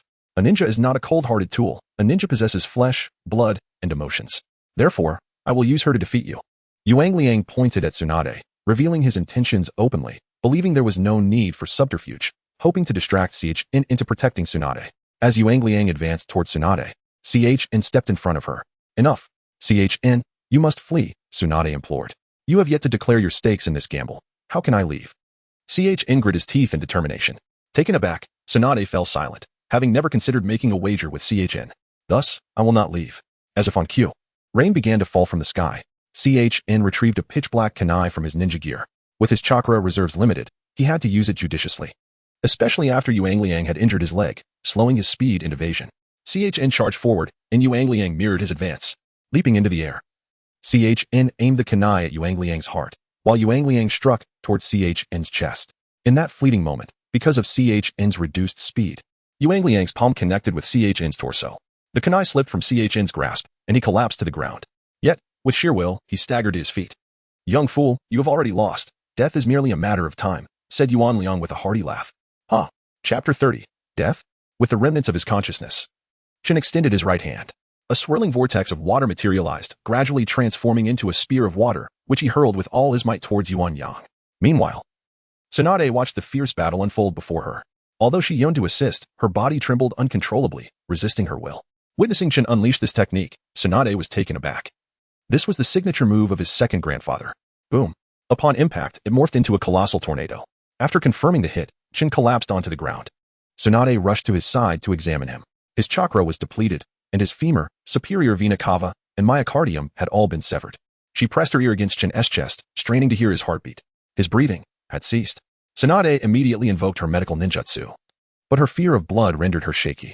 The rain intensified, amplifying her tremors and evoking memories of that fateful night. Nevertheless, she endeavored to quell her shaking, murmuring to herself, "Stop, stop, stop." Gradually, her tremors subsided as she focused intently on her healing efforts. You cannot die, you cannot die. You've been demanding me to wager all this time, right? Now, I have decided. If you awaken, I will return with you. In a white expanse, Chin inquired. Where is this? Suddenly, it dawned on him. This was the very place where he had contracted with the system. Abruptly, a round of mechanical applause echoed in the white space. Good memory. I didn't expect you to recall. I'm not as idle as you. I wish to return. Even in death, you still care about the outside world? You thought I had a poor memory? Don't you remember when we signed the contract? You said that the deceased have no consciousness space. Oh, it seems you indeed possess a remarkable memory. Let us not speak of that, the system replied. Indeed. You are not dead yet. You owe that to me. Did you leave me a bit of chakra? How did you guess? You are correct. I did take a small portion of your chakra. What else could it be? With Tsunade's medical skills and the power of the Nine Tails, how could I possibly fear recovery? The only issue is the depletion of chakra. Speaking of the Nine Tails' power, since you just defeated 3 elite ninjas, you may choose to receive a reward or exchange those 3 for the completion of the remaining tasks. Are the remaining tasks not counted? It seems you do have a sliver of conscience. After all, the deadline is approaching, and Chin will surely not dive headfirst into battle. Moreover, with your current strength, you cannot accomplish it. Let us exchange it. Given the current time and strength, it cannot be completed. So, very well. Subsequently, the completion of the remaining tasks resonated repeatedly in Chin's consciousness. Is it over? Do you have anything else? Not so fast. I have one final matter to discuss. After the war concludes, you will embark on a journey a month or 2 after returning to the village. Otherwise, soon you will be tasked with missions. Oh, by the way, when you set off on your journey, please help me find a body. What? Don't be so startled. I simply reached a level where I can take human form. In that case, any body will suffice, right? After all, it will be under your control. Make sure it is a reasonable choice. If I find one, your selection must also be sensible. Understood. Can I leave now? Indeed. Cough, cough. Chin revived. Much to Tsunade's astonishment. He had clearly ceased breathing and his chakra had been exhausted. Yet now, he was alive again. It was bewildering. I heard everything you said. I won this wager. Tsunade, upon confirming Chin's condition, noted that his chakra had indeed returned, thanks to her healing and the power of the Nine Tails. His physical state had improved significantly. After one more night, Chin's injuries would heal considerably. Once she verified everything was in order, Tsunade stood and awakened Shizun to administer her treatment. The following day, now you must return with me, Chin said with a smile. TCH, you little brat. Do not be so arrogant. Remember, after the war ends, you are to learn medical ninjutsu from me, Tsunade retorted. Oh, I had forgotten about that. Seeing Chin's demeanor, Tsunade felt her spirits lift further. Hey, little brat, I have a gift for you. What is it? Chin asked. Tsunade reached for the necklace around her neck. But Chin immediately interjected. No, you can't do that. Why not? Tsunade asked, puzzled. It's too precious. I cannot accept it. Chin hastily deflected. Let us go. Aren't we supposed to return? After all, he couldn't admit he was slightly afraid, lest he be reprimanded later. Thus, the trio followed Chin as they set off towards the border of the Land of Rivers. Days later, at the border of the Land of Rivers. Tsunade-sama, Shizen. You may return now. Chun, didn't you say the fighting had ceased there? Why are you going back? Tsunade inquired. I must return as well, Tsunade-sama. Chin replied somewhat helplessly. Fine, just don't forget that after the war ends, you still need to learn medical ninjutsu from me. Of course, I won't forget. As he spoke, Chin turned towards the border of the Land of Hot Water. Once out of Tsunade's sight, he concealed himself. What are you doing? Teleporting. Whoosh. At the border of the Land of Hot Water. You are quite extravagant. There are still 2 uses left. Who said that? You have but 1 left. Didn't you say that my last battle counted? Clever. Get lost. You and your shady dealings. I'll do as I please. What will you do about it? Fine. Let us go. At the camp. Hey, what are you doing here? Shin said as he entered, addressing Uchiha Hoshi. TCH, I thought you would never return, Hoshi replied. Why would I not? Shin countered. That is uncertain. Everything all right here lately? Quite well. The Cloud Village has been abiding by the agreement. Of course, they proposed it themselves. If they break the agreement, how will they maintain their reputation before the 4 great nations? I'll go take a look. Oh, as Chin stepped outside the tent, he spotted Minato and the others, prompting him to quickly return inside. Uchiha Hoshi looked puzzled. Chin had just said he was going out. The VE returned. Oh. As Minato entered the tent and saw Chun and Uchiha Hoshi, he asked, mission accomplished? Indeed, Chin nodded. Following closely behind were Tenzin, Noira Rin, and Kakashi, who also entered the tent. Noticing someone was absent, Kakashi's right eye fell on Chun, who was reminded of fate. He had initially believed that mentioning Tenzin's departure to Minato would lead to a twist of fate, but it had not, now that everyone is here. Let us begin the meeting. As the group seated themselves, Minato began to recount the results of their mission. Obito has fallen in battle. Minato scanned the room, his gaze eventually resting on Chin, causing the atmosphere to grow heavy. Failing to safeguard my students is my responsibility, and I apologize for it. At this moment, Tainsaka always spoke. Mizumoto-sensei, please do not be so hard on yourself. We all understand that you are striving to complete our mission as swiftly as possible. The loss of our comrades is undoubtedly sorrowful, yet dwelling in guilt incessantly is not beneficial. Mizumoto sighed, and then turned his attention back to the current situation. This ongoing state indicates that the Third Shinobi World War is nearing its conclusion. Mizumoto glanced at Chin, recalling his earlier words. Since there is no conflict here, everyone should return and take some well-deserved rest for now. Chin, you remain behind. Understood, the group responded in unison. Chapter 31. The conclusion. Once everyone had departed, Chin asked, how did you manage to summon Lady Tsunade back? He then recounted the events to Minato. Minato responded, so, upon returning to the village, you intend to study medical ninjutsu under Lady Tsunade? Chin did not deny it and merely shrugged, recognizing the necessity of the situation. If there is nothing else, I shall take my leave. Just as he was about to step out of the tent, Minato called out, wait, is there anything else? During your mission, the village suffered a night raid. Your parents have. Before Minato could finish, Chin interrupted, that's enough, Minato-sensei. I must go now. Watching Chin exit, Minato shook his head in resignation. On the mountain peak away from the camp, Chin sat alone. Are you all right? The system inquired. I am fine. Although this body is not originally mine, I feel little different since my arrival. Every person possesses emotions. They do not know I am not the former me. So their feelings towards me are genuine. I have merely become an individual once more. But you still have me. With me, you are never truly alone. Chin replied. I just need time to adjust, but I will certainly fulfill the tasks entrusted to me. A few days later, at the Konoha camp, news arrived that Tsunade had formed an alliance with them, and the third Raikage had perished. After delivering the message, Minato glanced at Chin, acknowledging his significant contribution to the swift alliance with Tsunade. Minato-sensei, how did the third Raikage meet his end? Rin inquired. It is said that Awagakure, which had originally formed an alliance with Kumogakure, turned against them and dispatched an army of 30,000. The third Raikage battled against this force for 3 days and nights before succumbing to exhaustion. I see. Rin replied, her tone laced with astonishment. The news of the alliance between Tsunade and Konoha, alongside the demise of the third Raikage, swiftly spread throughout the shinobi world. Troops on the battlefield began to withdraw, marking the conclusion of the Third Shinobi World War with a significant victory for Konoha. A few days later, at the gates of Konoha, the third Hokage, accompanied by several high-ranking officials and numerous ninja families, awaited the return of the war heroes. The first to return were undoubtedly the forces from the border of the Land of Water, as that area had already been declared a ceasefire. Leading the way was Minato, who exchanged smiles with the third Hokage. The third Hokage then turned his gaze to the somewhat shorter figures of Chin and Uchiha Hoshi, seeing great potential in them. However, Danzo, standing beside the third Hokage, held a different opinion. Everyone has worked hard. Now go home and rest, the third Hokage announced. A chorus of voices rose from the crowd, and soon everyone dispersed. Other border troops also returned victorious, restoring the vibrancy of Konoha. Chin returned to his home, which had once been lively but was now left desolate, with only him remaining. Are you really all right? The system asked, unable to suppress its concern despite knowing the answer. I am fine. I experienced this once before. It is not as difficult now. Then adjust quickly. Such freedom will not last long. The system's words made Chin reflect. Indeed. In a few days, I will begin my training in medical ninjutsu with Tsunade. I must make the most of my time. After swiftly tidying his belongings, Chin stepped outside. But what should I do now? Do whatever you wish. Seize this time. It is not as if there will never be another opportunity. Just that it may be a while before it comes again. Who knows how long she will require you to learn. Chin first visited a ninja tool shop to purchase weighted items. What are you buying these for? The system questioned. For body enhancement techniques, Chin replied. Oh, that makes sense. Even while studying, I can improve myself. Afterward, Chin made his way to the back mountain, attaching the weights to his hands and calves. He then tried running and, after a few steps, felt the heaviness beneath him.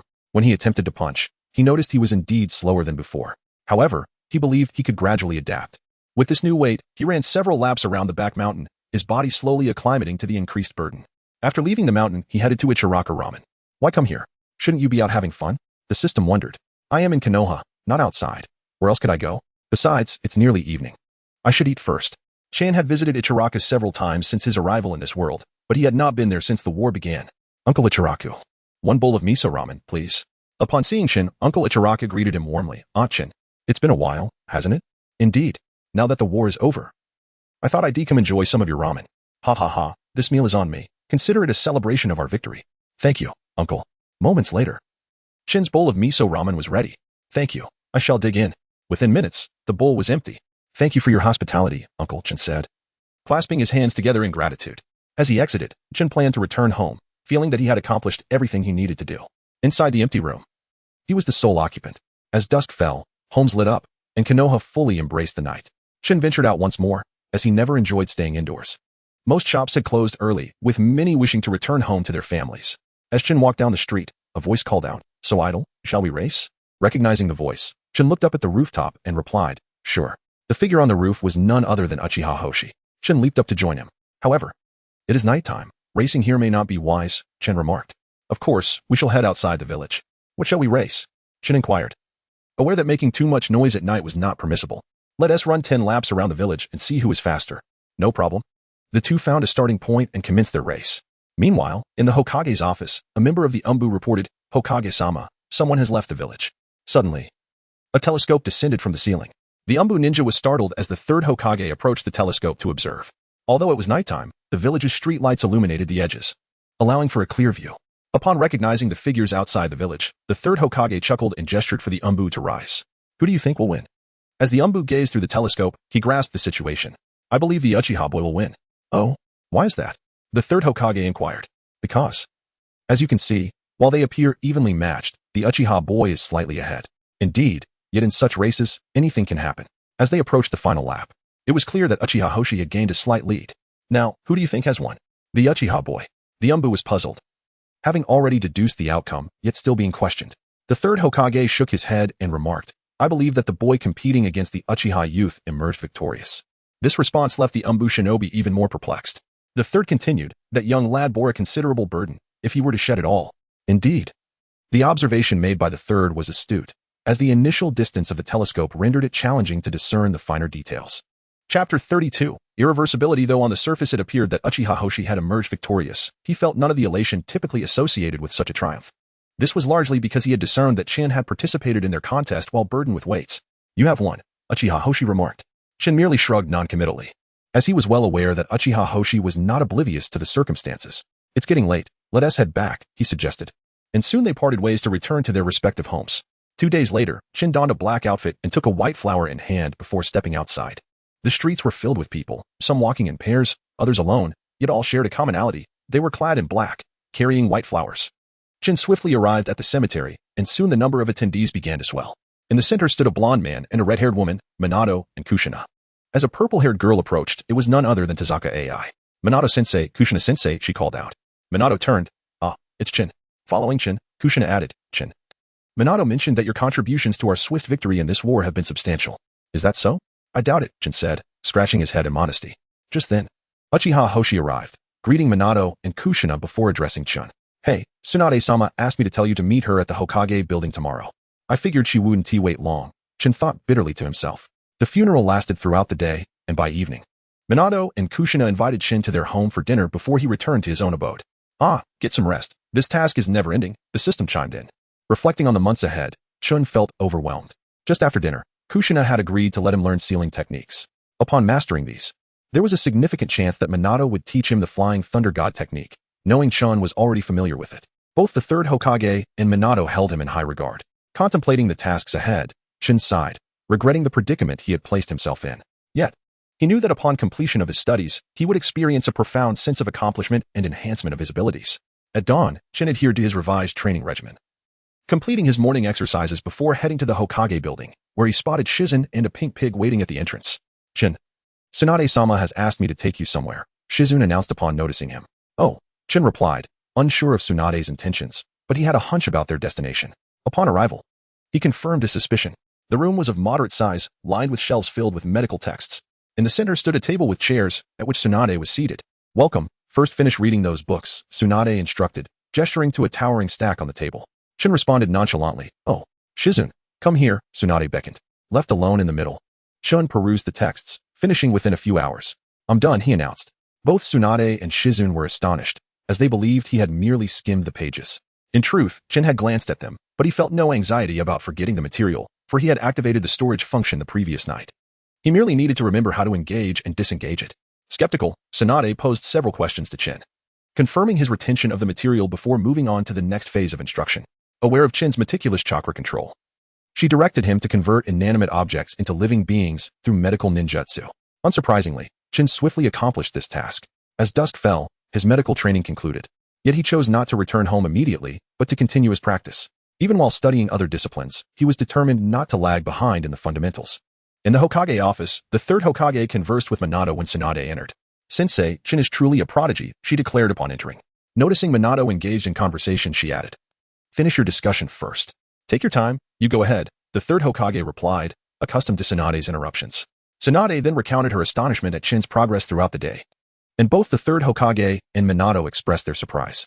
Indeed, it seems he is a true genius. This one must be guided with care, the third Hokage concluded, turning to Minato, recognizing that ultimately, the primary mentorship would fall to him. Minato had been discussing with the third Hokage how, after mastering medical ninjutsu, Chin would learn the sealing techniques of the Uzumaki clan, and that he intended to teach him the Flying Thunder God technique. Should Chin succeed, it would solidify his commitment to Konoha, preventing him from becoming a potential threat to the village.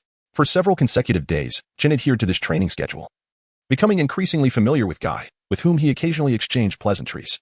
Passing by the 7th training ground, he often spotted Kakashi practicing alone. With Chin's rapid learning pace, he soon completed his studies in medical ninjutsu. Well done, Chun, you've mastered medical ninjutsu. Now, I have a question for you, Tsunade stated, her demeanor suddenly serious. Go ahead. Ask quickly. I have to leave, and I won't be back tomorrow, he replied. Will you ever undertake actions that could harm the village? Chin paused, having anticipated this inquiry. His growing strength could indeed render him a formidable ally or a dangerous adversary. Well, there are many I wish to protect within Konoha. Though they may not require my assistance, I still hope to contribute. Therefore, when they need me, regardless of my circumstances, I will do my utmost. Moreover, Tsunade-sama, shouldn't such questions be posed before training begins? What if I were to speak recklessly? With that, he exited, resuming his training. Later that evening, after completing his regimen, Chin encountered Kakashi, who was still fervently training. Chin approached and greeted him, but Kakashi ignored him. Kakashi, will acknowledging me cause you harm? If it were possible, I would rather be the one to suffer. Kakashi paused, gazing at his hands. Upon hearing Kakashi's words, Chin quickly understood the source of his turmoil. Did you go on a mission? He inquired, attempting to alleviate any confusion. Kakashi remained silent, prompting Chin to conclude, if you don't respond, I'll assume your silence is agreement. When did you leave? Kakashi finally replied, a few days ago. Who accompanied you? Minato-sensei, Rin, and AI, he answered. Chin pulled Kakashi aside to sit down, and following that, Kakashi recounted the entire ordeal to Chun. Perhaps this was the day Kakashi had spoken the most since the incident occurred. Are you all right? I'm fine. I actually hope Rin is unharmed. It's all my fault for overestimating my own capabilities, Kakashi replied, his fists tightening as he spoke.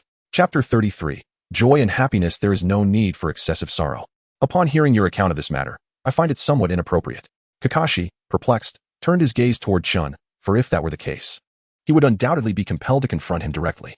Do you truly believe that even in the absence of Teacher Minato, Bai's current perception would fail to detect such a multitude of ninjas? Furthermore, why did so many ninjas appear only after Teacher Minato's departure? Why did Lin meet her demise at your hands? Was it merely an unfortunate accident? I believe the answer lies in what transpired during your separation. Did something transpire in that time? Lin must have realized, in the absence of any alternative, that she had no choice but to rush toward Chidori. Chun articulated these suspicions, urging Kakashi to extricate himself from his entanglements. Your words resonate with a sense of impropriety. Lin's death at Kakashi's hands would undoubtedly lead her to anticipate his profound sorrow and potential descent into darkness. Yet she chose this path, which indicates that she harbored her own intentions. Thus, it becomes evident that this entire affair is a meticulously orchestrated conspiracy. I am aware that you are undoubtedly consumed by thoughts of revenge. However, the architects of this plot are not to be trifled with.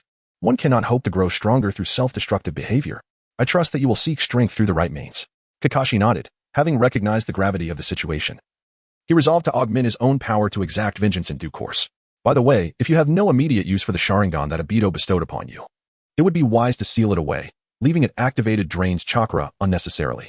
Indeed, I shall take my leave now. Do not train too late. After conversing with Kakashi, Shen did not return home directly but instead visited Taiensuke Bai's residence. Kakashi had mentioned during their discussion that Bai had witnessed the entire harrowing episode of Lin's death at Kakashi's hands, and it was only natural that she would be deeply shaken. Knock, knock, knock. The door swung open to reveal a man in his 40s. Who are you? He inquired. I am Chun, Bai's teammate, Chun replied. Ah, Chun, here to see Bai? Unfortunately, she is out on a mission and has yet to return. I see. I shall speak with her another time then. Farewell. The man waved him off, signaling goodbye. However, Chun pondered the great fright Bai must have experienced during this mission. Given that her parents were civilians, it was understandable that they had not been informed of the events. Yet, such secrets could not be kept indefinitely. Chun resolved to inquire with Minato to ascertain her whereabouts. At the Minato residence, he knocked again. Chun, come in. Upon entering, he was surprised to find Bai there as well. Are you astonished? Not at all, Chun replied, feeling merely that it was a coincidence. Your expression suggests you anticipated Bai's presence here, did you not? Minato queried. Chun nodded. Had it been someone else, Minato might not have expressed such familiarity, but with Chun, it was different. How is Bai faring? It appears you are already aware of the situation. She currently seems to have no recollection of anyone. If a stranger approaches, she trembles as though recalling that fateful day. Then keeping her here indefinitely is untenable. In time, her uncle and aunt will grow suspicious. I am aware. Yet there are no other options at present. I believe I have a feasible solution. Pray tell. You mentioned that strangers should keep their distance. However, there may be one exception, Kakashi. If the two of them converse, perhaps Bai might regain her composure. I have considered this as well. Yet Kakashi's current state may be even more precarious than Bai's. How can we facilitate their meeting? Shin shook his head. Minato, the circumstances have changed. We must give it a try. Seeing Shin's confidence, Minato felt there was no harm in attempting. I shall take my leave now. Farewell. Goodbye. After a lengthy day of activity, Shin finally returned home. Do you truly intend to protect those in this world? The system inquired. The notion of protection may have seemed laughable in my previous world, a place rife with chaos where one could scarcely care for oneself, let alone safeguard others. However, now, regardless of whether I can return to that world, I am determined to protect those who hold significance in this one. Having experienced loss once, I will cherish these hard-won bonds even more fiercely this time. For their well-being, I would willingly sacrifice my own life. As Kakashi expressed, it is preferable for oneself to perish rather than see those dear to one suffer.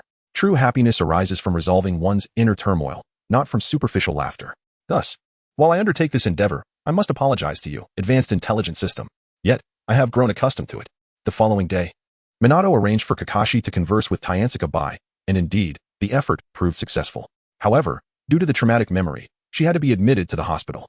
After visiting Bai, Chun proceeded to the 7th training ground, where he found a silver-haired youth skillfully wielding a half-broken short blade, Kakashi.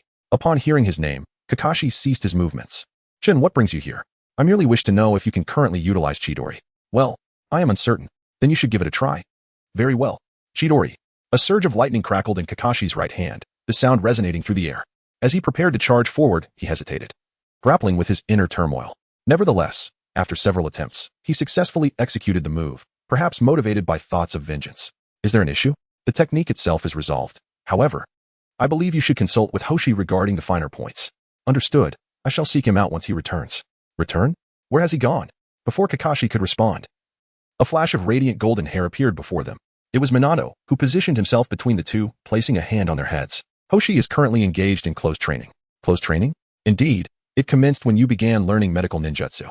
Ah, I see. Minato-sensei, what brings you here? Kakashi inquired. Well, I have come to instruct Shin in the art of sealing techniques. However, I would now like you to join us as well. Learn sealing techniques?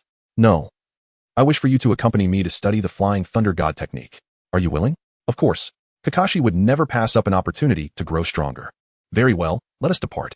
At Minato's residence, he instructed Shin, you shall remain here and learn from Kushina. Understood. Following Minato, Kakashi left the premises. Shortly thereafter, Kushina emerged. And Shin politely greeted her. Shin, please review these materials first. Kushina presented a stack of documents, which Shin found exceedingly manageable. After a brief period, he completed the reading. I have finished. Have you truly committed it to memory? Although I have heard Minato speak of it, witnessing it firsthand is still astonishing. Indeed, I have retained it. In that case, it is time to put your knowledge into practice. Very well.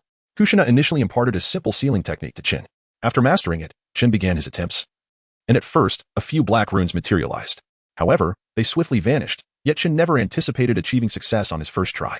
After several attempts, he finally mastered the simple sealing technique. Kushina then proceeded to teach him a slightly more challenging sealing art. Chapter 34. Instruction as evening descended, Shin suggested. Let us dine here tonight. Thank you, Kushina-sensei, he added gratefully. Shin was still engrossed in contemplating sealing techniques, recognizing that mastery would not come swiftly. Yet he was determined to expedite his learning. After their dinner, Shin returned home, but he intended to practice before retiring for the night. Upon arriving home, the system remarked, You've been quite busy lately. Shin retorted, I sense you think I'm becoming complacent. What can you do about it? Never mind. I want to hold it against you. As soon as he finished speaking, Shin resumed his contemplation of the sealing techniques he had learned that day. You truly are an academic prodigy, aren't you? The system teased. If I were a true scholar, I wouldn't have struggled so much in the past. It's merely that this environment is highly competitive, and I genuinely wish to learn ninjutsu. Perhaps it's akin to embracing new experiences. As long as you're content. The system replied. The sealing techniques of the Uzumaki clan were indeed more challenging than ordinary ones. The following day, Shin approached Kushina-sensei, exclaiming, I have mastered everything you taught me yesterday. Did you truly learn that quickly? She inquired, surprised. I can't claim it was swift, but I genuinely have learned. Subsequently, Shin tested his newfound sealing technique on a small object, confirming his aptitude. Very well, I shall now teach you the truly difficult sealing technique. Yesterday was merely an introduction, she stated. Over the course of 20 days, Shin diligently learned the majority of the sealing techniques. Next, I will teach you the Shiki F gene, she announced. The practitioner must pay with their own life, so one must exercise great caution in its use. One could understand it as the binding of a living body and a death deity together, implying that using this ninjutsu comes at the cost of one's life, correct? Indeed, Shin affirmed. However, Kushina-sensei, may I inquire if it is possible to use this technique at the expense of one's soul? That is certainly possible. If a person lacks a soul, it is akin to being dead. But why do you ask such a question? Oh, I'm simply curious. This technique must not be used carelessly, she cautioned. Shin nodded, understanding her warning. In the back mountains of Konoha, Minato and Kakashi were practicing the Flying Thunder God technique when an Anbu ninja suddenly appeared before them. Lord Minato, the Hokage requests your presence. Understood, you may return now. Minato replied, turning to Kakashi. Kakashi, I'm heading to see the Hokage. I'll be back shortly. Before Minato could finish, Kakashi interrupted. I understand. Minato-sensei, go ahead. Seeing Kakashi's urgency, Minato chose not to say more. Ah, Minato, you've arrived. The third Hokage greeted him. Yes, I have always believed you to be the inheritor of the will of fire. I wish to entrust the future of Konoha and the ninja world to you. Will you accept this responsibility? Minato paused momentarily, then resolutely stated, I will strive to live up to your trust, third Hokage. Very well, I shall convene a meeting now. Following the meeting, Minato was successfully elected by everyone. Once the daimyo approves, he will assume the position of the fourth Hokage. As evening fell, Shin continued to study the Shiki F gene at Minato's home. Despite having dined there for over 20 days, both Minato and Kushina were more than pleased to have him. Tonight, Shin also learned of Minato's impending role as Hokage. Once everything is arranged, I will accompany the Hokage to the daimyo's residence. That is wonderful, Minato. Becoming Hokage has always been your dream, Kushina exclaimed joyfully. Indeed, it is also your dream, and I will fulfill my duties alongside yours, Minato replied. Shin kept his head bowed during dinner, feeling acutely aware of his awkward position. It was only when Minato and Kushina remembered his presence that they addressed him. By the way, Shun, have you nearly mastered your sealing techniques? Yes, I still need to learn the Shiki F gene. Once you grasp this ninjutsu, you need not experiment with it. Before the succession matters are resolved, let us focus on the Flying Thunder God technique, Minato advised. Understood. The following day, Chin trained with Minato and Kakashi in the back mountains, where Kakashi had already grasped the basics of the Flying Thunder God technique and merely required some technical guidance. Meanwhile, Minato explained the principles of the technique to Chun. You should already be familiar with the principles of the Flying Thunder God technique, correct? Yes. To practice this technique, you must first create your own seal. There are both diagrammatic and written seals. With a flick of his hand, Minato produced his three-pronged kunai, inscribed with the words Ninja Love Sword. Now, you must create a seal that belongs to you. Try it here. Minato pointed to a nearby tree. Chin placed his hand on the tree and attempted the method Minato had described. He sensed something present, though it was neither visible nor tangible. I have discovered the essence of the Flying Thunder God technique, the system announced. It then transmitted the data into Chin's mind. So complex? No wonder only two individuals in the original story could use it independently. Indeed. Do you find me impressive? Very impressive, Chin replied dismissively. After grasping the essence of the Flying Thunder God technique, Chin swiftly mastered its secrets. In no time, he created a seal that was uniquely his own. I did it, he exclaimed. Both Minato and Kakashi paused their activities in astonishment. So soon? They asked in unison. Chin withdrew his hand from the tree, revealing a sun-like pattern etched into its bark. Minato and Kakashi approached to inspect it. It appears to be a diagrammatic seal, Minato observed. Is it truly that quick? Kakashi mused, astonished. While he was already regarded as a genius, he felt overshadowed by Chin's rapid acquisition of skills. In contrast to his own gradual progress, Chin seemed to embody an extraordinary talent, evoking a sense of admiration from Kakashi. Since you have learned it, you should begin enhancing your reflexes. You can teleport, but if your reactions lag, it would be tantamount to courting death. Strengthening my reflexes means increasing my own speed, right? Precisely. In that case, I shall not waste any time. With that, Chin shed all his weights and sprinted around the mountains, completing the course in the blink of an eye. Although others perceived his speed as remarkable, Minato observed it clearly. Given that, why don't you attempt the Flying Thunder God technique? All right. Chin marked several locations in the back mountains with his Flying Thunder God seals. When he sensed a seal, a faint blue light emanated from the one position to the west. In an instant, Chin was teleported there and back again. While he could now execute the Flying Thunder God technique, he realized that successfully employing it in combat would be another challenge, as opponents would not afford him ample preparation time. Much like Kakashi, he would need to practice repeatedly to adapt. Chin, you should now engage in similar exercises with Kakashi to accelerate your usage speed. Understood. At that moment, an ANBU ninja arrived, saying, Lord Minato. Not wanting to speak in front of others, the ninja hesitated. Observing this, Minato reassured him, it's all right, you may speak here. The dark-clad ninja paused momentarily, then spoke. Lord Third has summoned you to accompany him to the daimyo's residence. Understanding the directive, Minato turned and remarked, I shall take my leave now. Do practice diligently. Indeed, both Chin and Kakashi responded in unison. Chapter 35, the fourth Hokage. As Chin diligently honed his skills, 2 days swiftly elapsed. On this day, Minato found time to assess the training progress of both Chun and Kakashi. Their advancement surpassed expectations, likely due to the competitive nature of their training. The following day, Konoha was abuzz with an unusual vibrancy, for it marked the day of the fourth Hokage's succession. A multitude of spectators flocked to witness the occasion, rendering the streets more bustling than usual. Although the official ceremony was slated for the afternoon, throngs of people had already gathered in the morning, comprising villagers and visitors from neighboring lands, all eager to confirm their speculations regarding the new Hokage. As noon approached, in the mountains behind Konoha, Chin called out to Kakashi, Hey, you should stop training for now. Let us go? Where to? Kakashi responded, his actions unceasing. Minato-sensei is about to become Hokage. Aren't you curious to see? Upon hearing this, Kakashi paused, then replied, You go ahead. I'll join you later. All right. Chin understood Kakashi's intentions and did not press further. After a while, Chin arrived at the venue for the fourth Hokage's succession, already teeming with a crowd. At that moment, the third Hokage, Minato, and 3 other high-ranking officials, including Kushina, emerged. Minato, the future of this village now rests in your hands, the third Hokage proclaimed as he passed the Hokage hat to Minato. Minato accepted the hat, declaring, I pledge my life in service. He then turned to face the assembly, removing his own hat. A wave of applause erupted from the crowd, celebrating the new fourth Hokage. Once the ceremony concluded, a young boy in the crowd began scanning the area. His gaze settled on a specific direction, and he made his way towards it, where Chin stood. Hey, the boy called out. Chin turned. It's Hoshi. It's been a while. What brings you here? I challenge you to a duel, Uchiha Hoshi stated directly. Wait, that's rather sudden. Besides, today is Minato-sensei's inauguration. It wouldn't be right to cause a stir. Given that both Chun and Uchiha Hoshi had grown significantly stronger, they knew that any casual setting would not allow them to unleash their full potential. The arena was no longer suitable for their capabilities, especially with civilians nearby and visitors from other villages likely to stay overnight. I understand, but if we don't duel today, who knows when we will meet again? Hoshi pressed. Chin, puzzled, inquired, What do you mean? I thought you were in closed training, but surely you could come out now? Hoshi, sensing Chin's confusion, explained. You know I've been training under a plan set by the clan leader. I committed to it. And the intensity of the training means it has to be in isolation. Today's event is the only reason I could come out. Then, Chin hesitated. All right, I accept, but we need to find a suitable location. I'm not sure about that either, Hoshi admitted. Huh, I see you can be unreliable sometimes, Chin teased. Fine. Let us inform Minato-sensei first. Sure. Together, they headed to the Hokage's office. Minato-sensei. I mean, Hokage-sama, Hoshi wants to challenge me to a duel. But we haven't found a location yet.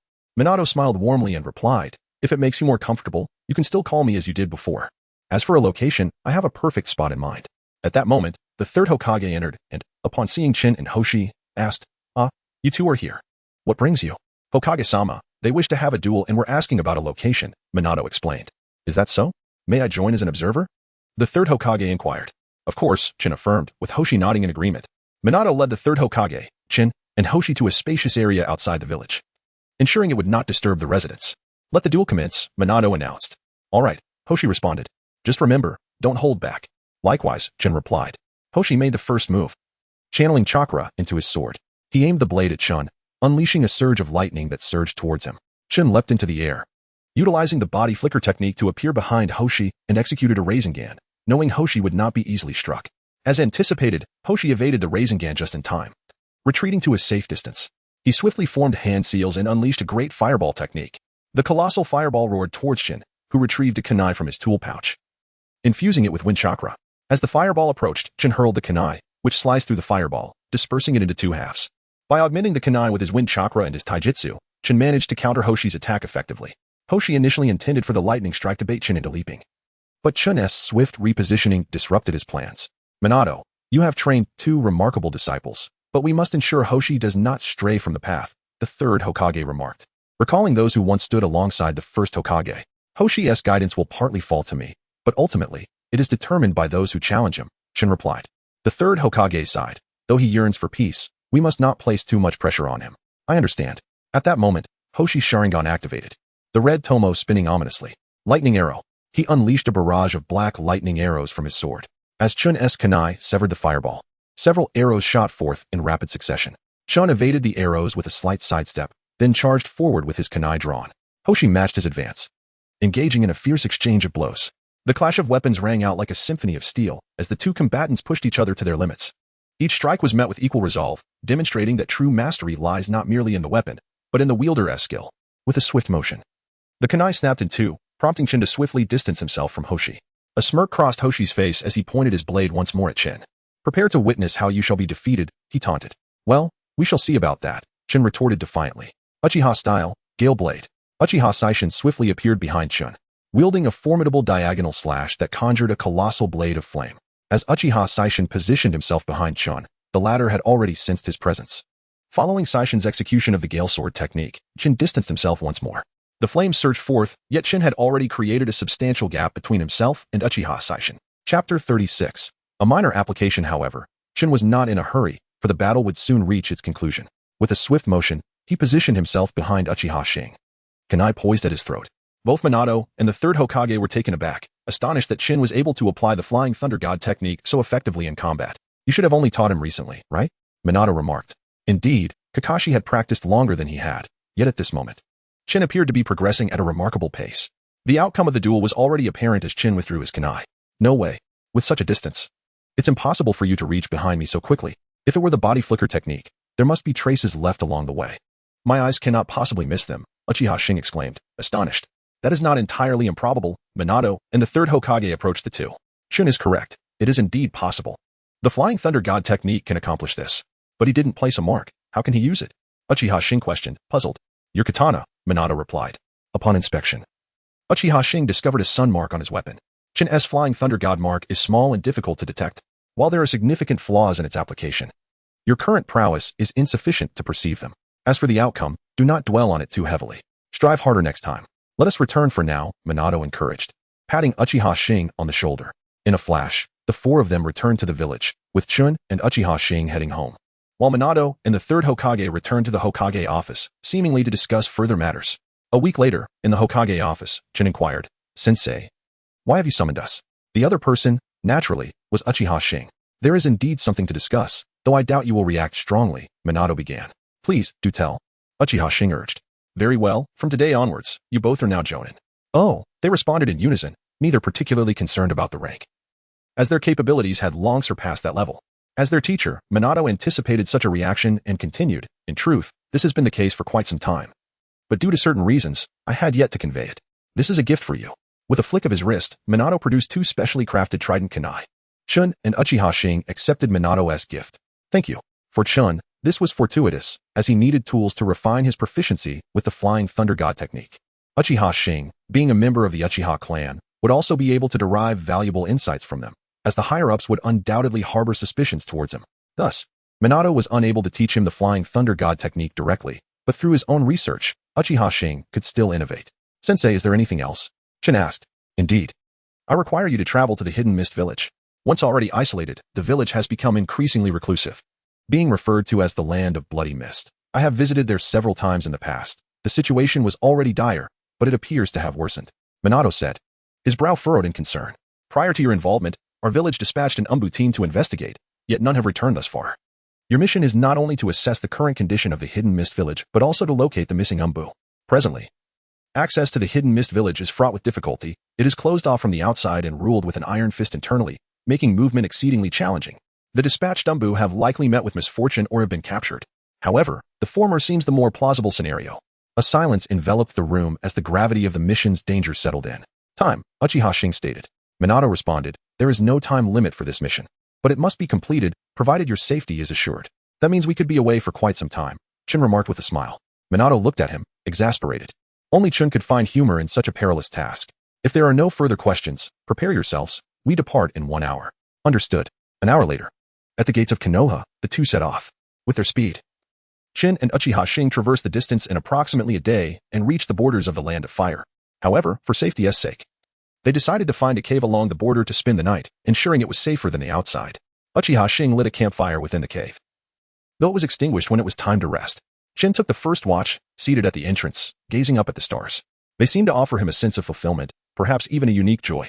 Hours passed as he remained entranced by their brilliance, showing no sign of fatigue. At that moment, Uchiha Hoshi stirred awake and approached, saying, it's my turn now. Just as Chin was preparing to rise, Uchiha Hoshi, curious, asked, why have you been staring for so long? Chin paused, momentarily taken aback, then replied, oh, it's because of longing. Longing? Uchiha Hoshi echoed thoughtfully. Consider it. There are always those we must part from in our lives, and when we gaze upon the stars, we are reminded of those we miss. Oh, those we long for? Uchiha Hoshi pondered. Well, I won't say more for now. Chin yawned and retired to rest.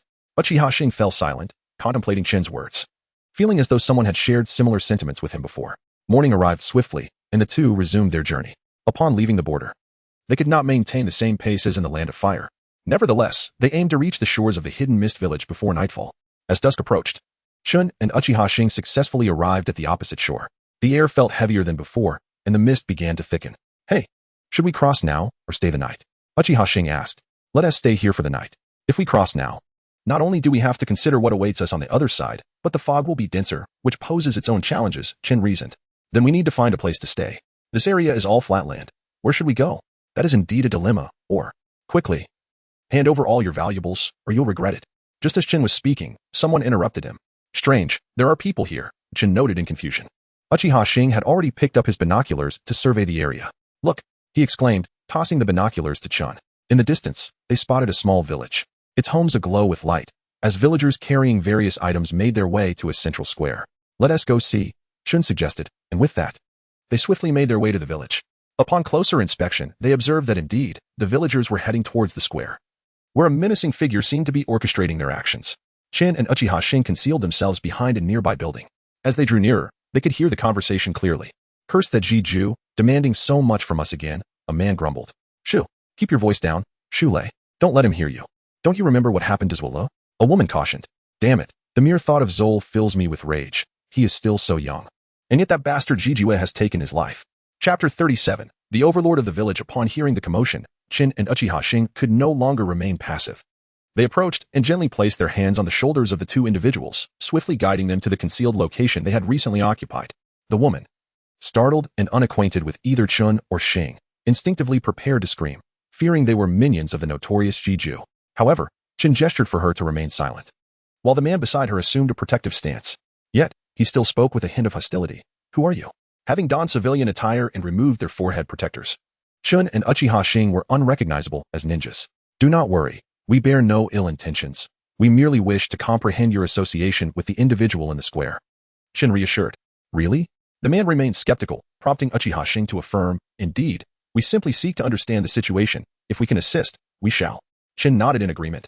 The man then remarked, you cannot possibly defeat him. He is a ninja, unless... Suddenly, realization dawned upon him. You cannot be ninjas as well?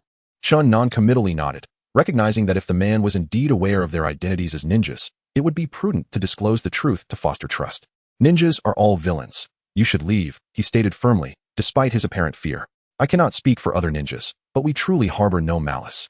If you share your predicament, we may be able to assist, Chin offered. At that moment, the woman interjected, Shuele, please trust them. I believe they genuinely wish to help us. Upon hearing this, the man relented. Very well. Thank you. As you can see, the individual in the square is Jiju, who frequently plunders resources from our village. Currently, he demands that anyone who withholds provisions be executed. Just the other day, he not only seized our supplies but also murdered the child next door for uttering a few harsh words. He was merely 5 years old. The man's voice trembled with rage. Moreover, he threatened that should such an incident occur again, he would annihilate entire families. Thus, we are left with no choice but to comply with his demands. When he first arrived, many of us resisted, but that only led to the deaths of numerous villagers. If you can indeed drive him away, it would be a tremendous relief. However, you seem quite young, he lamented. Do not underestimate us due to our age, Uchiha Hoshi retorted. Indeed, Chin concurred. Let us proceed. Uchiha Hoshi nodded in affirmation. In an instant, the two had vanished from the sight of the man and woman. Meanwhile, Jiju sensed the presence of unfamiliar chakra. Just as he prepared to take action, Chin and Uchiha Hoshi materialized beside him. The villagers in front of Jiju gasped in astonishment as the two unknown figures appeared at his side. Enough of your plundering. It is time to return what you have taken, Chin declared, placing his hand on both Uchiha Hoshi and Jiju's shoulders. In a flash, Chun and Uchiha Hoshi transported Jiju to the border of the Land of Fire. Who are you two? Jiju exclaimed, bewildered. You need not know. Uchiha Hoshi replied coldly. You insolent children, prepare to face my wrath. Water release, water dragon bullet technique. Jiju summoned a dragon made of water. Surging towards Chun and Uchiha Hoshi, fire release, great fireball technique. Uchiha Hoshi swiftly performed hand signs, unleashing a massive fireball that was larger and more potent than the standard version. The two techniques collided, generating a thick mist. Meanwhile, Chin had circled around Jiju's rear, and the latter was oblivious. Chin seized him, yet unbeknownst to Jiju, another version of Chin, enveloped in a blue orb of chakra, had positioned himself beside him. With a resounding thud, the Chin that Jiju had grasped vanished, and the real Chin executed his Rasen shuriken. Jiju was struck, set reeling against a tree stump, barely clinging to consciousness. Subsequently, he was bound to a tree by Chin and Uchiha Hoshi, rendering his escape nearly impossible. What do you intend to do with me?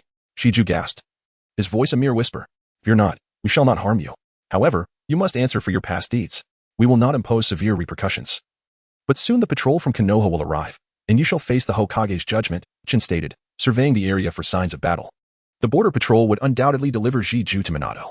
Chin retrieved paper and a pen from his ninja tool pouch, scribbling a note before inserting it into the crevice of the tree. Anyone approaching Jiju would discover the letter, although it contained no critical information. Merely enough for Minato to ascertain the identity of the author and the rationale behind it. Let us depart. They are approaching, Uchiha Hoshi urged. Agreed. Chin placed his hand on Uchiha Hoshi and Appo's shoulder, and in an instant, they returned to their previous hiding spot, then made their way towards the center of the square. This entire sequence transpired within mere minutes, leaving the villagers in a state of astonishment. The man and woman who had previously conversed with Chin and Uchiha Hoshi hurried over to them. Did you resolve the situation? The man inquired eagerly. Certainly, Uchiha Hoshi affirmed. Is that true? What wonderful news. The woman struggled to contain her excitement, her joy palpable, mirrored by the man beside her. Rest assured, he will not return. Gather the villagers and inform them that they need not provide resources to him any longer. Chin smiled reassuringly. That is splendid. Let us inform everyone at once. The woman exclaimed. Indeed, the man agreed, rushing to occupy the spot Jiju had previously held. Listen, everyone. We shall no longer endure this life of extortion. Jiju has been dealt with. He will trouble us no more. Cheers erupted from the crowd, though skepticism lingered among some. Shuele, can you truly assure us of this? It cannot be true. Indeed, it is. You may retrieve your belongings, he insisted. But who defeated him? The man faltered, uncertain of how to respond. As he was unaware of Chin and Uchiha Hoshi's names, he gestured for them to step forward. Understanding his intent, Chin and Uchiha Hoshi willingly approached the forefront. Chin pointed to Uchiha Hoshi, declaring, together, We are the ones who resolved the matter with Jiju. Surprise rippled through the crowd, mingled with doubt. As they processed the revelation that two mere children had accomplished such a feat, is it truly you who vanquished him? Believe it or not. The reality is that he will no longer return, Uchiha Hoshi asserted. The crowd erupted in joyous celebration, unconcerned with the truth. For Jiju's absence was sufficient for their relief. Chapter 38. Arrival at the Hidden Mist Village. Afterward, the villagers returned to their homes. While Chin and Uchiha Hoshi were graciously invited to the residences of both a man and a woman, we have conversed for quite some time. Yet we still do not know your names. Might you share them with us? The man inquired, his voice betraying a hint of unease. Likely due to the presence of the two ninjas. The woman quickly interjected, I am called Hame, and he is Shule. Chin smiled and replied, of course, I am Chun. And he is Xing naturally. Chin refrained from divulging their full names, for trust was not easily earned. Are you two brothers? Hame asked eagerly. The brilliance of the stars converges upon the North Star. Shule inquired further, if there is anything we can assist you with, please do not hesitate to ask. Upon hearing this, Chin quickly waved his hand in denial. While it is true that we are ninjas and have aided you, we hope you treat us as you would any other villagers. Furthermore, we are not brothers. I see. Well, should there be anything we can assist with? Do let us know. In that case, we might indeed require your help, Uchiha Hoshi stated. Please, tell us. We will need a boat and a ferryman to take us to the Hidden Mist Village tomorrow. Would you be willing to assist us? That is certainly no problem. Shule responded. We are immensely grateful, Chin replied. In truth, we should be the ones expressing our gratitude. Oh, I had assumed you were siblings. How fortuitous. Hame chuckled awkwardly. After exchanging a few more pleasantries, they all retired for the night. As benefactors, Chun and Xing were also provided a place to rest. The following day, all preparations were complete. Chin and Xing boarded the boat, where the villagers gathered to bid farewell to their benefactors. Safe travels. The villagers called out. Farewell, everyone. Chin responded. After saying their goodbyes, the boat set sail. After several hours of navigation, they finally arrived at a secluded disembarkation point for the Hidden Mist Village. Dear benefactors, I can only accompany you this far. Beyond this point lies the Hidden Mist Village. We hope to see you again in our village. Take care. As Chin and Uchiha Hoshi disembarked, the ferryman waved goodbye. We shall have that opportunity. Take care as well, Chin replied.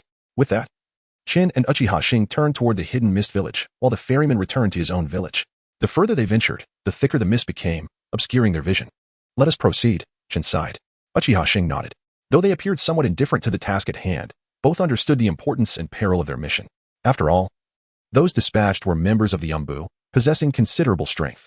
Chun and Uchiha Hoshi soon made their way into the village. The streets were sparsely populated, and the few individuals they encountered appeared despondent. Let us find someone to inquire about the situation, Chun whispered to Uchiha Hoshi agreed. After wandering the streets for a while without encountering anyone, they finally spotted a few people in what seemed to be a relatively bustling area. Chun approached a woman to ask about the situation, as most individuals would be aware of what was occurring. I cannot speak to everything, but since last month, there has been an organization forming to resist the current regime. I believe the situation has deteriorated significantly since then. However, we common folk dare not defy the words of those in power, the woman said quietly. It is perplexing that since last month, there have been continuous attempts to resist. I do not mean to criticize, it is simply dangerous. Chin was about to respond when the woman continued. Sometimes I too wish to join. But I have children at home. I cannot leave them without care. And what are these individuals? Chin inquired. Initially, when they began resisting, some adults spoke out, forcibly disbanding them. Yet within a few days, they resumed their protests. After multiple attempts, the authorities seem to have altered their strategies as each time the resistance arises. Those involved are apprehended by ninjas and taken to prison.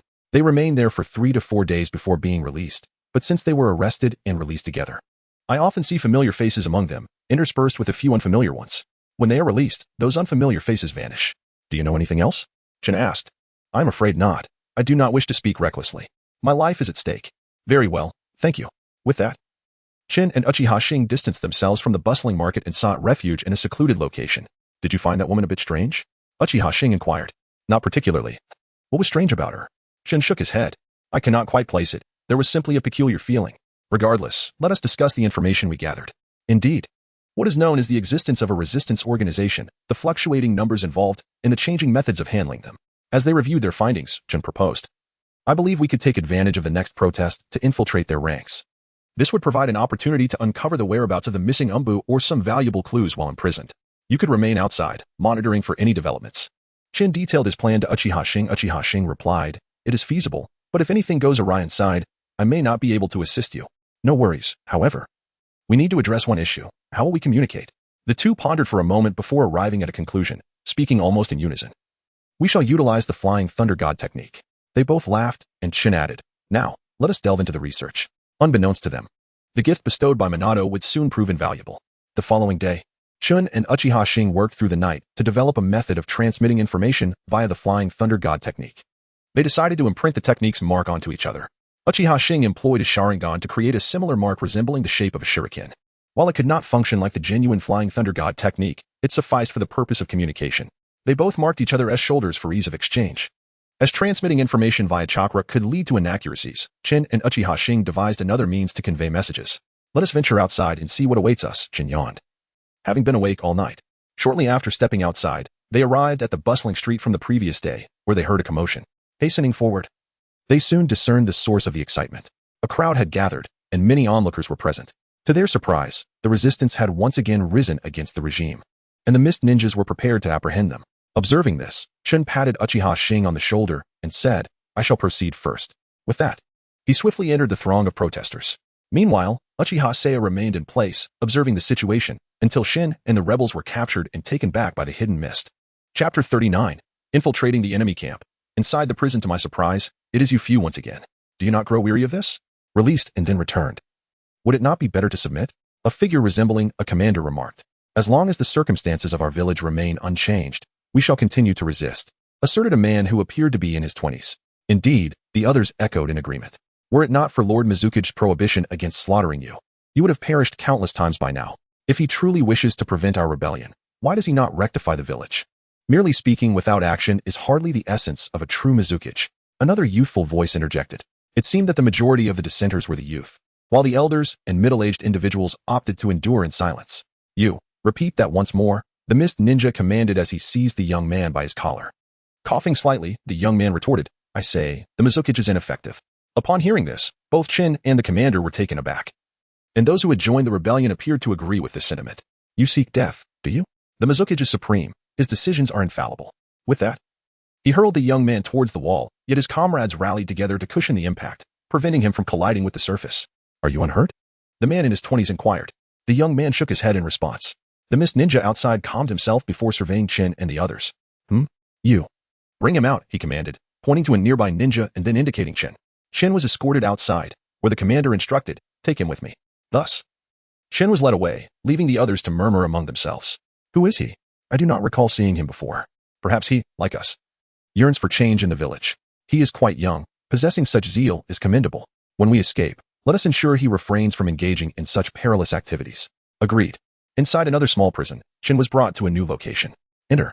As an actor, Chin complied and followed the commander inside, who then dismissed all the other ninjas present. Confess everything. It is just the two of us here. Chin, puzzled, replied, confess what? Should I reiterate what that individual just said? Do not presume I am unaware. You hail from another village as well. With those words, the commander fixed his gaze upon Chin. What are you implying? I am indeed from here. Were it not for that useless Mizuki, we would not be in this predicament. Chin clenched his fists, portraying a genuine disdain for the current regime. It must be said. Chin's acting was remarkably adept. Repeat that. The commander suddenly shoved Chun against the wall. Chin coughed a few times for effect. It was evident that this man was volatile. His anger sparked at any disparagement of the Mizuki, akin to a devoted follower. I shall ask you once more. Who sent you here? The consequences will be dire if you do not comply. I am here of my own accord. Chin deliberately paused. The commander smiled, then snapped his fingers. A ninja entered, brandishing a syringe-like object. Upon seeing this, Chin thought, indeed, someone is stationed outside. No one would be foolish enough to act unguarded. However, what was that object the ninja held? Chin resolved to take his chances. Would you like to know what this is? The commander waved one before Chin's eyes. It is a fine item. It can render your existence a torment far worse than death. This is your last opportunity. Who sent you? The last statement bore an unsettling resemblance to a child trafficking scheme. I am here of my own accord, Chin repeated, his confidence waning. Noticing this, the commander said, fear not. Simply utter the truth, and not only will you be spared this torment, but we shall also protect you. Chin displayed a conflicted expression, then shook his head resolutely, declaring, I am here of my own accord. At this, the commander's demeanor shifted dramatically. Since you are so obstinate, do not blame me for my rudeness. He gestured for the ninja to inject Chun with the substance. Chun braced himself, prepared to face whatever consequences lay ahead. He would dare to take the risk. The ninja approached Chun, holding two syringes. He first pierced Chin's left shoulder, but refrained from pressing the plunger. The other syringe was inserted into Chin's right shoulder, also left unpressed. Chin struggled fiercely, yet to no avail. The ninja's fingers intertwined, and he murmured incantations. Suddenly, both syringes released their contents simultaneously into Chin's shoulders. A wave of pain surged through him, escalating to a crescendo that elicited a cry of agony. Chin's body curled into itself, and his once clear consciousness began to fade. Gradually, he ceased to resist and succumbed to unconsciousness, and this was not an act. Ah, foolish child.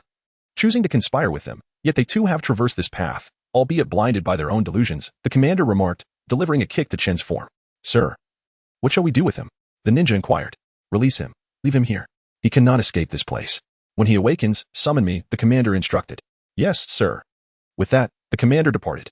Outside the prison, Uchiha Hoshi was searching for a woman with striking green eyes, long brown hair in a cross pattern, with one eye obscured by her locks. This was the individual Chunin had mentioned the night prior, claiming she could assist them in their mission. However, Uchiha Hoshi had searched for a considerable time and found no trace of her. Occasionally, the streets were deserted, making the task of locating someone with such distinct features all the more challenging. Ceasing his search, Uchiha Hoshi returned to a concealed location.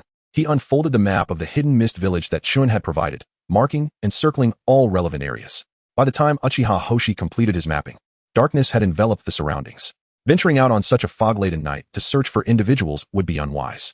Thus, he decided to rest and rejuvenate for the night. The following day, as the sun rose, the heavily shrouded village of mist was only slightly illuminated. Uchiha Hoshi awoke and set out to continue his search, relying solely on foot within the confines of the hidden mist village. After walking for some time, he finally reached his first destination. After surveying the area, despite the presence of a few individuals, none matched the criteria he sought. After finding nothing, Uchiha Hoshi pressed on to the next location, for time was fleeting. 3 days later, Uchiha Hoshi's map bore numerous crosses across half its expanse, indicating areas devoid of targets. The remaining locations, though fewer, were widely scattered, requiring even more time to traverse. Thus, Uchiha Hoshi quickened his pace, for when Chin emerged, he might bring along lost members of the Umbu, or at the very least, possess knowledge of their whereabouts. Uchiha Hoshi retained a firm belief in Chin's capabilities. Chapter 40. Scheming within the prison. Chin gradually awakened from a haze, instinctively running his fingers through his hair. What is this? He patted his head, recollecting the events of a few days prior. I remember now. What was that thing? Hey, system. The system's mechanical voice echoed in his ears. Unable to analyze. Is it broken again? Forget it. I'll have to fend for myself. At that moment, a patrolling ninja passed by, glanced at Chun, and continued on their way. Shortly after, the irritable man entered, remarking, Well, the little brat is awake. How about another try? Chin quickly shook his head. Regardless of his identity, he truly did not wish to experience that sensation again. If you don't want to, then tell me who sent you. How many times must I say it? I am here of my own volition, Chin replied as always. TSK, why don't you ever learn? The irritable man joined his hands together, and a prison frame appeared behind Chin, binding him tightly. Still not talking? Seeing Chun's silence, the irritable man continued to alter his hand seals. Deep sea. The surroundings transformed into a vast ocean. Suddenly, Chin felt a force pushing his head downwards. Gulp. Taken by surprise, Chin swallowed several mouthfuls of deep water. Initially, it was bearable, but he gradually sensed his lungs being compressed. Am I descending into the depths of the ocean? Chin pondered. Breathlessness and other symptoms of deep-sea pressure began to assail him. If I don't get out soon, I will perish from asphyxiation, yet escaping requires releasing chakra, which would. If I do that, all my strategies will collapse, including the task with Uchiha Hoshi. It's a gamble. Gritting his teeth, Chin forced himself to hold his breath, but the pressure of the deep sea remained overwhelming. The urgency felt like something was crushing his lungs. Time became a blur, and Chin's consciousness began to waver. He felt he could not withstand this ordeal any longer. The drowsiness urged him to close his eyes, but he knew that if he could endure this challenge, the torment would cease. Just hold on a little longer. Indeed. After what felt like half a minute, the irritable man ceased his jutsu. Chin's vision returned to the prison, and he gasped for air. Observing this, the irritable man spoke to another ninja. In a few days, we'll release him with the others. As soon as he finished speaking, the irritable man turned and left. Understood, replied the other ninja, who also exited. Once they were gone, Chin secretly rejoiced. Their words had reached his ears, confirming his suspicions. After catching his breath, Chin began to execute his plan. He merged 2 fingers and touched the ground. This was a perception technique developed in conjunction with Uchiha Hoshi, designed to remain undetected by others. With Chun and Appo's prowess, he could sense more than just the confines of this small prison. However, while he could perceive the prison he entered initially, the situation outside seemed shrouded by a barrier. The 2 locations were not far apart, yet neither side could discern the other's circumstances. I cannot escape. Understanding that he was trapped in the sensory void, Chin began searching for the covert operatives dispatched with him. After a while, he finally detected a familiar presence. It was Hans, whom he had encountered a few times in the Hokage's office, and during their free time, they would engage in friendly sparring. He did not feel ashamed to spar with someone nearly a decade younger than himself, knowing the strength Chin possessed at his age. Hans perked up, wondering, that voice sounds familiar. Seeing Hans suddenly alert and serious, the others around him also turned their attention toward him. "It's me, and Yunshin." "Chin," Hans exclaimed, a mix of confusion and surprise in his tone. "What are you doing in the Mist Village? And how did you contact me? You have a lot of questions. Are there others with you?" "Others? You mean the Umbu who came with me?" "Yes, just them. They're nearby." Weevee tried various methods to no avail. Hans felt a surge of admiration. Clearly, these were the ninjas chosen by Minato for this mission. Enduring such torment in the mist, Chin had nearly reached his limit, yet they had persevered. "Rest assured, you'll be out soon," Chin assured him. Upon hearing this, Hans' face lit up with joy, and the others nearby also displayed hopeful expressions. Hans then shared the details with them. Meanwhile, Chin had contacted Uchiha Hoshi using another method. "Shing, how and Appos, is it going? Have you found them?" The sudden voice startled Uchiha Hoshi. "You nearly scared me to death." "Not yet. This is proving difficult. I still have about half to go. You need to hurry. I've found them, and I should be out in a few days. I plan to rescue them on my way out, and then take care of everything before leaving. Have you thought of a way to save them? If you come directly, it won't work," Uchiha Hoshi replied. "Of course, I know that. If my plan fails, I'll have to rescue them directly.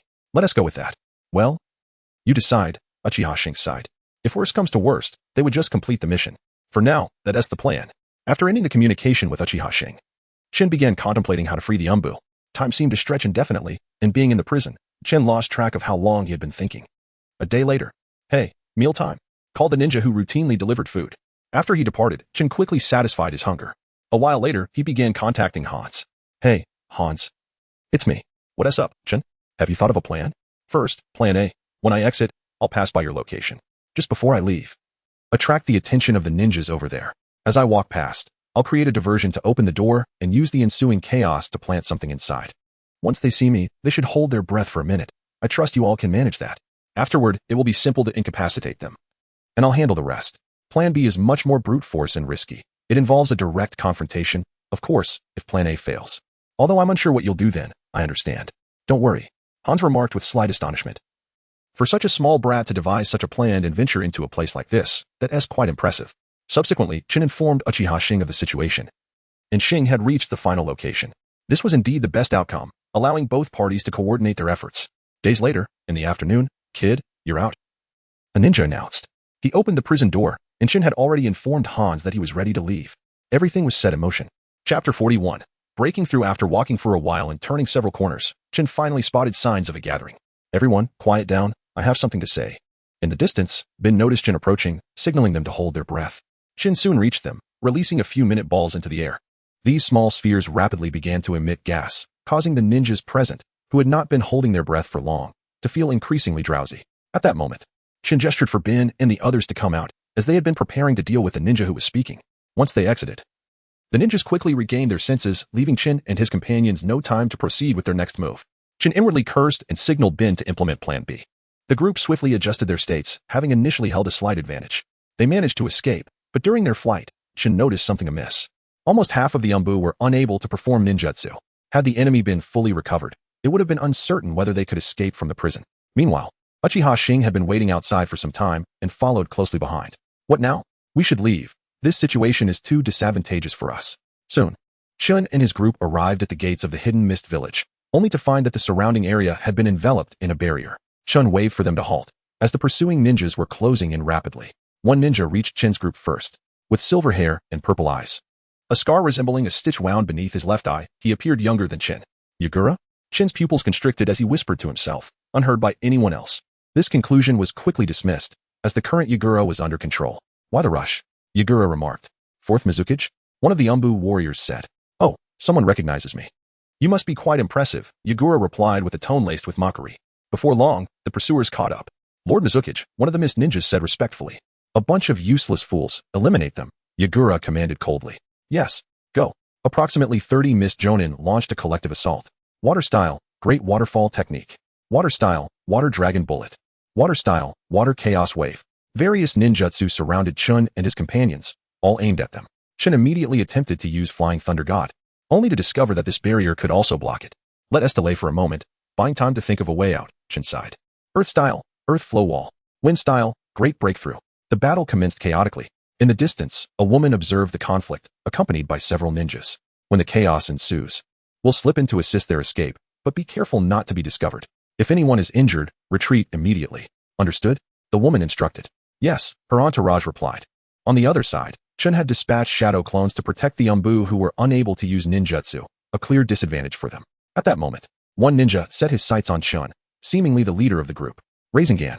Chun unleashed the attack without hesitation, but due to the distraction of protecting the Umbu, its force was somewhat lacking.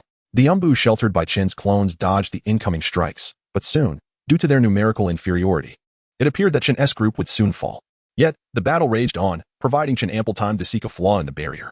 While fending off the ninjas in front of him, he also kept an eye out for any weaknesses in the barrier while protecting the Umbu. This was undoubtedly a challenging task for Chin. However, perseverance bore fruit, and he finally spotted a crack in the barrier. Strangely, this flaw seemed to have appeared suddenly. But in the heat of the moment, Chin did not overthink it. He called out to Uchiha Hoshi, signaling him to prepare for their escape with the Umbu. Uchiha Hoshi understood his intent immediately. Kid, still distracted at a time like this? The ninja taunted. Chin ignored him, swiftly distancing himself while focusing on the breach. Wind style, great breakthrough. Chin decided to avoid engaging the ninja before him and hastily formed hand seals. The wind whipped fiercely, making it difficult to see. And at that moment, Chin appeared before the attacking ninja. However, the Mist Jonin were no novices, especially in their fog-laden homeland, where their sensory abilities were quite extraordinary. Chun and Appo's hand crackled with a blue sphere, flickering in and out of visibility. The ninja easily evaded Chun's assault, but Chun discerned that even if he did not dodge, the Rasengan would not strike him, as it vanished just before contact. Water style, water pillar wave. The ninja swiftly formed hand seals, targeting Chun directly. Chun pivoted, channeling chakra to enhance his speed. Even so, the jutsu struck his left arm. Nevertheless, Chun's objective was to breach the barrier, so he immediately began gathering chakra again. The blue sphere flickered before disappearing entirely. Once more, Chun executed the Rasengan, watching as the sphere transformed from blue to a deep crimson. It expanded, initially surprising him. But he dismissed the thought amid the urgency. Uchiha Hoshi and the others noticed this change as well. Rasengan. Boom. The barrier shattered, creating an opening just large enough for an adult ninja to pass through.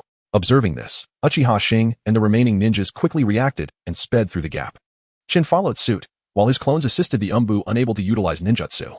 Uchiha Hoshi and the remaining Umbu also burst through, with the pursuers close behind. Chin, seeing that everyone had escaped, dispatched several more shadow clones to place their hands on the shoulders of the remaining Umbu. Whoosh! The scene shifted back to the place where Chin and Uchiha Hoshi had previously bullied Yagura, at the border of the Land of Fire. The mist ninjas that had been pursuing Chun's group stood frozen in shock. Yet, no one noticed the bemused expression on Yagura's face as he vanished from the fray. At the border of the Land of Fire, the recently relocated Umbu appeared somewhat bewildered but understood they were now safe. Huff, huff. Chun knelt on the ground. Relocating so many people at once was still quite taxing for him. Uchiha Hoshi surveyed the surroundings before approaching. Are you all right? Chin shook his head and slowly rose. I'm fine. He then used medical ninjutsu to heal his wounds, seeing a green chakra swirling around his left arm. Moments later, it dissipated, and Chin furrowed his brow, ceasing his actions. Let us rest here for the night. It's getting dark. Although this place is much safer, it's still best to be cautious. Chin advised the Umbu. They nodded in agreement. Chin then quietly told Uchiha Hoshi, you should return with them tomorrow. I'll stay behind for now. Chapter 42. The journey begins. Why? Uchiha Hoshi cast a puzzled glance. Of course, it's an opportunity to take a stroll. When the time comes. I expect you to join me, Chin replied, reverting to his mischievous demeanor. Suit yourself, Uchiha Hoshi said, taken aback to discover Chin still entertained the notion. Amid their banter, a temporary base was swiftly established by the Umbu, who utilized their skills with remarkable ease. Even at the border of the Land of Fire, vigilance remained paramount. Occasionally, they exchanged pleasantries while Chun pinned the report for this mission, each lost in their own tasks, the night passing quietly. The following day, Chun submitted the report to Uchiha Hoshi for forwarding to Minato. Upon seeing this, Uchiha Hoshi inquired, Chun, aren't you returning with us? Chun waved his hand dismissively. No, I have matters to attend to. You all head back first. After a brief farewell, they parted ways. Naturally, Chun ventured outward, for numerous side missions awaited him. After a morning's journey, Uchiha Hoshi and his companions finally returned to Konoha. In the Hokage's office, Uchiha Hoshi presented Chin's mission report to Minato. Upon recognizing the source of the report, Minato surmised its implications. After reviewing the document, he wore an expression of affirmation. Despite the challenges faced, your mission was executed commendably. Return home and rest. Your families have missed you, he said. After the Umbu departed, only Minato and Uchiha Hoshi remained in the office. That rascal Chin has gone off again. I suppose he has put you in a bit of a bind, Minato chuckled. Is there something else, sensei? Uchiha Hoshi replied, slightly embarrassed. Ha ha ha, not really, but you seem to have overlooked something. Uchiha Hoshi queried, puzzled. Minato, with a flicker of chakra, revealed an unopened letter from the report. This must be for you from Chin, though it appears you failed to notice. Suddenly, a small note appeared on the letter's surface. Inscribed with, hee hee, You only guessed half right, sensei. Minato raised an eyebrow, realizing Chin might have anticipated such a turn of events. Uchiha Hoshi accepted the letter from Minato's hand, saying, well then, if there's nothing else, I'll take my leave. Very well, we shall discuss the rest later. You've worked hard on this mission. Go home and rest well. Understood. Uchiha Hoshi exited the Hokage building, shaking the letter in his hand. What on earth? Outside the borders of the Land of Fire, Chin flexed his left arm. Though the wound had ceased its spread, his medical ninjutsu had yet to fully heal him. It merely halted the affliction. Even after multiple uses of his healing techniques, the situation remained unchanged. Forget it. I'll find a place to settle down for now. His intention was to secure temporary lodging while assessing the situation before making further plans. After a considerable distance, he finally stumbled upon a small village. Upon entering, he decided to purchase a new article of clothing, as his attire had become tattered from the battle. A light blue windbreaker paired with black trousers transformed Chin into a seemingly ordinary neighborly youth, devoid of any ninja semblance. None would suspect him to be a shinobi. Oh no, it seems I've run out of money. I forgot to borrow some before leaving. Chin scratched his head, muttering to himself. I suppose I'll have to camp outside tonight. He found a sheltered spot and foraged for some food. After a simple lunch, he began to gather chakra. However, he soon discovered that his chakra seemed to get stuck at a certain point, preventing him from utilizing his ninjutsu effectively.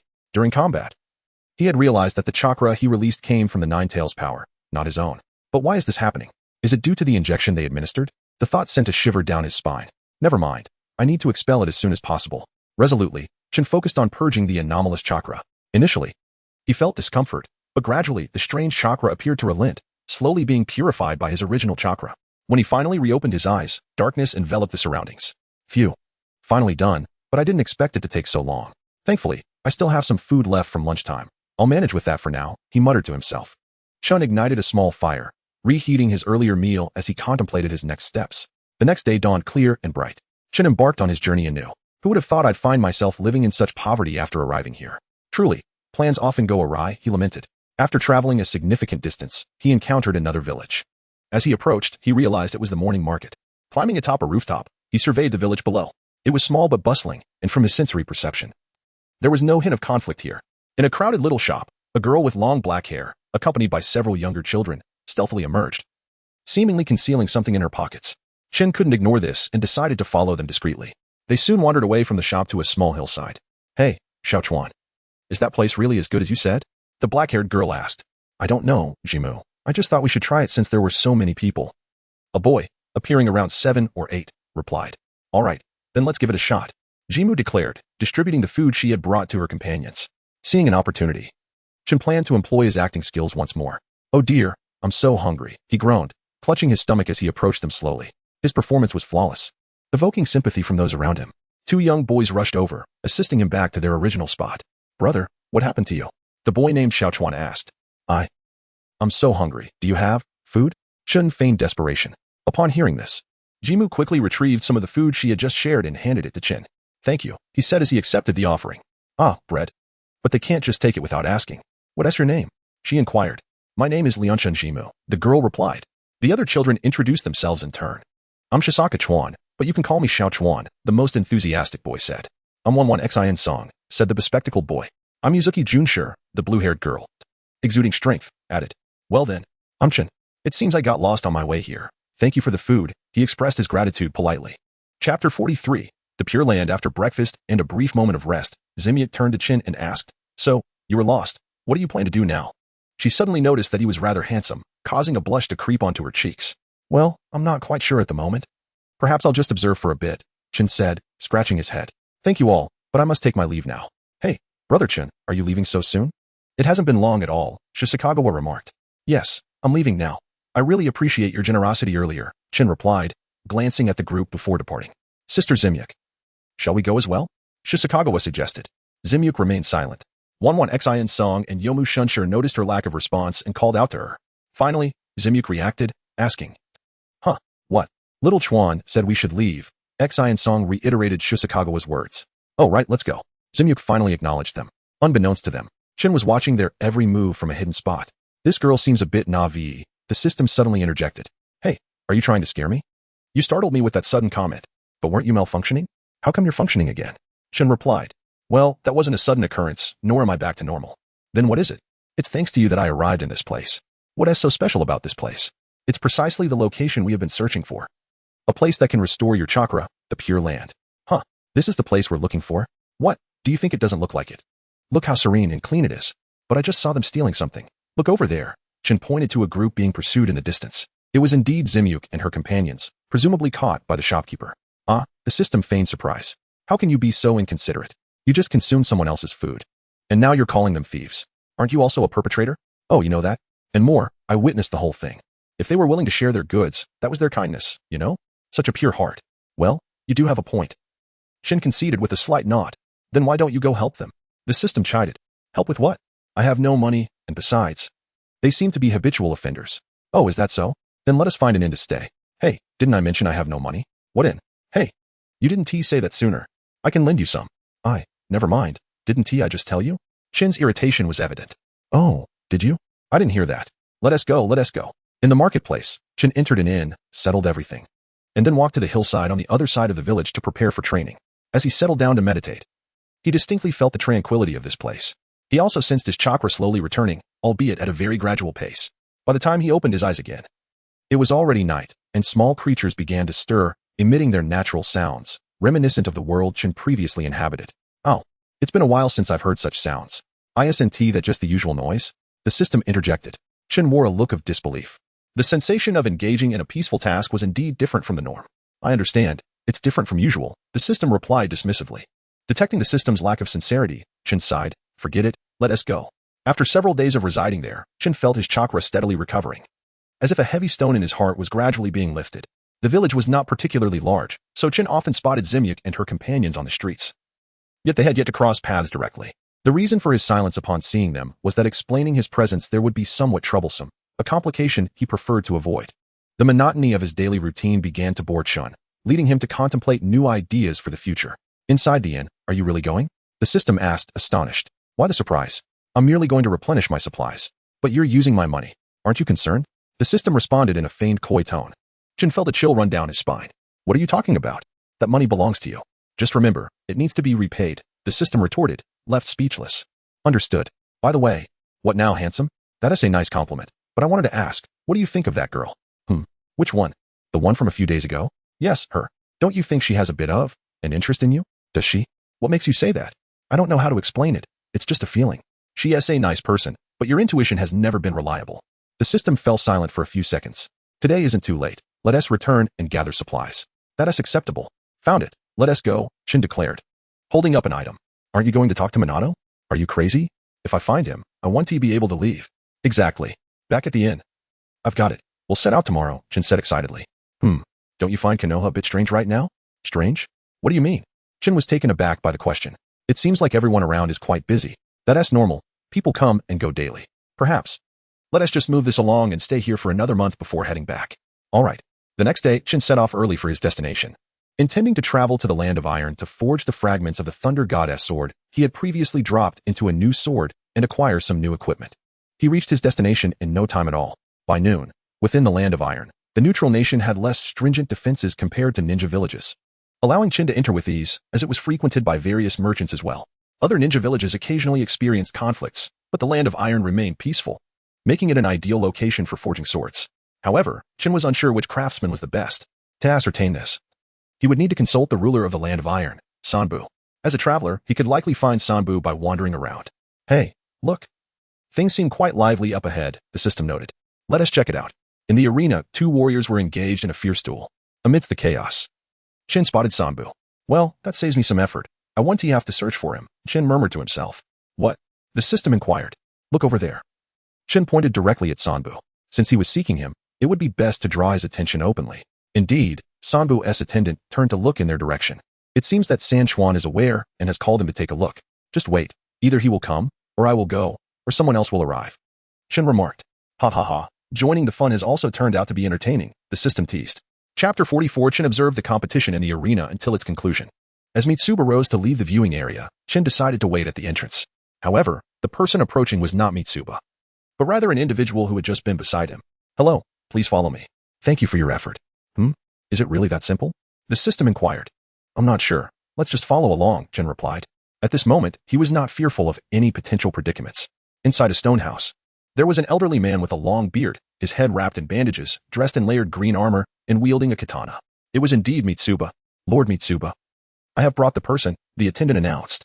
Thank you for your efforts, Assistant Zhong. You may step outside for a moment, Mitsuba instructed. Understood. The stone house was left with only Chin and Mitsuba. Mitsuba scrutinized Chin from head to toe. Chin, unfazed, allowed the examination to continue. After a considerable time, Mitsuba finally spoke. And you, Chin, has Konoha sent you for a specific purpose? Upon hearing this, Chin felt a jolt of surprise and replied, Lord Mitsuba, I did not come regarding village matters. Oh, then what brings you here? Actually, I would like to request your assistance, Chin said cautiously. Aware that he possessed no leverage to compel Mitsuba's help. Please, go on. Do you know where the finest craftsman in the land of iron is located? Ah, I know. But why do you ask? Though he had heard many rumors about the best craftsmen before coming, he still wished to gather more information from Mitsuba. I see. I can certainly share that with you, Mitsuba readily agreed. Don't you want to inquire about my intentions? Chin asked. You must know I am a proponent of peace. Your solitary visit here is already a demonstration of that. Therefore, I believe it unnecessary to beat around the bush. Thank you for your trust, Lord Mitsuba. Haha. Let us proceed. I will take you to meet him. All right. Chin followed Mitsuba into a narrow alleyway. At the corner, an elderly man was diligently forging tools. In an ordinary alley, at a commonplace turn, resided this remarkable craftsman. The neighbors passing by would exchange pleasantries with him, revealing that he was just like anyone else. Is this what it means for a master to dwell among the common folk? Mr. Hong, it has been a while, Mitsuba said. Indeed, it has, Lord Mitsuba. What brings you here? I am here to introduce a business opportunity. Mitsuba gestured toward Chun. Greetings, I am Yin Shun, but you may simply call me Chun. He said respectfully. Hello. No need for such formality. Just treat me as a friendly neighbor, Mr. Hong chuckled. Please continue. I have something to attend to. So I will take my leave, Mitsuba stated. Leaving so soon? Mr. Hong bantered. Yes, Chin, you can trust him completely, so do not worry. Thank you, Lord Mitsuba. Once Mitsuba departed, the conversation shifted to the main topic. Chun, please present the materials you wish to incorporate, Mr. Hong said, examining his tools. Here, take a look.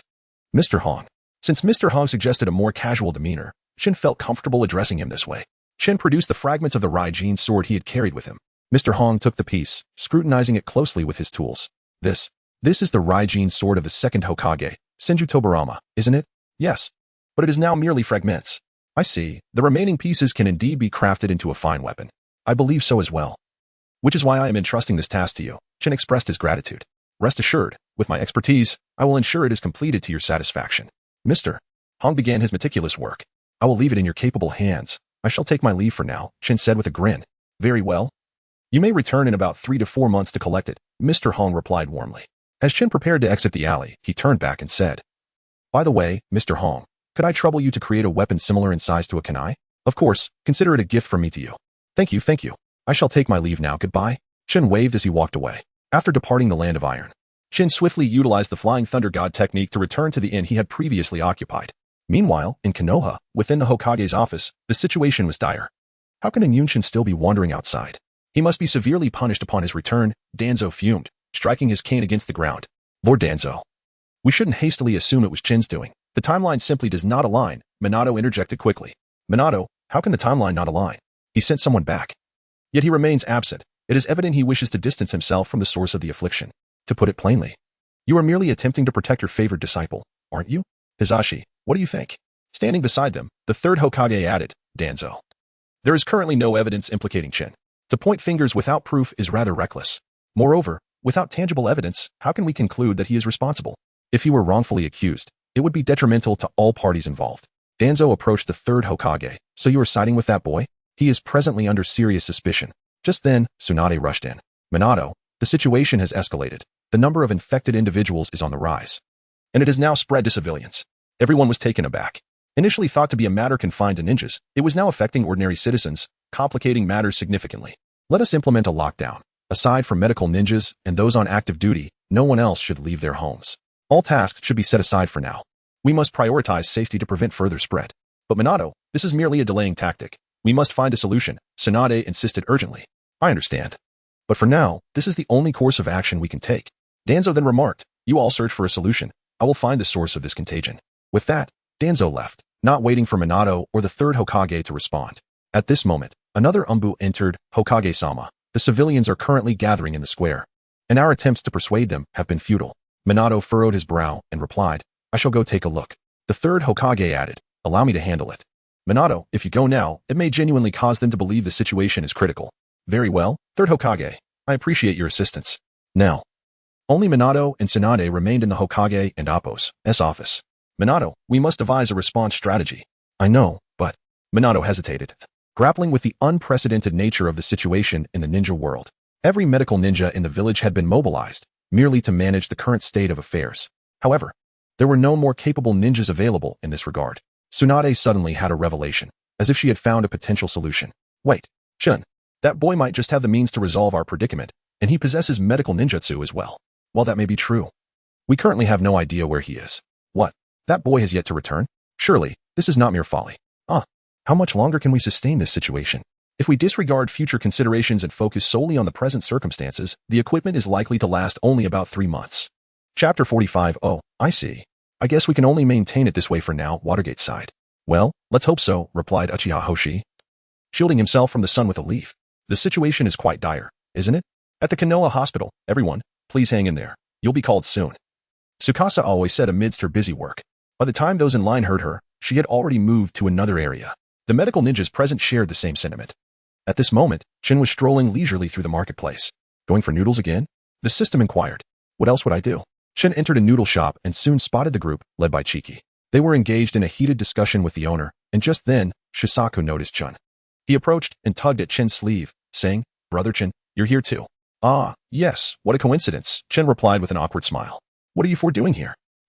At that moment, Chiki, who had been arguing with the owner, fell silent.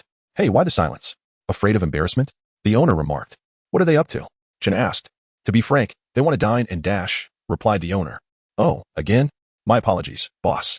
After saying this, Chin took Chiki's hand and led them outside. Chiki's face flushed bright red, and just as Chin was about to ask her a question, he noticed her expression.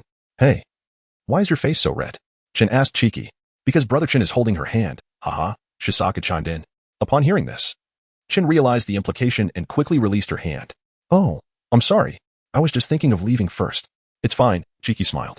The 5 of them walked through the streets as evening fell. Does anyone have food at home? We don't necessarily have to eat out, Chin suggested. After a moment of silence, no one responded. If no one has food, surely someone must have something to cook, Chin continued. Just my house. Chiki finally spoke up. Oh, I see. Chin bought some noodles and other items from a shop along the way. By the way, no one is home at your place. Right? Otherwise, it would be awkward for me to come over. You all can just take the food back to eat. No, there's no one at home. Chiki replied, lowering her head. At that moment, Yuzuki Shuncher tugged at Chin's sleeve, signaling him to bend down and listen. Brother Chin. Chiki's family has been gone since she was little, Shuncher said in her youthful voice. Oh, I see. Thank you for telling me, Chin replied with a smile, patting Shuncher's shoulder. Before long, they arrived. This is it, Chiki announced. In front of Chin stood a 2-story house, and upon entering, he found it quite spacious. Can you cook noodles? Chin asked Chiki. I can cook noodles, she replied. Then could you prepare these while I look around your house? Chin asked, handing her the items. Sure, I'll cook. You can explore, Chiki said as she accepted the items. All right, thank you, Chin nodded. Meanwhile, Shisaku and the others were already waiting in the living room. Looking quite familiar with the place, Chin wandered around, gaining a general understanding of the layout before returning to the living room to join Shisaku and the others as they awaited dinner. Brother Chin, Chiki's noodles are super delicious, Shisaku exclaimed excitedly. Is that true? Don't lie to me, Chin feigned seriousness. Yes. Wanyuan Xin Song and Yuzuki Shuncher replied eagerly, perhaps due to their familiarity. Wanyuan Xin Song and Yuzuki Shuncher, who had been quiet before, began to engage in cheerful banter with Chin. Soon, the noodles were ready, and Chiki brought a bowl over. Seeing this, Chun began to help as well. The 5 bowls of noodles were placed before them, looking quite appetizing. What did they say to you earlier? Chiki asked with a smile. Nothing much. They said your noodles are delicious, Chin replied, mimicking Shisaku's tone. Brother Chin, why do you keep imitating me? Shisaku protested. Is my imitation that bad? Chin chuckled lightly. The others joined in laughter, leaving Shisaku flustered. All right, enough teasing. Let us eat, Chiki suggested. Okay. Shisaku took a slurp of his noodles and exclaimed, wow, Chiki's noodles are still so tasty. Haha, hurry and eat, Chin added, trying a bite himself. It really is quite good. See? I told you, Shisaku chimed in. Thank goodness it didn't turn out badly, Chiki laughed. Before long, the bowls were cleared, and everyone appeared satisfied. I'll walk you home. It's quite late, Chin offered. Great. Will we see you tomorrow, Brother Chin? Shisaku suddenly asked. Upon hearing this, Chiki shot him a glare. Chin was momentarily taken aback before replying. Of course. Then let us go, Shisaku said, before Chiki could respond. The 4 of them had already exited her home. Once they had walked a bit further, Chin began to inquire. Hey, why did she glare at you earlier? Do I really have to say? Shisaka glanced at his two companions, who remained silent. Why not? You don't trust me, do you? Chin feigned a hurt tone. Fine. I'll tell you. We're probably considered the bad kids by others, unable to do anything right or help at home, so we followed Chiki to do some mischief, Shisaka admitted. What kind of mischief? Chin pressed. Stealing, taking shortcuts. Maybe Shisaka felt a sense of shame, for he lowered his head. Oh, I see.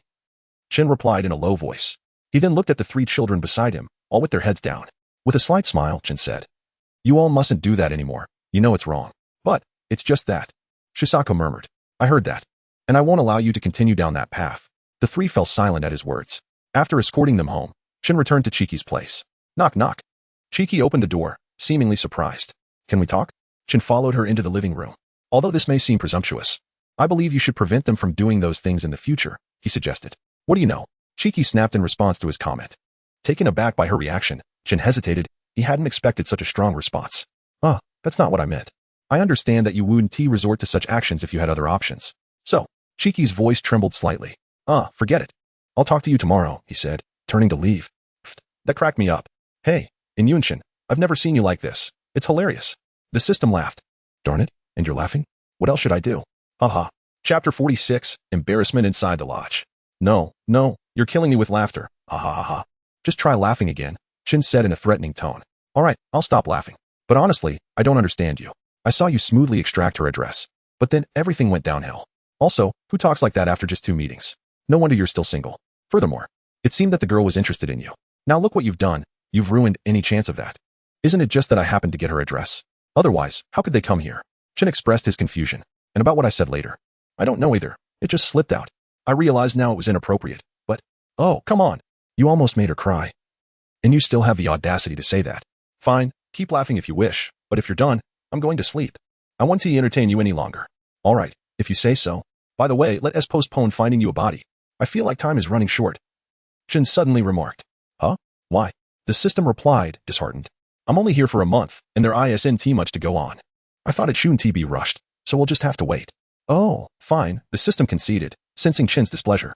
I promise I'll help you find one, don't worry, Chin assured. The following day, Chin escorted the 3 children to Jimu's doorstep. Brother Chin. It was always Sister Jimu who picked us up. Why are you the one today? Shu Banchuan inquired. Because I arrived earlier than her. It's quite simple. Chin opted not to knock, but waited for Jimu to emerge. Before long, Jimu opened the door, intending to find them. Only to be surprised to see Chin already waiting with the children. Before Jimu could speak, Chin seized the opportunity. Let us go? Okay. Shu Banchuan responded with unusual excitement.